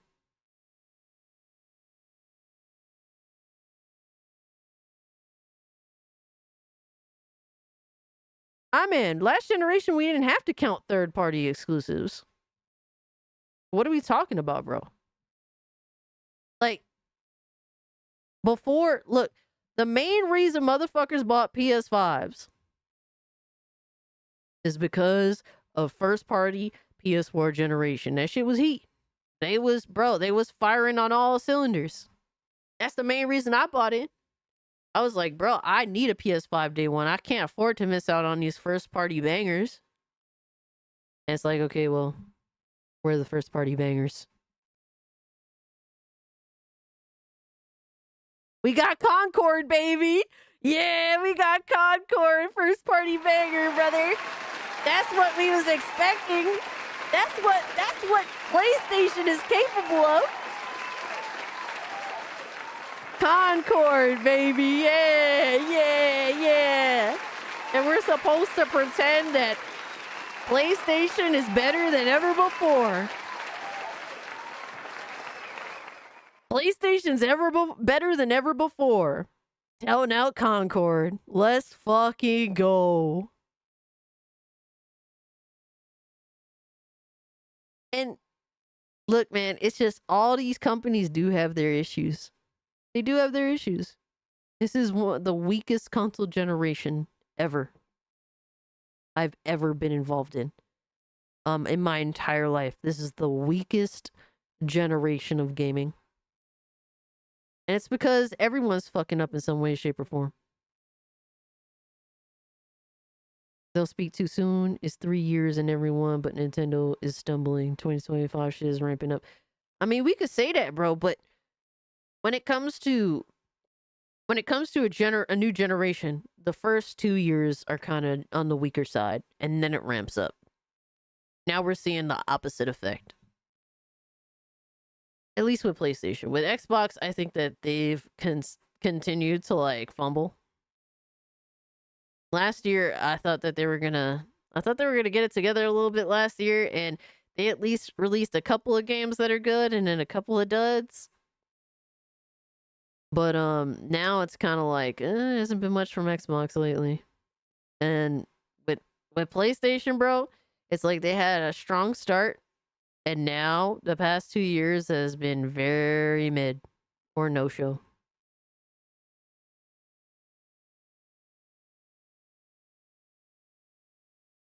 And it's disappointing, man. It's disappointing. And I do hope Nintendo pulls up with a new console with some new fucking heat and shows all these motherfuckers what it is. Cause yeah, Nintendo is the ones out here that does bring excitement to gaming. Now, whether you like their games or not, that depends on what you fuck with. But Nintendo does bring a new level of excitement to the gaming space. And they prove that they don't need the best hardware to do it. They don't necessarily need the most up-to-date shit to do it.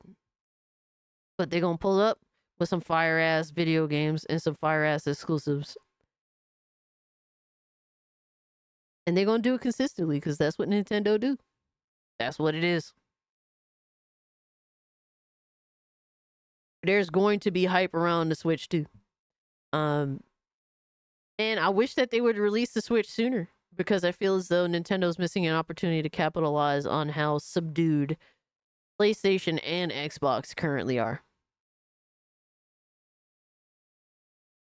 Nintendo will be the only new console you'll ever buy. Yeah, I'm not gonna lie, man. If the Nintendo is justifiable to me, Nintendo Switch 2, I wouldn't mind buying it. Honestly speaking, I love buying hardware. I do.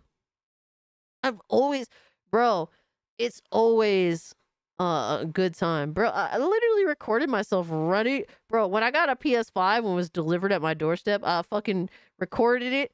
I recorded myself fucking picking it up and running up the stairs like a fucking child on Christmas Day. I do get excited for new hardware, but at this point, the hardware is not like the software is not justifying the hardware these days. I regret a lot of the purchases I made. Sadly, I was expecting so much more from the PS5 generation, and unfortunately, they just haven't been pulling up. And guess what? I kind of just drag myself to buy an Xbox every year now. It was 360, it was heat. I kind of dragged my feet in buying an Xbox One. And guess what? It really wasn't all that. And then I ended up buying an Xbox Series X. Don't use that motherfucker. Don't use it. I don't use my PS5 anymore either. PS5 got a lot of play for me the first couple of years though. But now it's just like I don't really see the point. Especially when their games are going to eventually end up on my platform that I want anyway, where I have way more control over what I could do. Thing with a hybrid handheld as well. If they do something like that and it takes off, even in a now saturated market with Steam Deck, with Switch 2 coming out, with a Lenovo, with AROG, oh my gosh, I can't even say the word. You know what I'm talking about. You know what I'm talking about. All the handhelds out there. They are probably going to have just as many options, and they're going to continue to upgrade those models and stuff. I mean, the market at this point, again, they're playing catch up, and if they do something like that, they have a long road ahead of them, trying to win the market back with failed promises left and right. Honestly, he's basically saying Xbox needs to be more like PlayStation, release more hardware. And it's like, bro, who gives a fuck if there's a handheld? If there's no fucking games that are good, that are worth going out there to buy hardware for, what is the point? If we can't have a consistent release of games, especially on what they've been pushing, which is Game Pass, if you don't feed the beast, what the fuck is the point? Don't release new hardware until you actually have competent amount of software releasing consistently. Right, and just trying to market that and trying to make their way into the now saturated handheld market, right? There's a reason why PlayStation's like, well, dabble at the PS Portal and see what happens, and somehow that ended up being very profitable and very well received, which good for them, and I enjoy my Portal, but I didn't expect it to do super well. I thought it was niche for people like me. And there you go, right? But that being said, let's shift over here. Like I said, circling back to Kids Move. A lot of people think what the Portal is doing is something new. It's like the Vita did all that shit and so much more, brother. Quick is he just doesn't learn, and he's gonna throw these tantrums. Xbox will come out with a Joanna Dark Chin control. Oh my God, Angel, are you good, brother? He's gonna throw these fits, and then they just don't learn. They're gonna continue to shill, and if Xbox tries to get this little W, or they put out that promise, right, in the future, that this certain game's coming, or wait for this next hardware, here's a rumor that this is going to happen and make things okay, they're going to continue to turn around and I actually don't mind his background music, Lowest Expectations. It kind of reminds me of like the main menu of like an early 2000s video game that was trying to be sort of like futuristic, I guess. That's how I feel anyway. Chill and lie and overhype and get their hopes up, and it's the same old rhetoric, right? Every single time. It's sad to see, but that's just how it's going to happen. But again, oh well, I guess we get content in channels like these, right? So that being said, let's show the first example of the video here. Just look how upset and hurt and salty this whole group is essentially, but here you go. Nate Drake and Shinobi602 have both suggested that Xbox has a new PS5 port coming soon. Many to speculate that that title would in fact be Forza Horizon 5. Look, this is probably going to rub a lot of people the wrong way, and Oh no. Oh, I hate when people lead with that. Say this. I am a console and platform purist. I understand that business is business. I will tell you, I don't like it. This is happening, folks. I'm never going to bend the knee and say I like it, but this is business. All you have to do is just just take a step back. Like, I know a lot of people are going to be in their feelings over this. Some people may have a temper tantrum and everything. I hear you. No one likes crossing the lines, man. And I'm the first guy to say that because I'm an old school cat. I like platforms to have their exclusives, but I'm also no longer the demographic. I'm just the guy with the money who buys the games. Listen, I don't have any. Yo, look, man. I think this is such a shit. Like, it's hard for me to take like console war channels seriously when they're saying this kind of stuff because it's like your brand is built on this brand being console war capable. And now they're not really fucking with that anymore in a way that leads these channels to be able to continue what they're doing. You know? This is, what's his name? Fucking Boomstick XL, Mr. Boomstick XL, Boomstick Gaming, whatever fuck.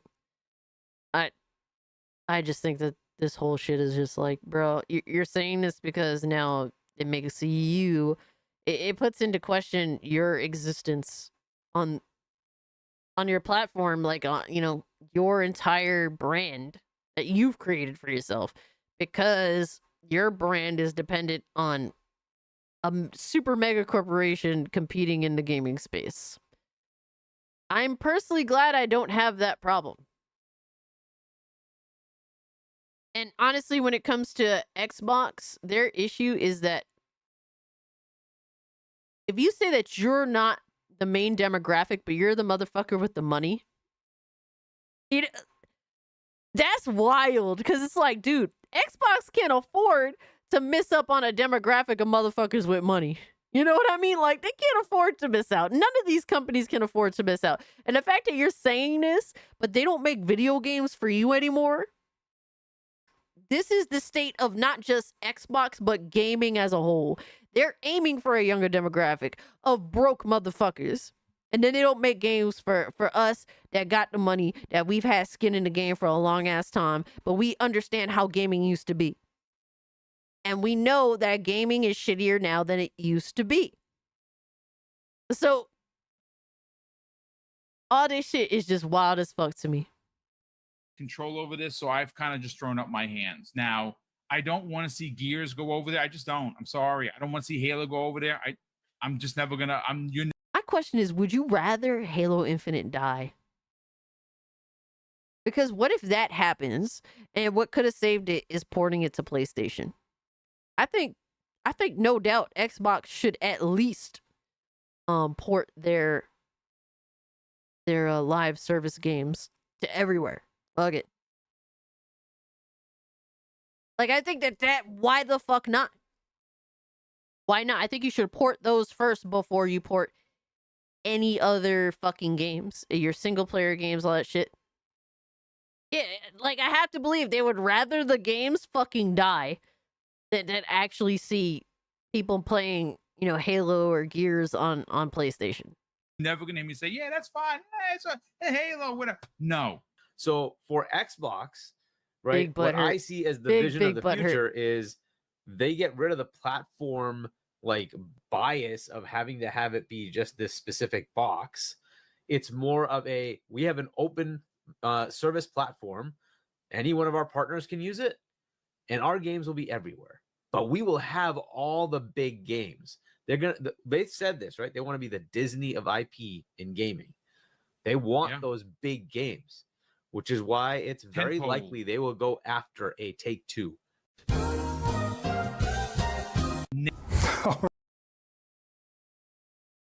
Hargeet, not like this, brother.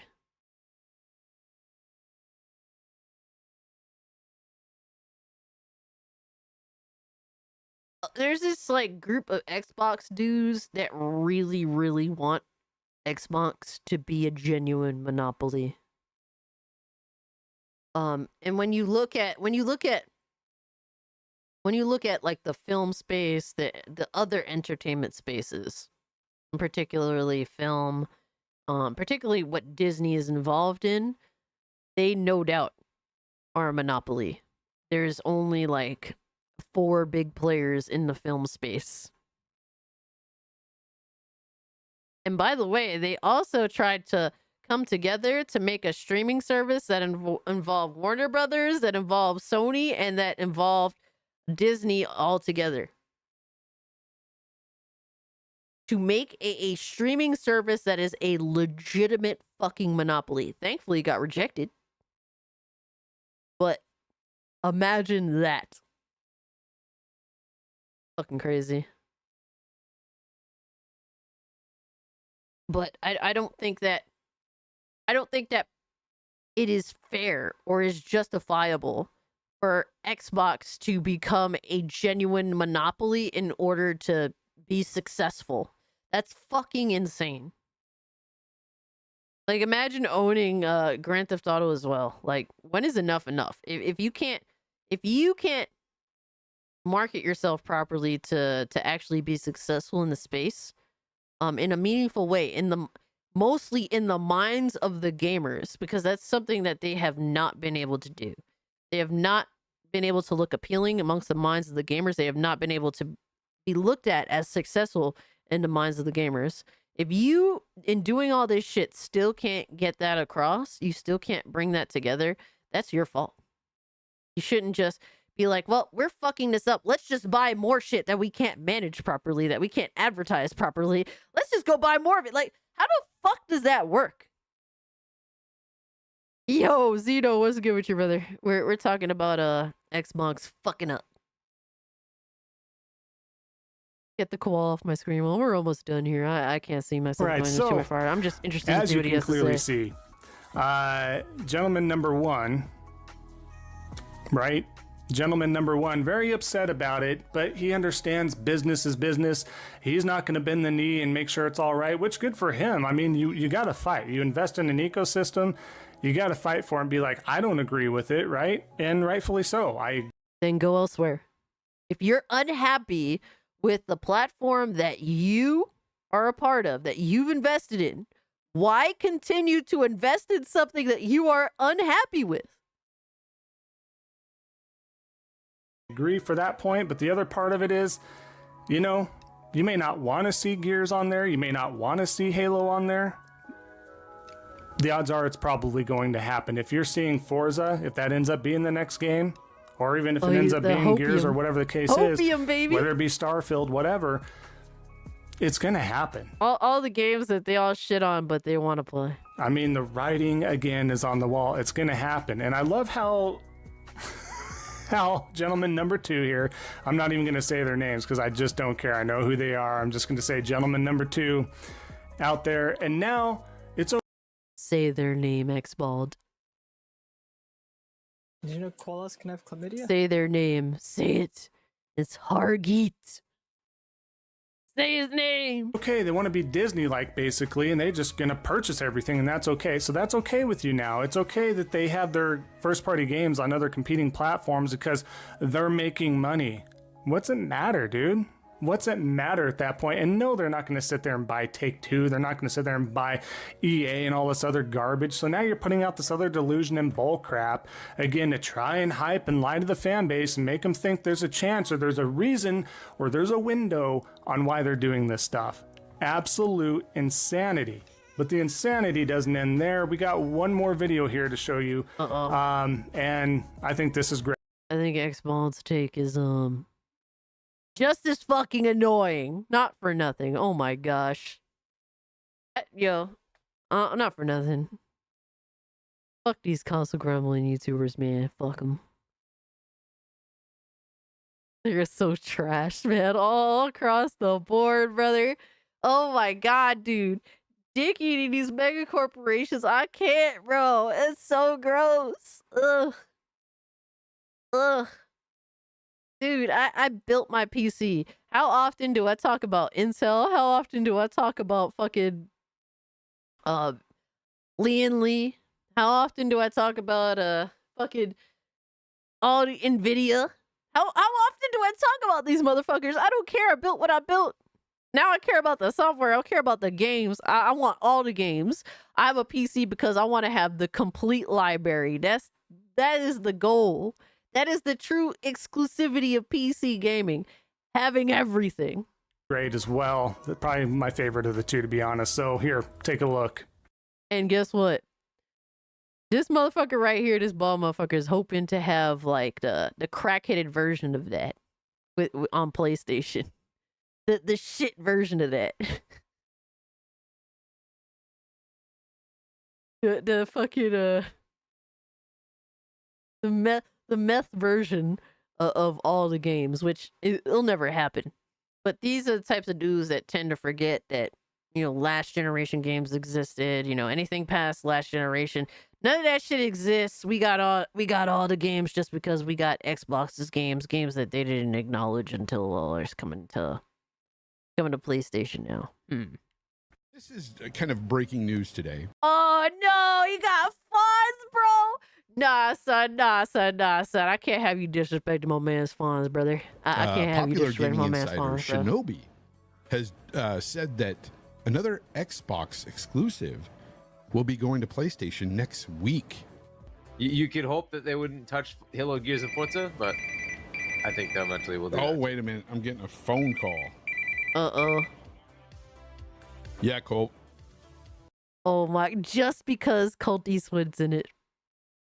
Yo, dude. Yo, freaking X-Bald is on Colt Eastwood's jockstrap, brother. Holy shit. how's it He's going?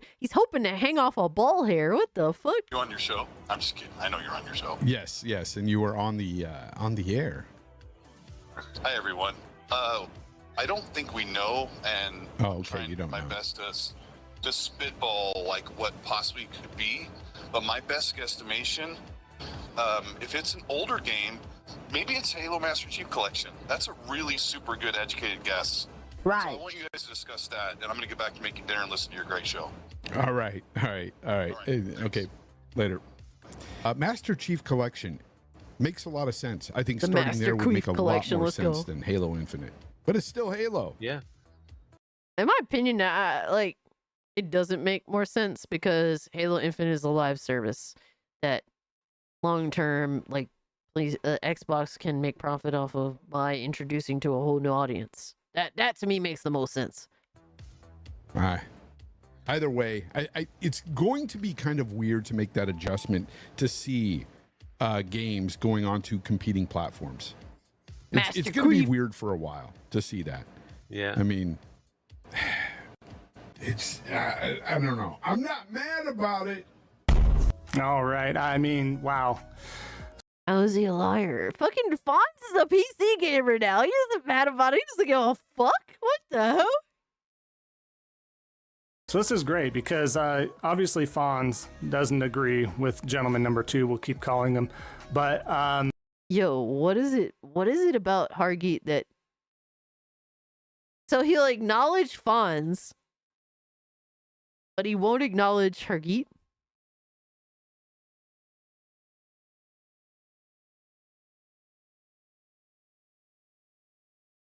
Why? What's the problem? Acknowledge the big geek, damn it. Yo, son. Acknowledge him. Holy shit, what the fuck? What the fuck? Yo, that's so weird to me. Say his name. Look, I think Hargeet has some insane takes sometimes, but I don't have any malice against the dude. I fucks with Hargeet. I like watching him and Fonz bicker. What the fuck? But why is it that he won't say Hargeet's name, but he'll say Fonz's name? I don't get that, bro. That's weird. he doesn't agree with them at all at the end there and calls them out on that in a way. But the whole thing is just a crapshoot, right? Every single person involved, whether it's Colt, whether it's Fonz, anybody in the videos, right? They've all sat there and tried to downplay what happened. We'll get to the rest of the video here of it, but they downplayed what happened. I'll have to find those examples. I know I can get a hold of them. They tried to downplay it this summer, saying that's not what Phil meant. Calm down. You ponies don't know what you're talking about. He doesn't mean more games are coming to the console that are first party from Xbox.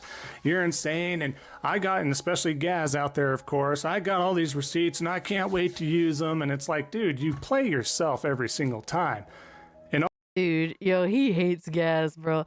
Gaz, bro, you can say whatever you want, but Gaz makes some fire ass videos ripping off motherfuckers, bro. This shit is hilarious. All you do is deflect and call people names and do things like, oh, he's so upset. The salt, his salty tears. like that, this, that, and the other. It doesn't matter. You have zero At credibility. least Gaz Everybody is in these legitimately videos entertaining. has zero credibility.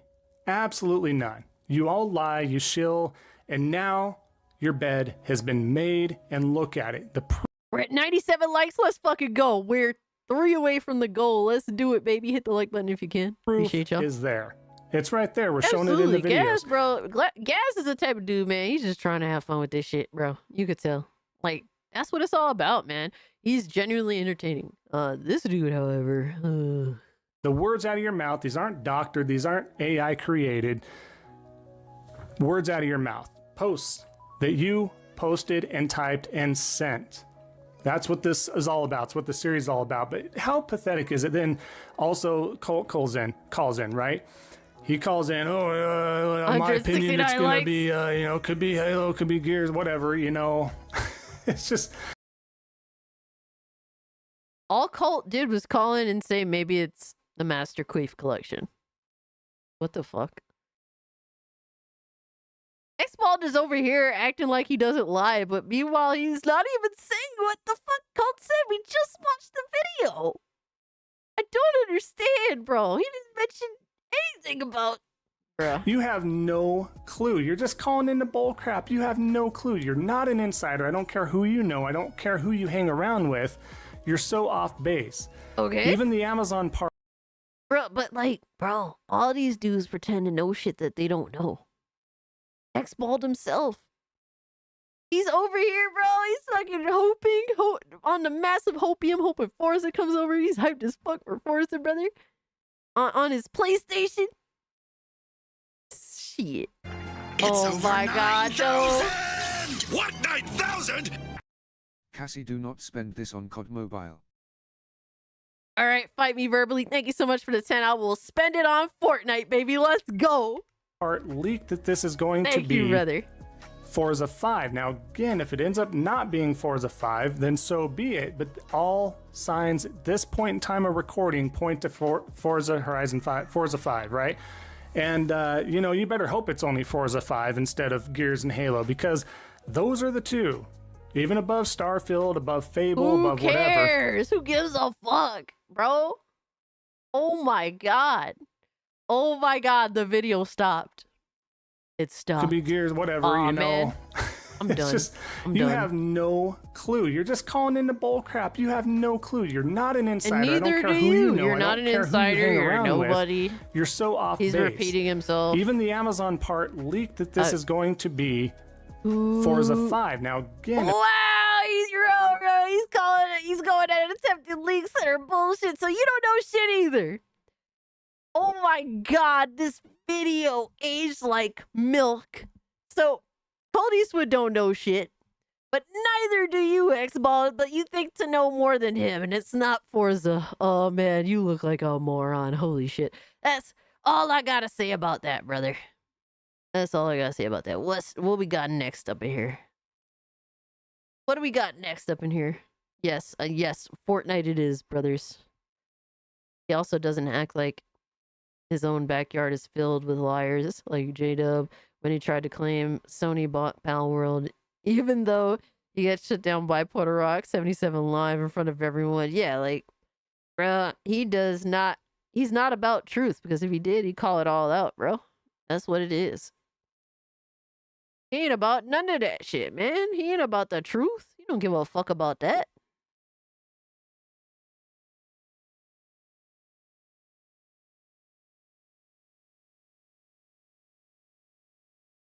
Dude, I have two fucking... Bro. What do we got here? We got 12-minute video. We got 14-minute video. So, Dreamcast guy, the console war is over, or Dreamcast guy, do not buy Concord. We had 100 likes, baby. Let's fucking go. Thank you, guys. I appreciate y'all, man. Y'all are fucking amazing, as per usual. You guys are always fired up Thursday night. Going into Friday, we in Friday now. And I really, really appreciate y'all. So shout out to you guys, man. Thank you. Y'all fucking beasts, man. Thank you. Do not buy Concord. All right, Concord. I got 2 for Concord. All right, looking like it's Concord.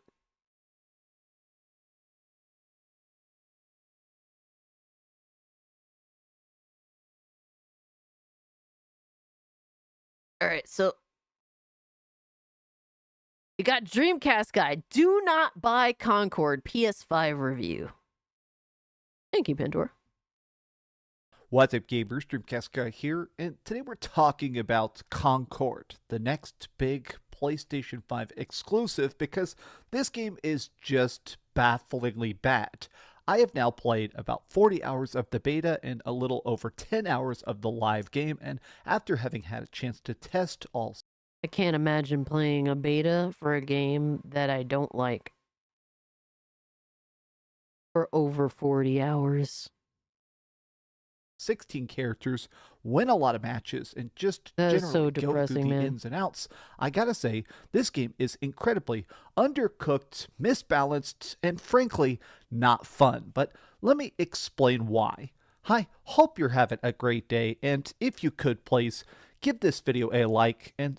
Bro, for some reason, he just always talks like this, man. He always talks like, I don't know, like he's balancing drool in his mouth. That's what it sounds like. subscribe if you haven't already. You know, it would actually mean a lot if we could get this to 3,000 likes, because this has been a rather frustrating review. At this point, I have been playing different stuff for... He's at 1.3k likes. I wonder what the like to dislike ratio is on this. I can't check on Opera. I'd have to take it to fucking what you call it, to Chrome or whatever the fuck. I'm too lazy to do that right now, though. For 10 years professionally. I've been a YouTuber for about Pandora, 12 years, you good, and fam? I've seen a lot of very failed online-only shooters. Stuff... Playing a game I don't like for 4 hours, it'd be torture. 40 hours is insane. Yo, that's facts, Miss Bella. Like, yes, Lawbreakers, lost expectations. Battleborn, The Crucible, The Culling 2, Radical Help Heights, me. Evolved, just on and on. Damn, remember all those games though? Remember all those fucking games though?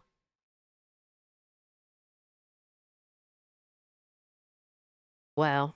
So Lawbreakers died in like 2 seconds. Battleborn got fucking destroyed by Overwatch. I don't know what the fuck this is.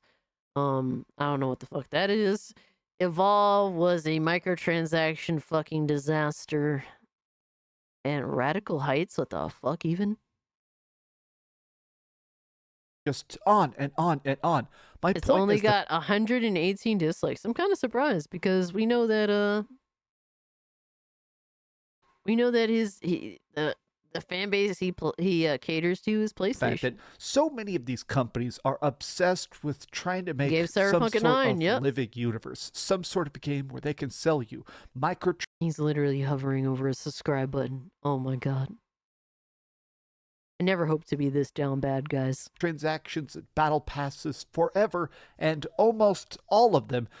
All right, Miss Bella, go to bed. Go feed your kitty cats and then go to bed, get some rest. Appreciate you hanging out with us. Much love to you. Have a great, safe weekend. Appreciate you, fam. Yep. Take care, Miss Bella. Love you. Immediately fail, because even if this is good, even if Concord has its moments of excitement, the issue is the fact that, quite frankly, it's obviously not good enough. All these live service games are constantly competing. No, it's just not good. It's not good at all. For your attention, and this one just feels like another lazy, watered down cash grab. PlayStation is so fixated on live service games. They've said they're working on like 10 of these. And Sadly. honestly, so many of them feel like a weird, pointless pivot. PlayStation has made billions of dollars with their actually good single-player stuff. God of War, Uncharted, Spider-Man, that's what actually makes the money. But I think part of my frustration is that Concord, it never feels like a completed concept. So in Concord, this is a 5v5. Oh, the way he speaks is just so extra today. What the hell? It was 12. Then they cut that in half. Wow. Hero shooter, meaning that instead of just being like your typical FPS with people that are all blasting each other, they have special abilities.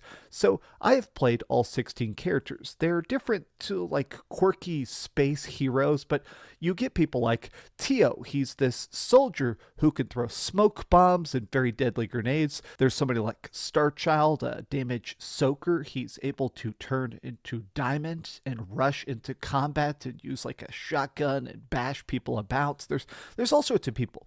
Da, who can heal people. The Duchess, who's able to use like this special ability where she makes walls that you can walk through, but the enemies can't.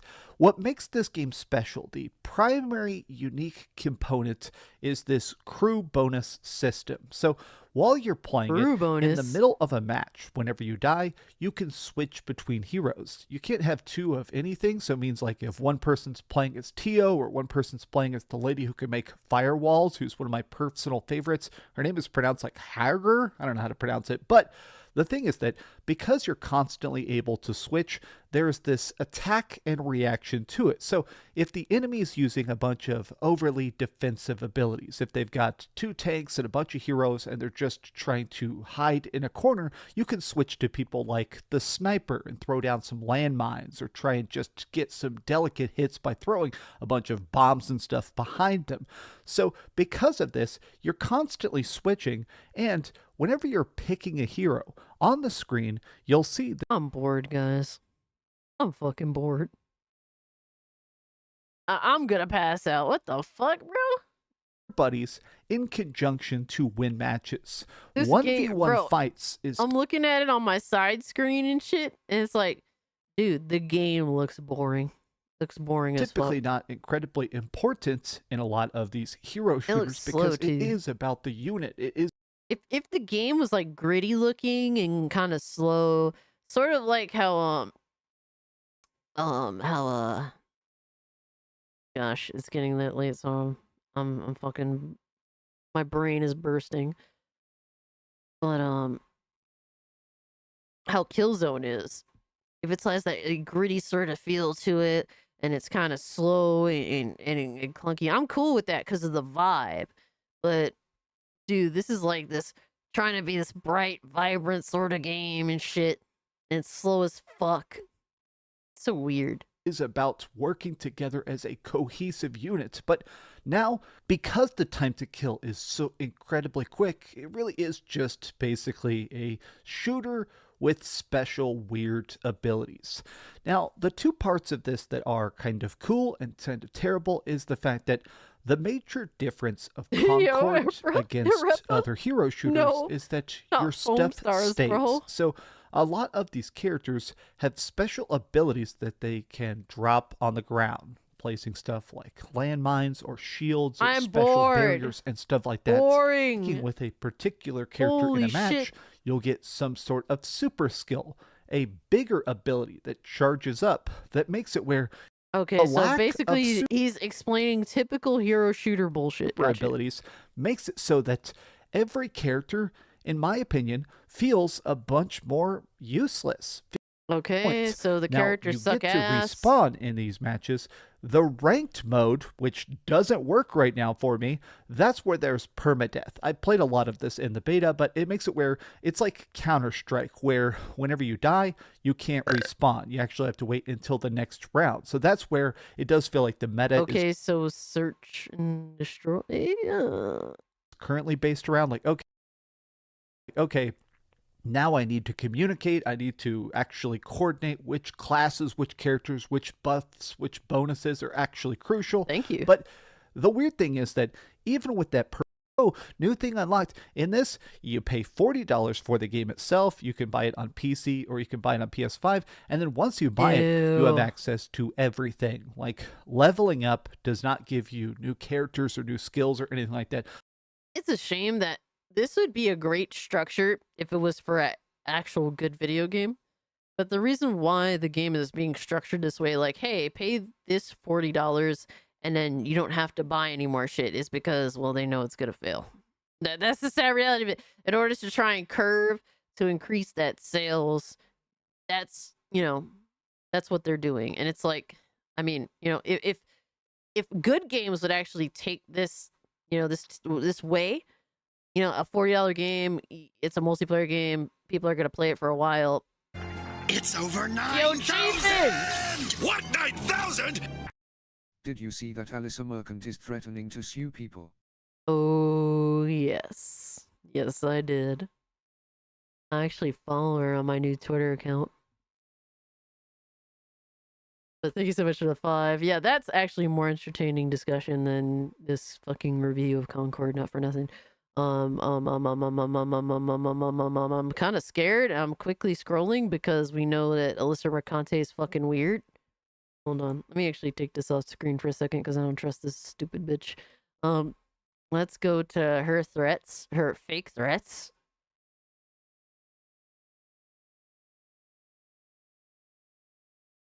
Oh no, Kotaku did a review of Black Myth Wukong. Who did it?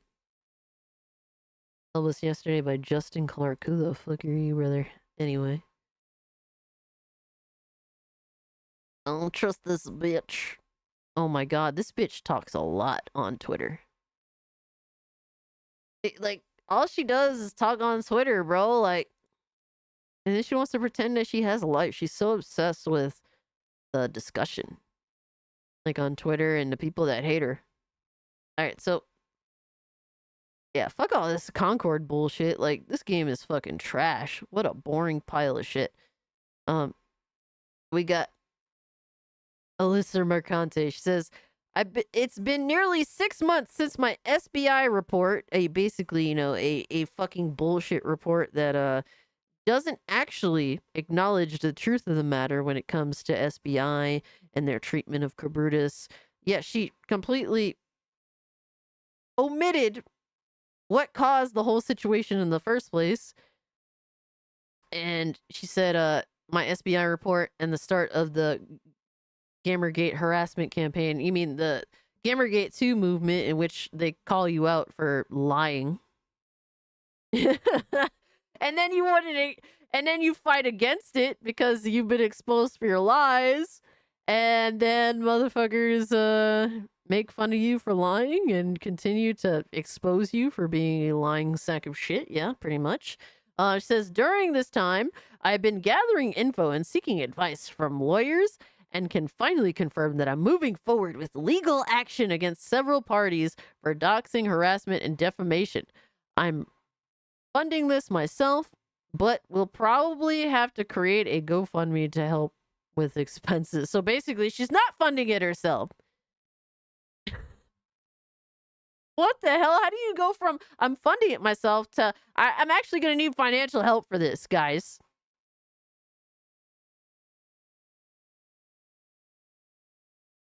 That's crazy, bro. I don't really know what the fuck to say. Yeah, she's definitely a fucking coward.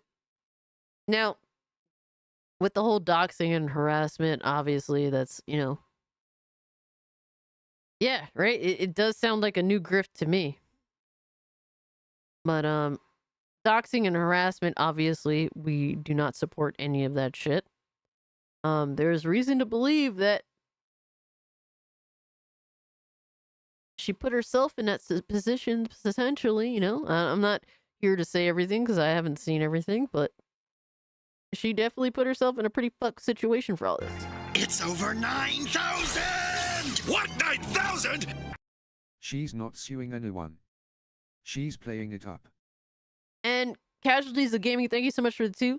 I mean, that's perfectly a likely thing as well. I mean, you can sue people for defamation, but you know how hard it is to win something like that? It just sounds foolish to even go down. It's a rabbit hole. It's like you do that if you just want to bleed people dry. And maybe she's playing it up. Maybe she's trying to start a GoFundMe to, keep a bunch of money. I don't know. That's possible. I'm not sure. But that is plausible. Especially for people that are liars. But when it comes to this whole shit, defamation lawsuits are just if you want to bleed, a party of money. And someone like her, a broke ass person that probably has multiple roommates in a 1-bedroom apartment in a shithole, in Brooklyn, I think. Yeah, you don't have the ability to do that. Yo, Moxie Dane was good, fam. You don't really have that luxury to be able to do defamation lawsuits. Now, if someone happened to have doxed her, that's, we totally do not fucking support any of that kind of shit. If you could figure out who did that, hey man. But as for harassment, I mean, people like this think anything is harassment. Any kind of pushback to proving what they said is objectively false or a lie or whatever have you, lack of truth to whatever extent, they deem that as harassment. They'll deem anything as harassment. So really, that's kind of just, what kind of real harassment are we talking about? Being made fun of? Well, congratulations. So you get made fun of on the internet. You spout your own bullshit on Twitter too. You're not at all innocent. You're not an innocent person by any means. But she's clearly claiming that she's funding this herself, but then says, yeah, GoFundMe is likely going to happen. So she wants people to fund her bullshit, and who knows if how far she'll take any of this. Who knows if she's even being truthful here. Who knows how much of this is true and how much of this is false. But given her record of being a bullshit artist, I can't really take it seriously. But if she does start a GoFundMe, it just sounds like for a bunch of bullshit that isn't at all viable or worth pursuing. And really, I think it's to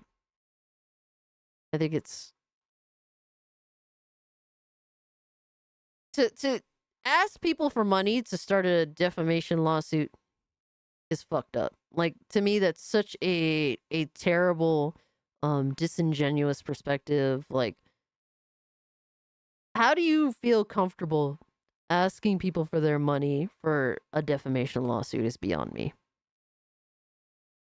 That's not responsible with people's money that you may be asking for. So all I'm hearing is that Mercante's feelings got hurt. Absolutely. She admits to it quite often. She does it by lashing out in very irrational ways. And not for nothing, there's a lot of shit that she said that could be used against her. A lot of it. I mean, maybe she is gonna have to go back to the OF, you know? But what's funny is the hidden replies. There's all sorts of hidden replies. Oh my god. The hidden replies to the tweet said, this person said, I'll be donating to those who you are suing before I throw money your way. And this person says, the GoFundMe era begins. Locals never fail to deliver. This person said, defamation, but you're an actual cunt. Yo. Looks like this, is mad. Quickly, someone stick. Oh my god, yo. I do not condone that. What the fuck, brother? I do not condone. You might be opening up a can of worms you're not prepared for. You're not an innocent victim here. And this is a absolutely fair statement that ended up as a hidden reply. I'm in. Are you good, brother? Are you good? What the hell? You trying to see some feet? What the fuck? I'll put Ziggy's paws on fucking only paws. Let's go. This is an absolutely fair, rational response that isn't trying to be rude. That isn't trying to, it's not trying to kiss up to her or kiss up to the other side. This is just, bro, y'all are all shit slinging out here. You're not a victim. You know, you're not innocent. This is a big, you might be getting yourself into a situation that you can't handle.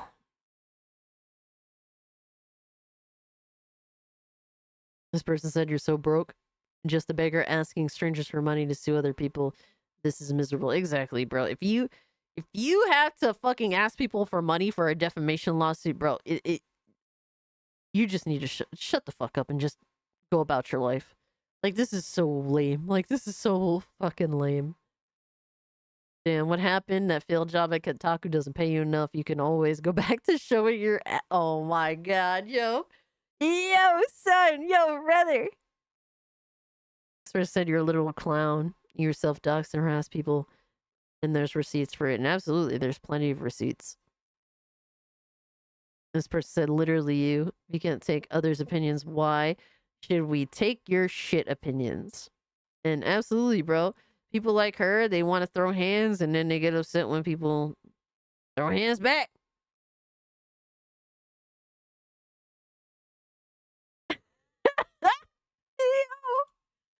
Oh my god, dude. GoFundMe is going towards Starbucks and nails.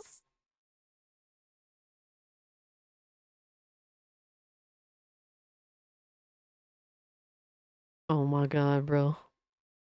Yo, they be wild. Yo, some of these hidden replies are not justified of being hidden, but I see why some of these replies are hidden too. A fraud, just like the pic fitting. Damn. Homie said, LOL, bitch, bring it. Yo.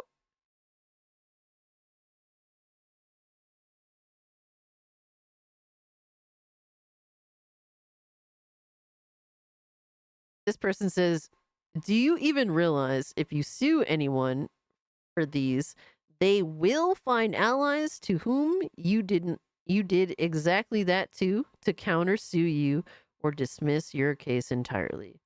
You're going to regret it, just like I don't know who the fuck that is. When you sue, you will be analyzed all the way to hell and back, no escape. That's a fact. That's a fact.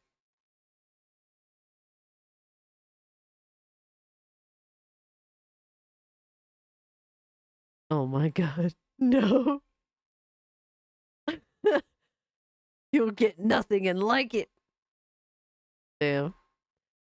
Oh no. I thought for a second low-key was Elon Musk. The name. Oh my god.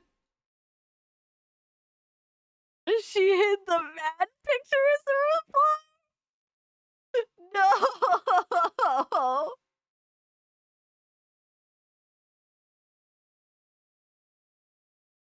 That is hilarious, dog. That is so fucking funny. It is Alyssa, yes. Dude. She hit the picture dead. Oh, man.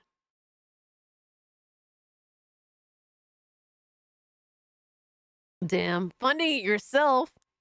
You mean pocketing the money and acting like something will be done?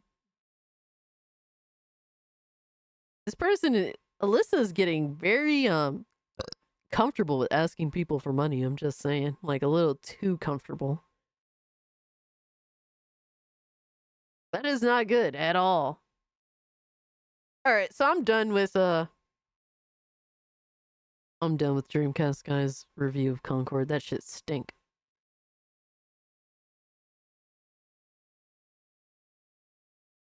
All right, so we got fucking Harmon Smith here. Says Black Myth Wukong is an AstroTurf project that no one cares about. This was 2 days ago, mind you. If only he was honest about his own work, the ways where he speaks about Black Myth Wukong. It's almost like the way that he's speaking about Black Myth Wukong is basically saying like the reality of his own work, his novel American Evil Now, which is pre-orderable apparently.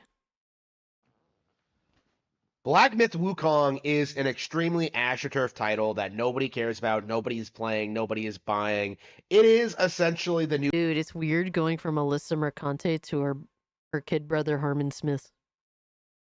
They both have the same hairline, look.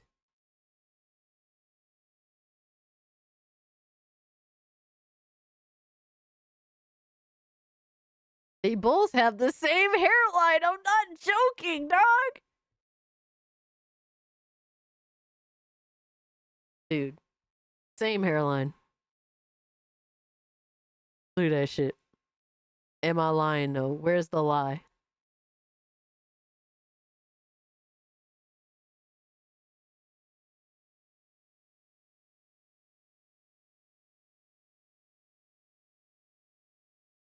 I don't know. Look, man, I don't know if they're relatives, but you'd have to prove to me that they aren't. New Power World, the new Elden Ring, new Baldur's Gate 3, right? This is. Did he call it Baldur's? Baldur's Gate? Is the new Yo, strategy, Philip is just at upset least for tonight. He's like, no, up and fuck all coming this Western bullshit. studios, is just to buy a bunch of bots, shill message boards, and try and push this narrative that this game has some kind of like the antithesis to Western video game development. Asian developers are aware that Western gamers are sick to death of DEI and woke culture and just the declining products of games, and are just leaning into that with their marketing, right? We saw that with Stellar Blade, which ended up bombing and only 1 million units sold. And we're seeing. It's not a bomb, though. I mean, I thought it was going to sell more copies of games, but they made an insane profit, apparently. So you have to actually, be realistic about the situation. Yeah, 1 million copies for a game that essentially owned the gaming headspace for weeks, it felt like months, actually. But it still made a good profit. Like, their company is really taking a massive step up from that game. That with Wukong, where people are And it claiming still that has to this come is to like PC, one guys. of the big success stories of the year, but when you're comparing it to something like Power World Absolutely, 'cause or fuck Elden PS5, Ring or brother. Baldur's Gate 3, like you know how this is gonna end. This thing is gonna come out, it's gonna be like obsessed His glasses are looking moist again, bro. The fact that you had to use the term moist. over by weirdos online, and then it's immediately gonna be forgotten about. What's hilarious is he calls Wukong people weirdos is and he so thinks he's normal. irrelevant that I don't have a single video making fun of it or its development. He's looking moist. Are you good, brother? Are you good, brother? Developers on this platform. And I probably should have addressed this when I realized that this was going to be an issue. Like, it's the same thing with Power World, right? Where, I actually did get around to making a video about Power World before it came out. But, like, it was the same kind of thing where I could see that people like Angry Joe were disproportionately focusing on this stupid game from a stupid developer in a Chinese country, right? A country that cannot produce good video games because of their demographics and because of like how things are done there, right? Like, I saw Angry Joe shilling this game years and years back, and it dawned on me just how willing he was to ignore all of these far superior Nintendo games that. Oh my god! You are coping and seething. You just can't accept what you're seeing. Yes, you're coping and seething. The truth it is scalding, and now you are molding and coping so hard. Coping and Bro. seething. Dude, it's just you gotta wait. Just wait long enough to somehow to get Harmon to express that Nintendo is somehow a victim in this whole situation of everything. Everything. Nintendo is a victim. How dare these games come out and people be interested in them? How dare you disrespect Nintendo? Where the fuck is Nintendo involved in this conversation? What the fuck? Yeah, poor Nintendo.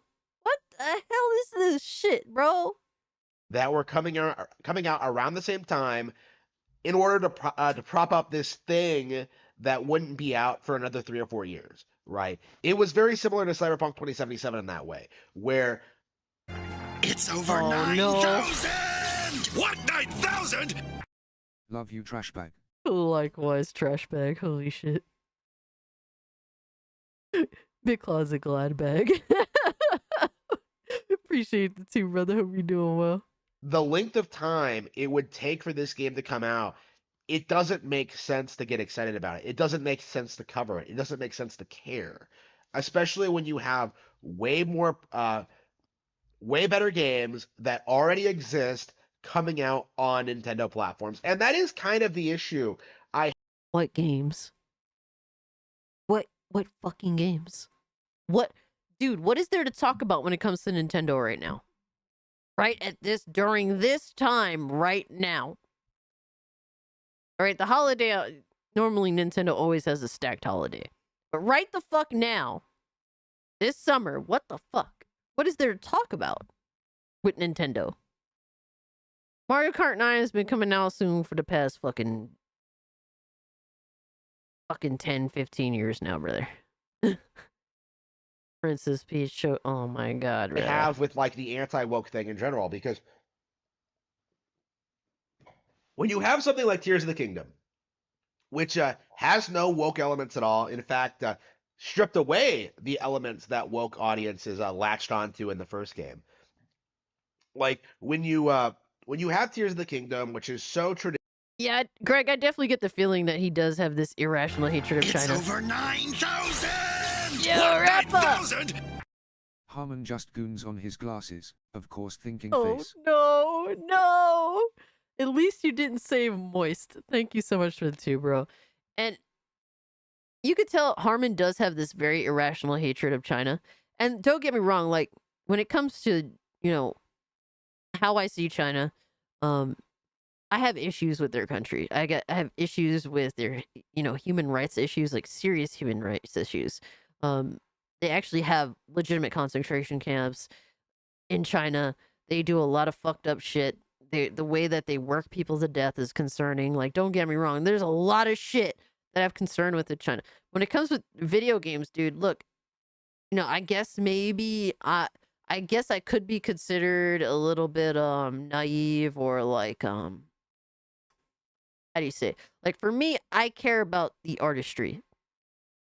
What artistry does a company or a group of people who are making a video game that happen to live in China, what new artistry, what interesting artistry do they add to the space of gaming? Because gaming is an art to me. All right, I don't want it to be invaded by politics. I don't want it to be invaded by virtue signaling. I want to see artistry for its genuine value. What do these creators from China add to this space as artists? That's entirely different from world economics, Chinese, how Chinese government is. I understand the CCP is a major issue. I do understand that buying this game from a Chinese developer does fund the CCP, but guess what? So does every fucking thing else. So does every fucking thing else, just about, guys. I'm not gonna fucking sit here and pretend that, there's not 100 other things that we all buy that happen to correlate with giving China money. It is what it is. If they have something to add to this space that chooses to respect me as a gamer, first and foremost, then I'm completely fine with it and I don't give a fuck. It is what it is, man. Like, what do you want from me? I just want good fucking video games that respect my time, that respect my money, and add something new to the discussion. And for what I've played thus far of Black Myth Wukong, it does have that. So guess what? I'm gonna be happy as a gamer. This hatred of China. Look, I understand there's plenty of issues with China, but I'm looking at this as a fucking video game, as a piece of art. And so far, I really like what I'm playing. And I don't regret buying, I don't regret the game. And mind you, I said I don't regret buying. So, just full disclosure, one of my boys bought me the game. Shout out to them, but I'm gonna buy them Final Fantasy 16 Return because that's the agreement. But that's just what it is, man. Yeah, Wukong is badass. Like, what can we do, man? we only live this fucking life one time. You know, I'm not going to sit here and deprive myself of a genuinely good experience potentially. Especially if that experience chooses to respect me, my time, my money. So to have this irrational hatred for this game, I mean, look, man, the reality is that the game is not on Nintendo Switch, so therefore Armin is going to find something to hate about it. Brandon says, well, I hate the Chinese communists. I will play a game that respects their history. Absolutely. There is a lot of rich, interesting history and lore and a lot of great things to learn from Chinese literature, from, you know, like there's some great, like, Chinese literature has inspired all sorts of shit all around the world, you know? There's stuff to be learned by being worldly.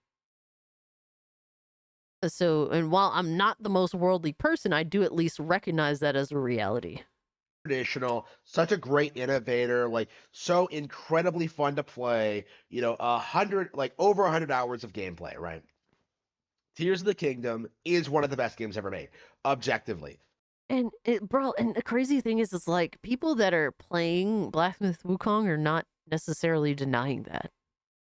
They just want to play something new that looks fun and different.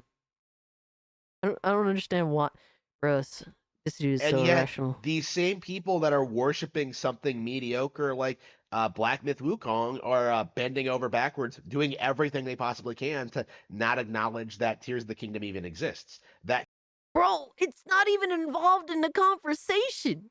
What are we talking about, bro? I don't understand. I don't understand this thought process. You can appreciate other games that aren't Nintendo while loving Nintendo.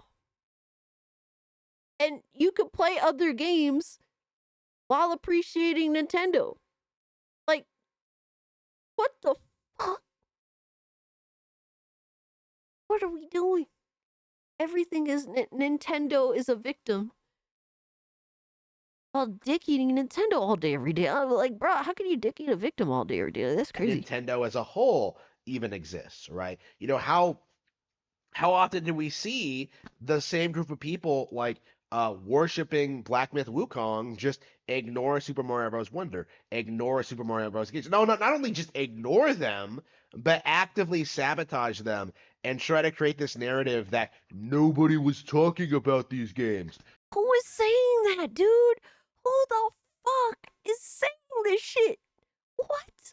When really all of them pretty outhandedly performed games like Power World or Elden Ring or Baldur's Gate 3. Like, again, Nintendo is dominating the industry right now because of how good they are. This dude, my games, dusty right? PS5. But the gamer culture refuses to acknowledge it, right? Gamer culture is doing what it's always done and is simply jumping from PlayStation developer to PlayStation developer, desperately trying to find some. This isn't a PlayStation developer. What are we doing? This is a multi-platform video game release that's made by a third-party fucking developer. What are we doing? Something that will like catch on with the mainstream, right? You know, back in the day, it was like, you know, Final Fantasy VII and Metal Gear Solid, and then those franchises fell off, and they had to latch on to like, I don't know, Ratchet and Clank, Jack and Daxter, Grand Theft Auto, and those franchises fell off, right? You know, and you know, they had to move on to Uncharted and The Last of Us and God of War, and then those franchises fell off. And meanwhile, Nintendo is not only putting out like all of their classic franchises fairly regularly, they're also innovating with brand new ones, right? And that's cool. Like, I think it's amazing that Nintendo continues to add to the space while being traditional, but also they are trying new things in ways that make sense for their platform. That's awesome. But guess what? Other games can have a conversation too. It doesn't have to all revolve around Nintendo all the time. the difference in quality between Nintendo and the rest of the industry is palpable. It is very noticeable if you like even take like a second of time to really take it. To me, seeing people like freak out over a Journey to the West adaptation is just absurd, right? To me, it's just like, what exactly does this game do that's worth my time or attention, right? To me, all the hype and enthusiasm about this game, much like it was with Stellar Blade, much like it was... Yo, 9,000! This dude is worthy of the cringe song. Play IT. Rolling on the floor laughing, rolling on the floor laughing, You got rolling cope? on the floor laughing. Copium? You are coping and You got it, Brandon. Thank you so much for the fire, brother. accept what you're seeing. Yes, you're coping and seething. The truth it is scalding, and now you are molding and coping. He is coping so and seething. He's definitely seething. Seething with hatred and rage. It is wild.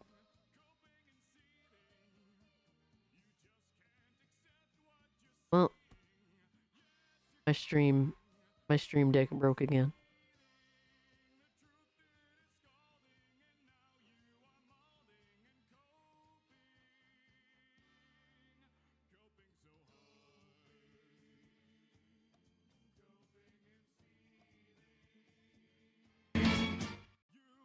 Oh, there you go. You heard it. All right. Every time I play the cope, well, not every time I play the cope song, but when I specifically play the cope song for some reason, your butt hurts. I mean, my head hurts, my ass hurts, everything hurts. Wild, bro.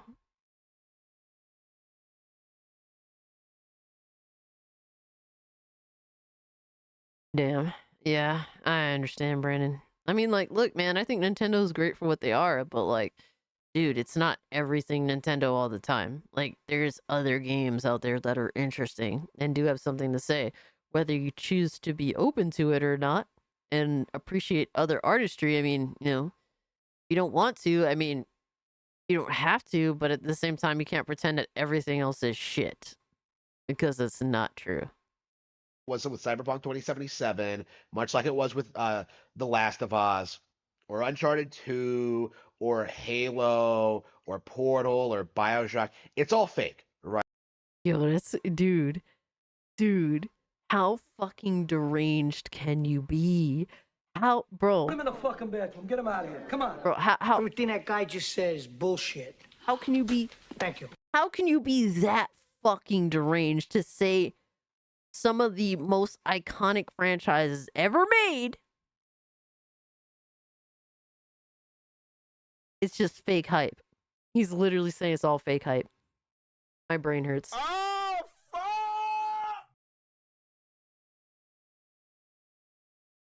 My fucking brain hurts, guys. Right? Like, there's no real, like, hardcore gaming enthusiast about this product. It's just something that people are worshiping in order to keep the discussion away from actual superior Japanese game design, right?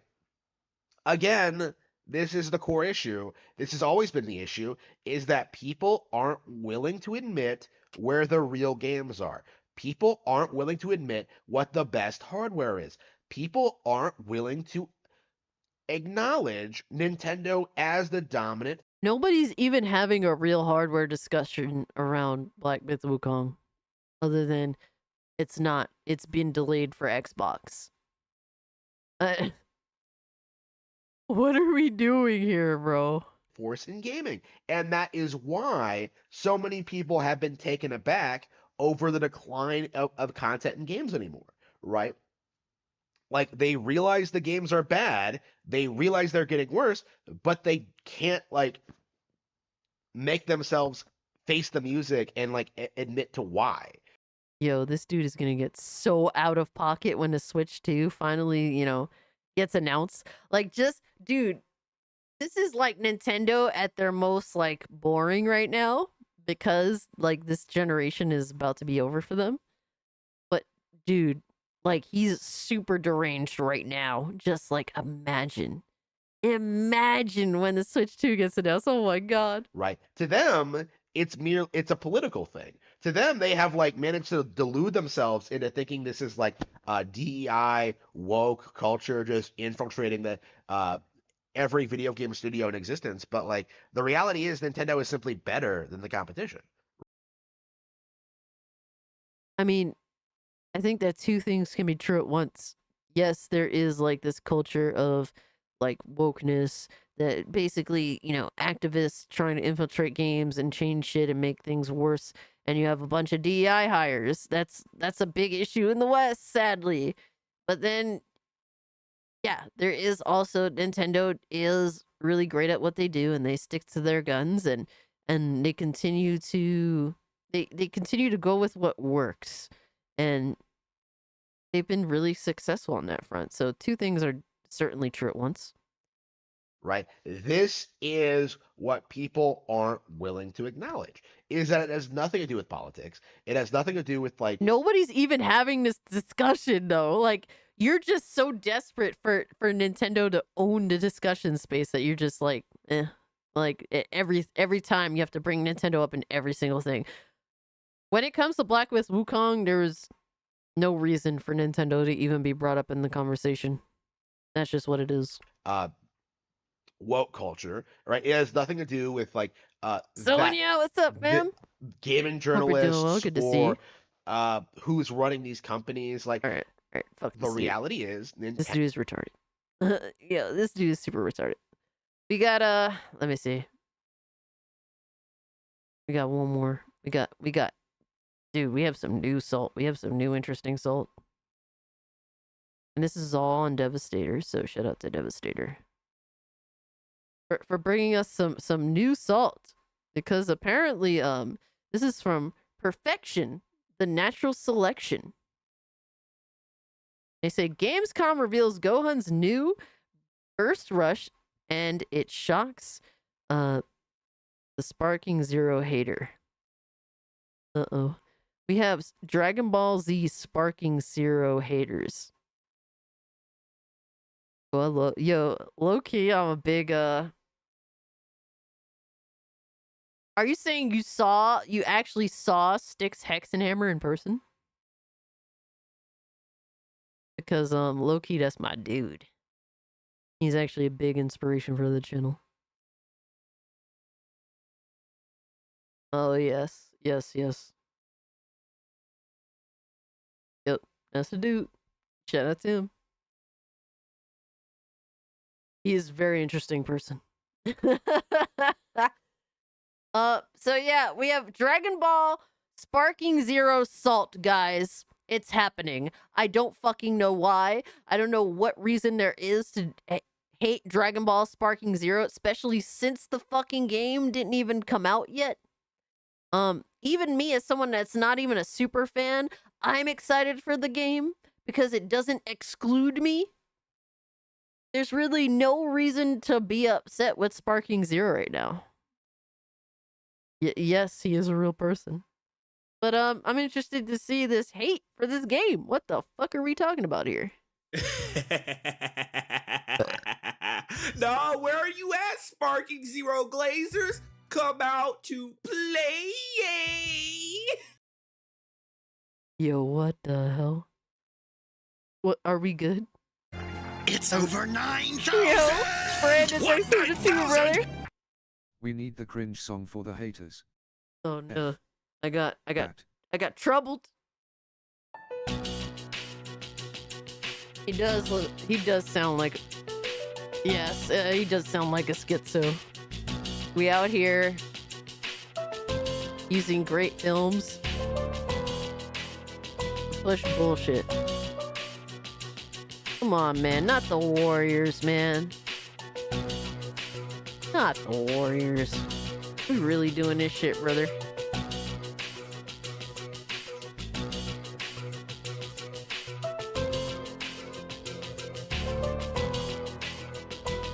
Dude, I don't understand the hate for Sparking Zero, man.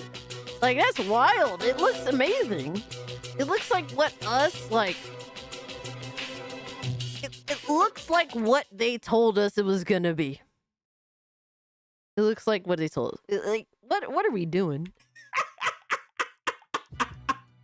Another day, another video of perfection, being right yet again about Dragon Ball Sparking Zero being utter trash. Now, after yesterday's video, people got in the comment section saying, tomorrow you're gonna find out. That's when they're gonna upload the real stuff. It's gonna be fired, and I promise you just hate. Look, man, these haters, they're never gonna actually come to a rational conclusion. They're just gonna continue to double down, even if they low-key secretly enjoy this shit. Okay, today came. What happened? What happened, pray tell? Yep, we talked a little bit about it, Did Delta. you get nothing? You got a pathetic Caulifla versus Gohan trailer, which really highlights the fact that this Dragon Ball game, It was actually gameplay, baby. That was like the highlight of Gamescom. Because, bro, they didn't waste our time. They just pulled up like, here's a battle. All right, here, have fun. quotations, this Dragon Ball game is nothing but a pathetic flight simulator. All the melee looks boring, all the combat, air quotations, combat, air quotations, melee looks boring. All it is really fly into your opponent, pursuit attack, fly into your opponent, pursuit attack, fly. Because even they know their melee looks garbage, and they're making all efforts to avoid showing it because they know how boring and dull it looks. But that's not even the worst of it, right? He's upset that Dragon Ball fights are playing out like Dragon Ball fights? What the fuck?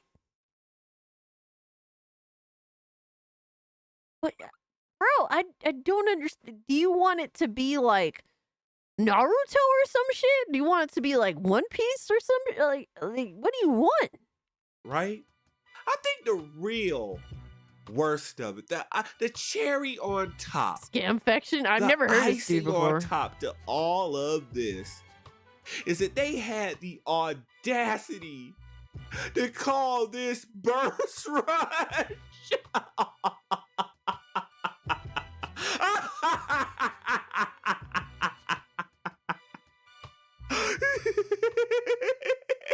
What did Perfection tell you?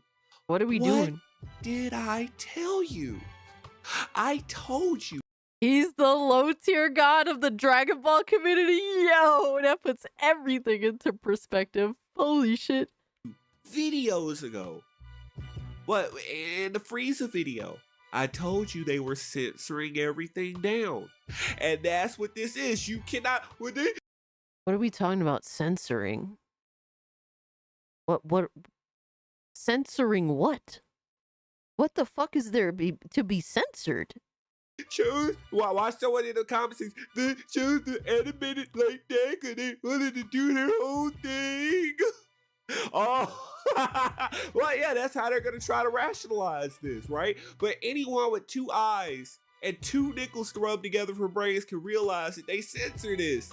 They censored this, right? So they went in, took out most of the melee of it, and then what they left was this weird, awkwardly out of sync, slow motion bull crap of him. They took all the speed, all the ferocity, all the intensity, all the inertia out of the move. He just does these really awkward, slow motion hit.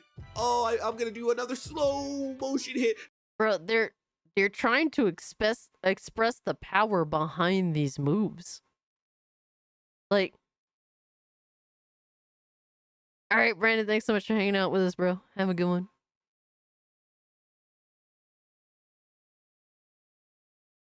Yeah, I don't understand this at all. What the fuck? I don't want to hear it. There's no Yeah, he kind of comes off You're like not a gonna fucking convince snob. anybody of this being Burst Rush.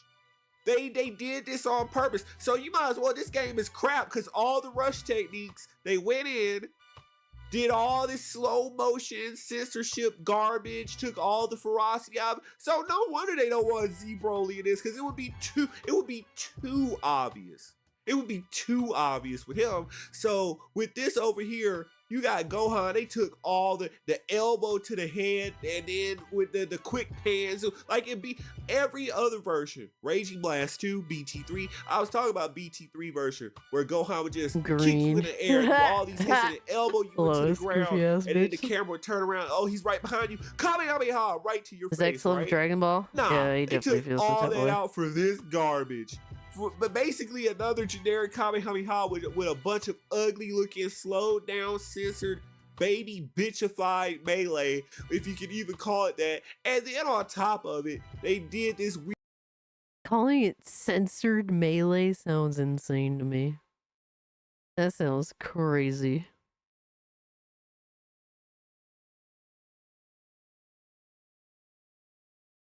Dragon Ball Z Kakarot did the same thing. Dragon Ball Z Kakarot, guys, I tried to forget that, I'm not gonna lie. Weird censorship of like impact frames to show no Yo, one Pandora's actually just like, being I'm hit. done. Did you notice that little bit Pandora too? says it's too late for this shit. You still want to buy. Anybody who wants to buy that after this is just completely brain dead. You are completely brain dead from the neck up. You have no brain. You are a Sparking Zero brain. Does he think he has brain in his neck or something? What the hell? Yeah, this is like wild. Like, what the fuck? Like, does he not like stylish combat? I'm genuinely like confused. Lit. A Sparking Zero brain cell. You have no brain cell. You have no brain cells. Period. You are the garbage of the Dragon Ball community if you even think about supporting this game after God this. damn, son. Period, point blank. This is pathetic. Is he one of those that says this, like, you are garbage for supporting this game, but then he'll turn around and buy the game so they can make more content about it? Is he one of those? This is pathetic. And then say that, oh, someone bought it for him? That'll be the one thing he'll definitely say if he does get it. Oh, someone bought it for me. You know, someone bought me Concord too, and guess what? I said, fuck no, brother. Pathetic. This is pathetic. That's all I can think to say after watching it. This clip encapsulates everything wrong with Sparking Zero. Literally a worse version. It doesn't get better, it gets worse. This is what this game is. It feigns itself as being the better version of BT3, but every attempt, it fails. Like the hidden. Have they outright said, like, dude, they're just trying to recreate the Budokai Tenkaichi franchise, but make it, up to date with Super and all that shit. Like, I don't understand how, like, dude, and look, man, is Sparking Zero going to be perfect? I highly doubt it will be, because nothing is perfect. Like, nothing is perfect. But to be this fucking upset, meanwhile, we haven't had Budokai Tenkaichi come back since the PS2 era. Bro, imagine being upset about this. Like, I could understand if it's just completely devoid and completely different from everything in the past. But, like, dude, like, what the fuck are we doing here?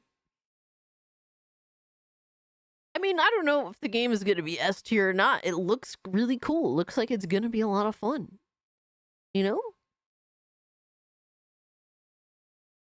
He's not ethering nothing with that ether nos beat in the background. Facts, bro.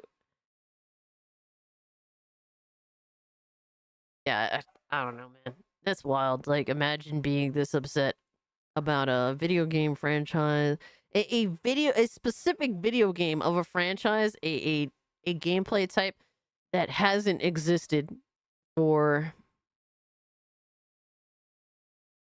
a long time. Like I guess you could consider Raging Blast 1 and 2 because that kind of followed a similar formula of the Tenkaichi franchise. So like it's been, fucking been well over 10 years. We're looking at fucking closer to 15 years at this point. It's been a long goddamn time. And we're upset. That's crazy, bro. This is pathetic. This is pathetic. This is pathetic. This game is pathetic. He's just repeating himself over and over and over again. Oh my god. Zero brainless that put your hope into the day they're gonna show something. You got nothing. How's that hope holding up? There's no hope. There's just hype at this point. I'm just hyped to get the game. And there'll probably be a couple things I may not like. It happens. But it's exciting to see. I'm fucking excited. I'm excited to see that this type of gameplay style is making a return. Because I'm not a competitive fighting game player. That's not for me. So fighters is not for me. I don't really like modern Dragon... I don't really like the way that Dragon Ball Z tries to be a modern RPG now. It to me, it's very spongy and not very fun. And ends up being like spamming, fucking beams. And it's very obnoxious. I'm not a fan at all. To me, I still think that I really genuinely 100% believe that Game Boy Advance games were better than the RPG games that they've released. And I don't think Kakarot is complete garbage. I'm on it. I think that Xenoverse is really cool, but ultimately I'm not like a Xenoverse stan. I think it's cool. I played through Xenoverse 1 and 2. I liked them for what they were, but they were still spongy as fuck. This is the gameplay style I prefer.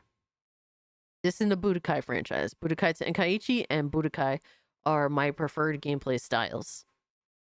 So I'm excited, Couldn't get into Xenoverse. I love Dragon Ball Fighters, and that's cool, Chiefin. That's definitely cool, man. I couldn't get into Fighters, but I bought it and supported, and I played it for a little while. But Xenoverse I got into. I played through both stories, and I made like female fucking Saiyans, and I had fun for what it was. But it's one of those, once I beat the campaign, I'm like, I'm kind of done here, I played a little bit with my friends, and that was cool. So, yo, Hypno, welcome back, good sir. Hope you're doing good. Hope you had a good stream. Yo, Lurch Troll, what's good with you, fam? I don't understand this insane, irrational hate for this game. It held up worse than Trunks' hope when his entire universe got erased.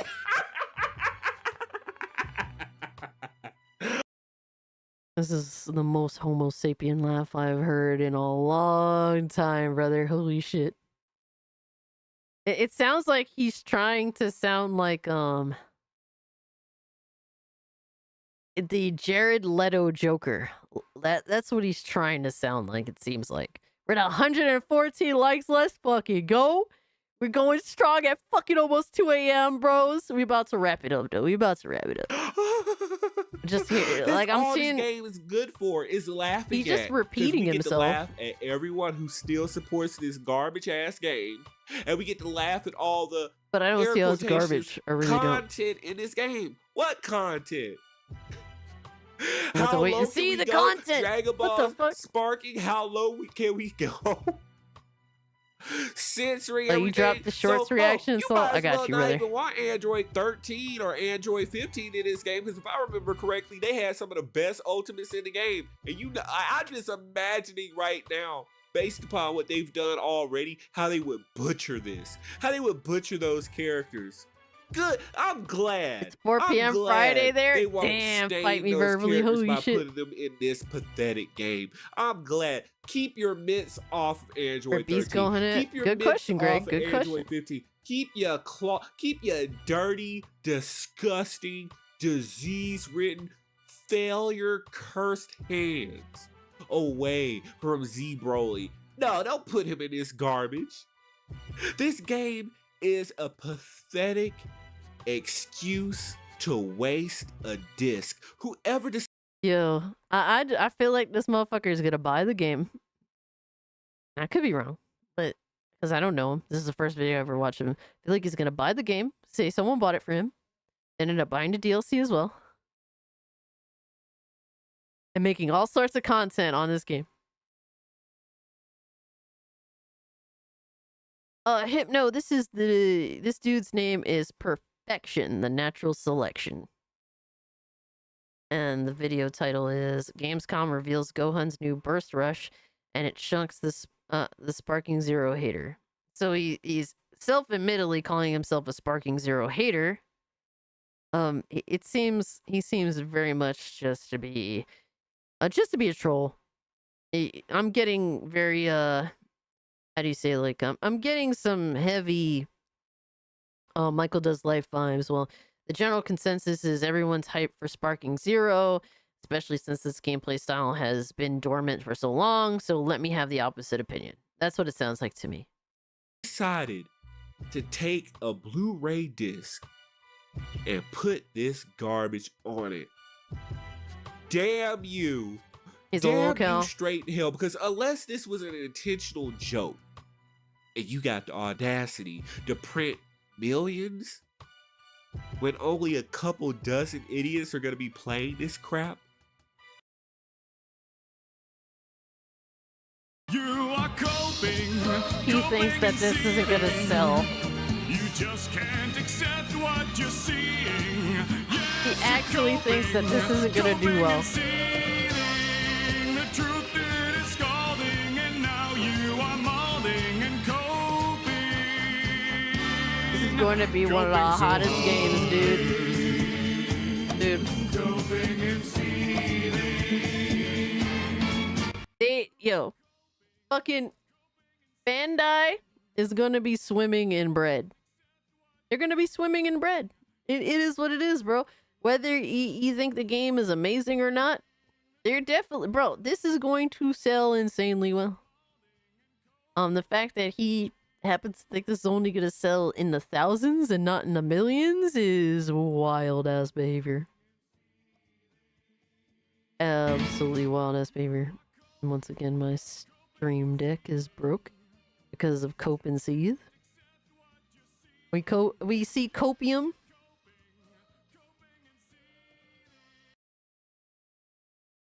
And it breaks the stream deck. But yeah, this dude's a fucking retard, not for nothing. I don't know, like life is hard. Nigga, like life just tough. I feel you, bro. I feel you. Like, hey, bro. All right, so this is Long Beach Griffey. How society acts when men cry. Oh yeah, this is a wild one. Yeah, I can already tell. Are you crying? I mean, bro, life is like really. What are you? Ass, like, Gay? hey, Oh everybody! no. This nigga crying. He expressing how he feel in a healthy and proper way. Hey, boo this nigga. Boo this crybaby ass nigga. Boo!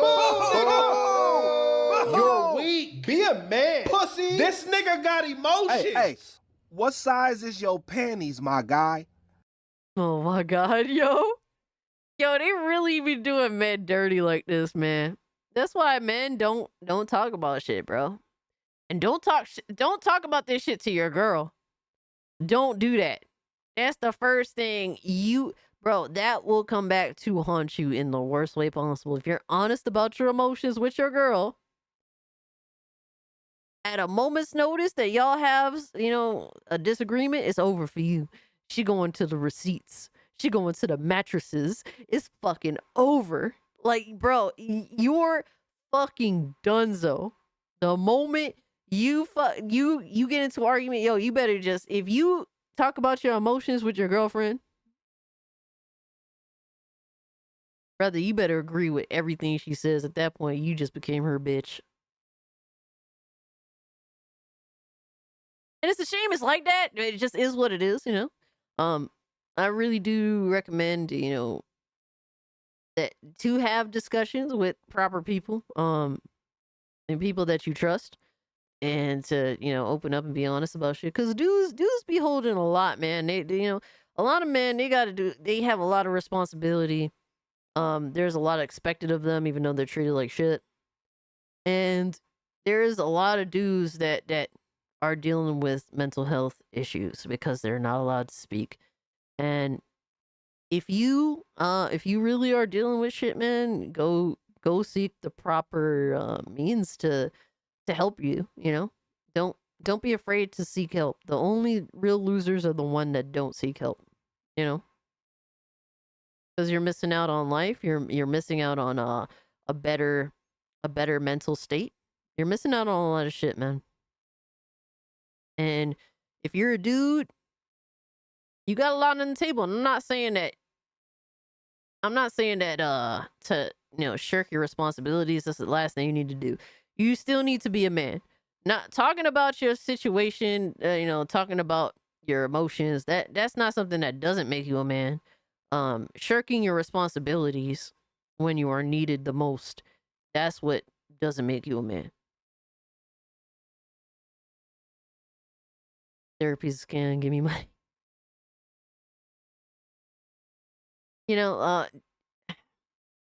Look, the reality is the way that society conducts itself when it comes to men and their emotions. Look, whatever it is, it don't work. Look at the rate of self-deletion. It's high among men, man. Whatever we got going right now, there's something wrong. Men are lonelier than ever. Men have less to strive for than ever before. Men feel completely disconnected. There's something wrong. I don't know necessarily what the answer is, but to continue doing what motherfuckers is doing, knowing that shit do not work, knowing that society is fucked up, it's stupid. It's stupid. We need to make some sort of changes. Crying for a man is fine, but if you uncontrollably sobbing for anything other than death in a family pet, then you need to remove yourself from that bitch attitude. Yeah, I mean, it's if you are a man that's valued, there's a lot of people that look up to you, and you definitely have to conduct yourself in a way that you can be looked up to.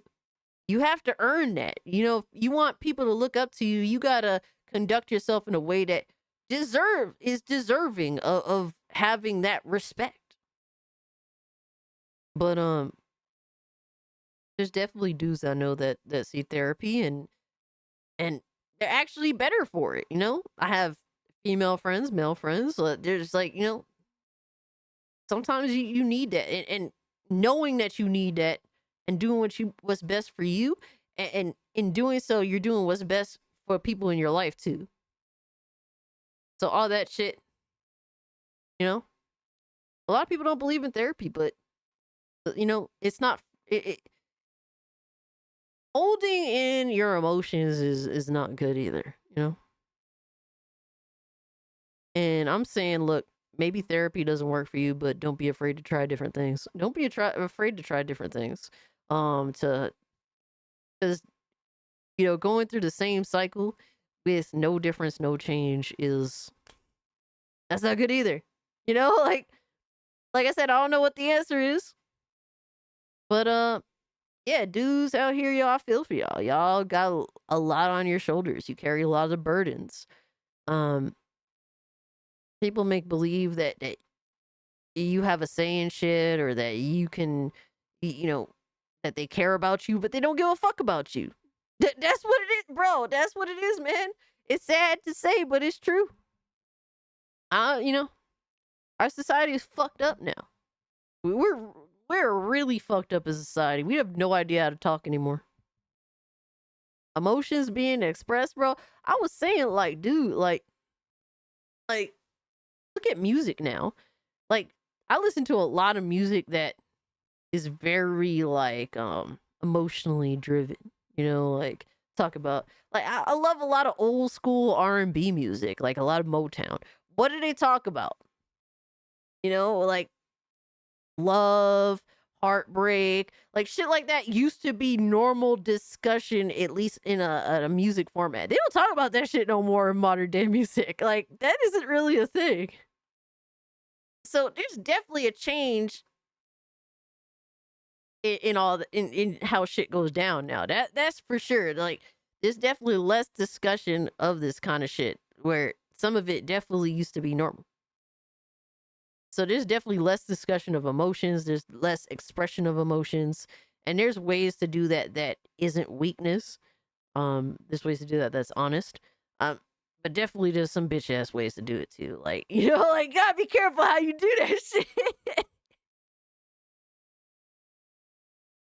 Damn, Hypnotic said I saw a dead body on my doorstep when I was a kid growing up in the ghetto. Didn't cry at all. I saw a dead cat, ran over in the street as an adult and shed a tear. Shit's rough, man. Yeah. Now, I can't really, like, for me, I love watching, like, death and gore in video games. Like, that shit, I love that shit. In real life, I'm a little bitch, you know? Once I know it's real, it's a whole other depth to it, you know? Andrew Tate seems to have all the answers. Just get buff and slay hoes. Yo, I will say, be careful. That motherfucker, a little, you know, some of the shit about him, I don't know. He does have some points here and there, but then other times it's like, okay, are you good, brother? But I will say, be active. Get things done. Fucking don't be afraid to take on responsibility, because that's what makes you a man. That's what's gonna build character. That's what's gonna build self-respect. That's what's important. Don't be afraid to take on responsibility. That's your job. That's look, and this is a tomboy saying this shit, all right? Like, dude, like, men gotta be men. But y'all have to accept the responsibility. Y'all have to take on the responsibility. Y'all have to earn what you deserve. You do. That's what's part of being a man. Triple X bitch assness. You need a tampon to put in your coochie. Shit. What else do bitches go through? Oh my god, yo, that's crazy, dog. You on your period because you a bitch for crying. I'm a bitch you's a because bitch for I'm crying. hurting, my nigga. For real. Yes. Oh, Men don't cry unless it's never, because somehow that is a homosexual trait that men conditioned other men to believe, because I don't know why this world is so fucking weird. Hey, excuse me, Miss Lady. Miss Lady, would you date a man that expresses... Yo, he said not in front of the hoes, yo. In front of the hoes, come on, bro. Basic human emotion? No. Most women say that they do, but if we ever saw our men cry, we would leave. Because we like our men emotionally paralyzed. Yo, son, that's crazy, dog. Holy shit, emotionally paralyzed. Not in front of the hoes, bro. We need to cater to our own emotions, not a man's emotions, unless it involves us. Men just need to be handsome. They need to be strong. They need to make a lot of money. Yo. And they need to cheat on us. No, they need to cheat on us. This is insane, bro. Oh my god. Yo. I'm a woman, not a therapist or a lesbian. So no, yo. Get it? Yo, that's crazy. Because she just called you a bitch. Cry baby ass nigga. Just be a man. Just hold it in. Hold in what you going through. Be strong. Strong means not crying, bitch. And don't go to therapy for help, because therapy means you're crazy. Yo. That shit, yeah. It's rough, man. It's a rough balance. Life is fucked up, bro. Life is fucked up and life ain't easy. So stop listening to these motherfuckers that are out here like, I'm trying to make your life easy. No, that does not build character. That does not make you a better person. Don't go full Smith. Absolutely. You need to build yourself up to be prepared for a difficult life, because you never know what issues are going to be coming your way. That's what it is, man. It is fucked up, you know, but you got to do what's right by you. First and foremost, especially, you know, I will say, especially if you got people in your life you got to take care of, you know. You can't be compromised, you know, in like genuinely like compromised, especially when you got people that are looking to you to carry, you know. Gotta carry the rock, man. Pepper your Angus. Oh man, but guys, this has been a fucking insane stream, as per usual. Thank you all for hanging out with me tonight. It was awesome. Thank you guys. Had a lot of fun as always. You guys make it fun, so thank you. Beyond fucking bro, I'm always shocked. I'm always shocked, and I'm always like, just, bro, all I could say is thank you. Sensor 2, appreciate you. Russell, appreciate you. Philip, Xavierus, Lurch Troll, Sullen Knight, Methcast guy, appreciate you. Fight Me Verbally, man, thank you so much. Moody, if you guys are channel members, join the Discord. Link is in the channel membership tab. Definitely got a couple of channel members tonight, so don't be afraid to join in. There's definitely plenty of channel members that still have yet to actually become channel members. I mean, still have yet to become Discord members, I should say. Hey, good night. Thanks so much, man. Fuck Norris, appreciate you. Yeah, shit. We'll see what else I got going on, you know? But expect more on the way as always. Thank you guys so much for the channel memberships. I think I got a few gifted memberships. Thank you so much. Thank you for all the super chats. You guys are far too kind. Totally don't have to, but you guys are so amazing. So thank you so much. Hypnotic and Cassie want to play Concord? Fuck no, brother. We have so much better things to do with our time. I actually have to go sign up for the gym tomorrow. I have to do something that sounds genuinely depressing. Also got to get my car washed, got to run some errands, got to get my watch fixed because it's too fucking big. So yeah, I know, right? Brave. No, depressing. Absolutely 100% depressing. So I'm gonna have a really busy tomorrow. At least he didn't request dust. Oh my god. I'm so glad I did not get that gifted. Holy fuck. No, the gym is bad. The gym is bad. Ugh, you're disgusting. But we gotta do what we gotta do. Alright, that's my last parting gift with you guys. Alright, be safe. Have an amazing weekend.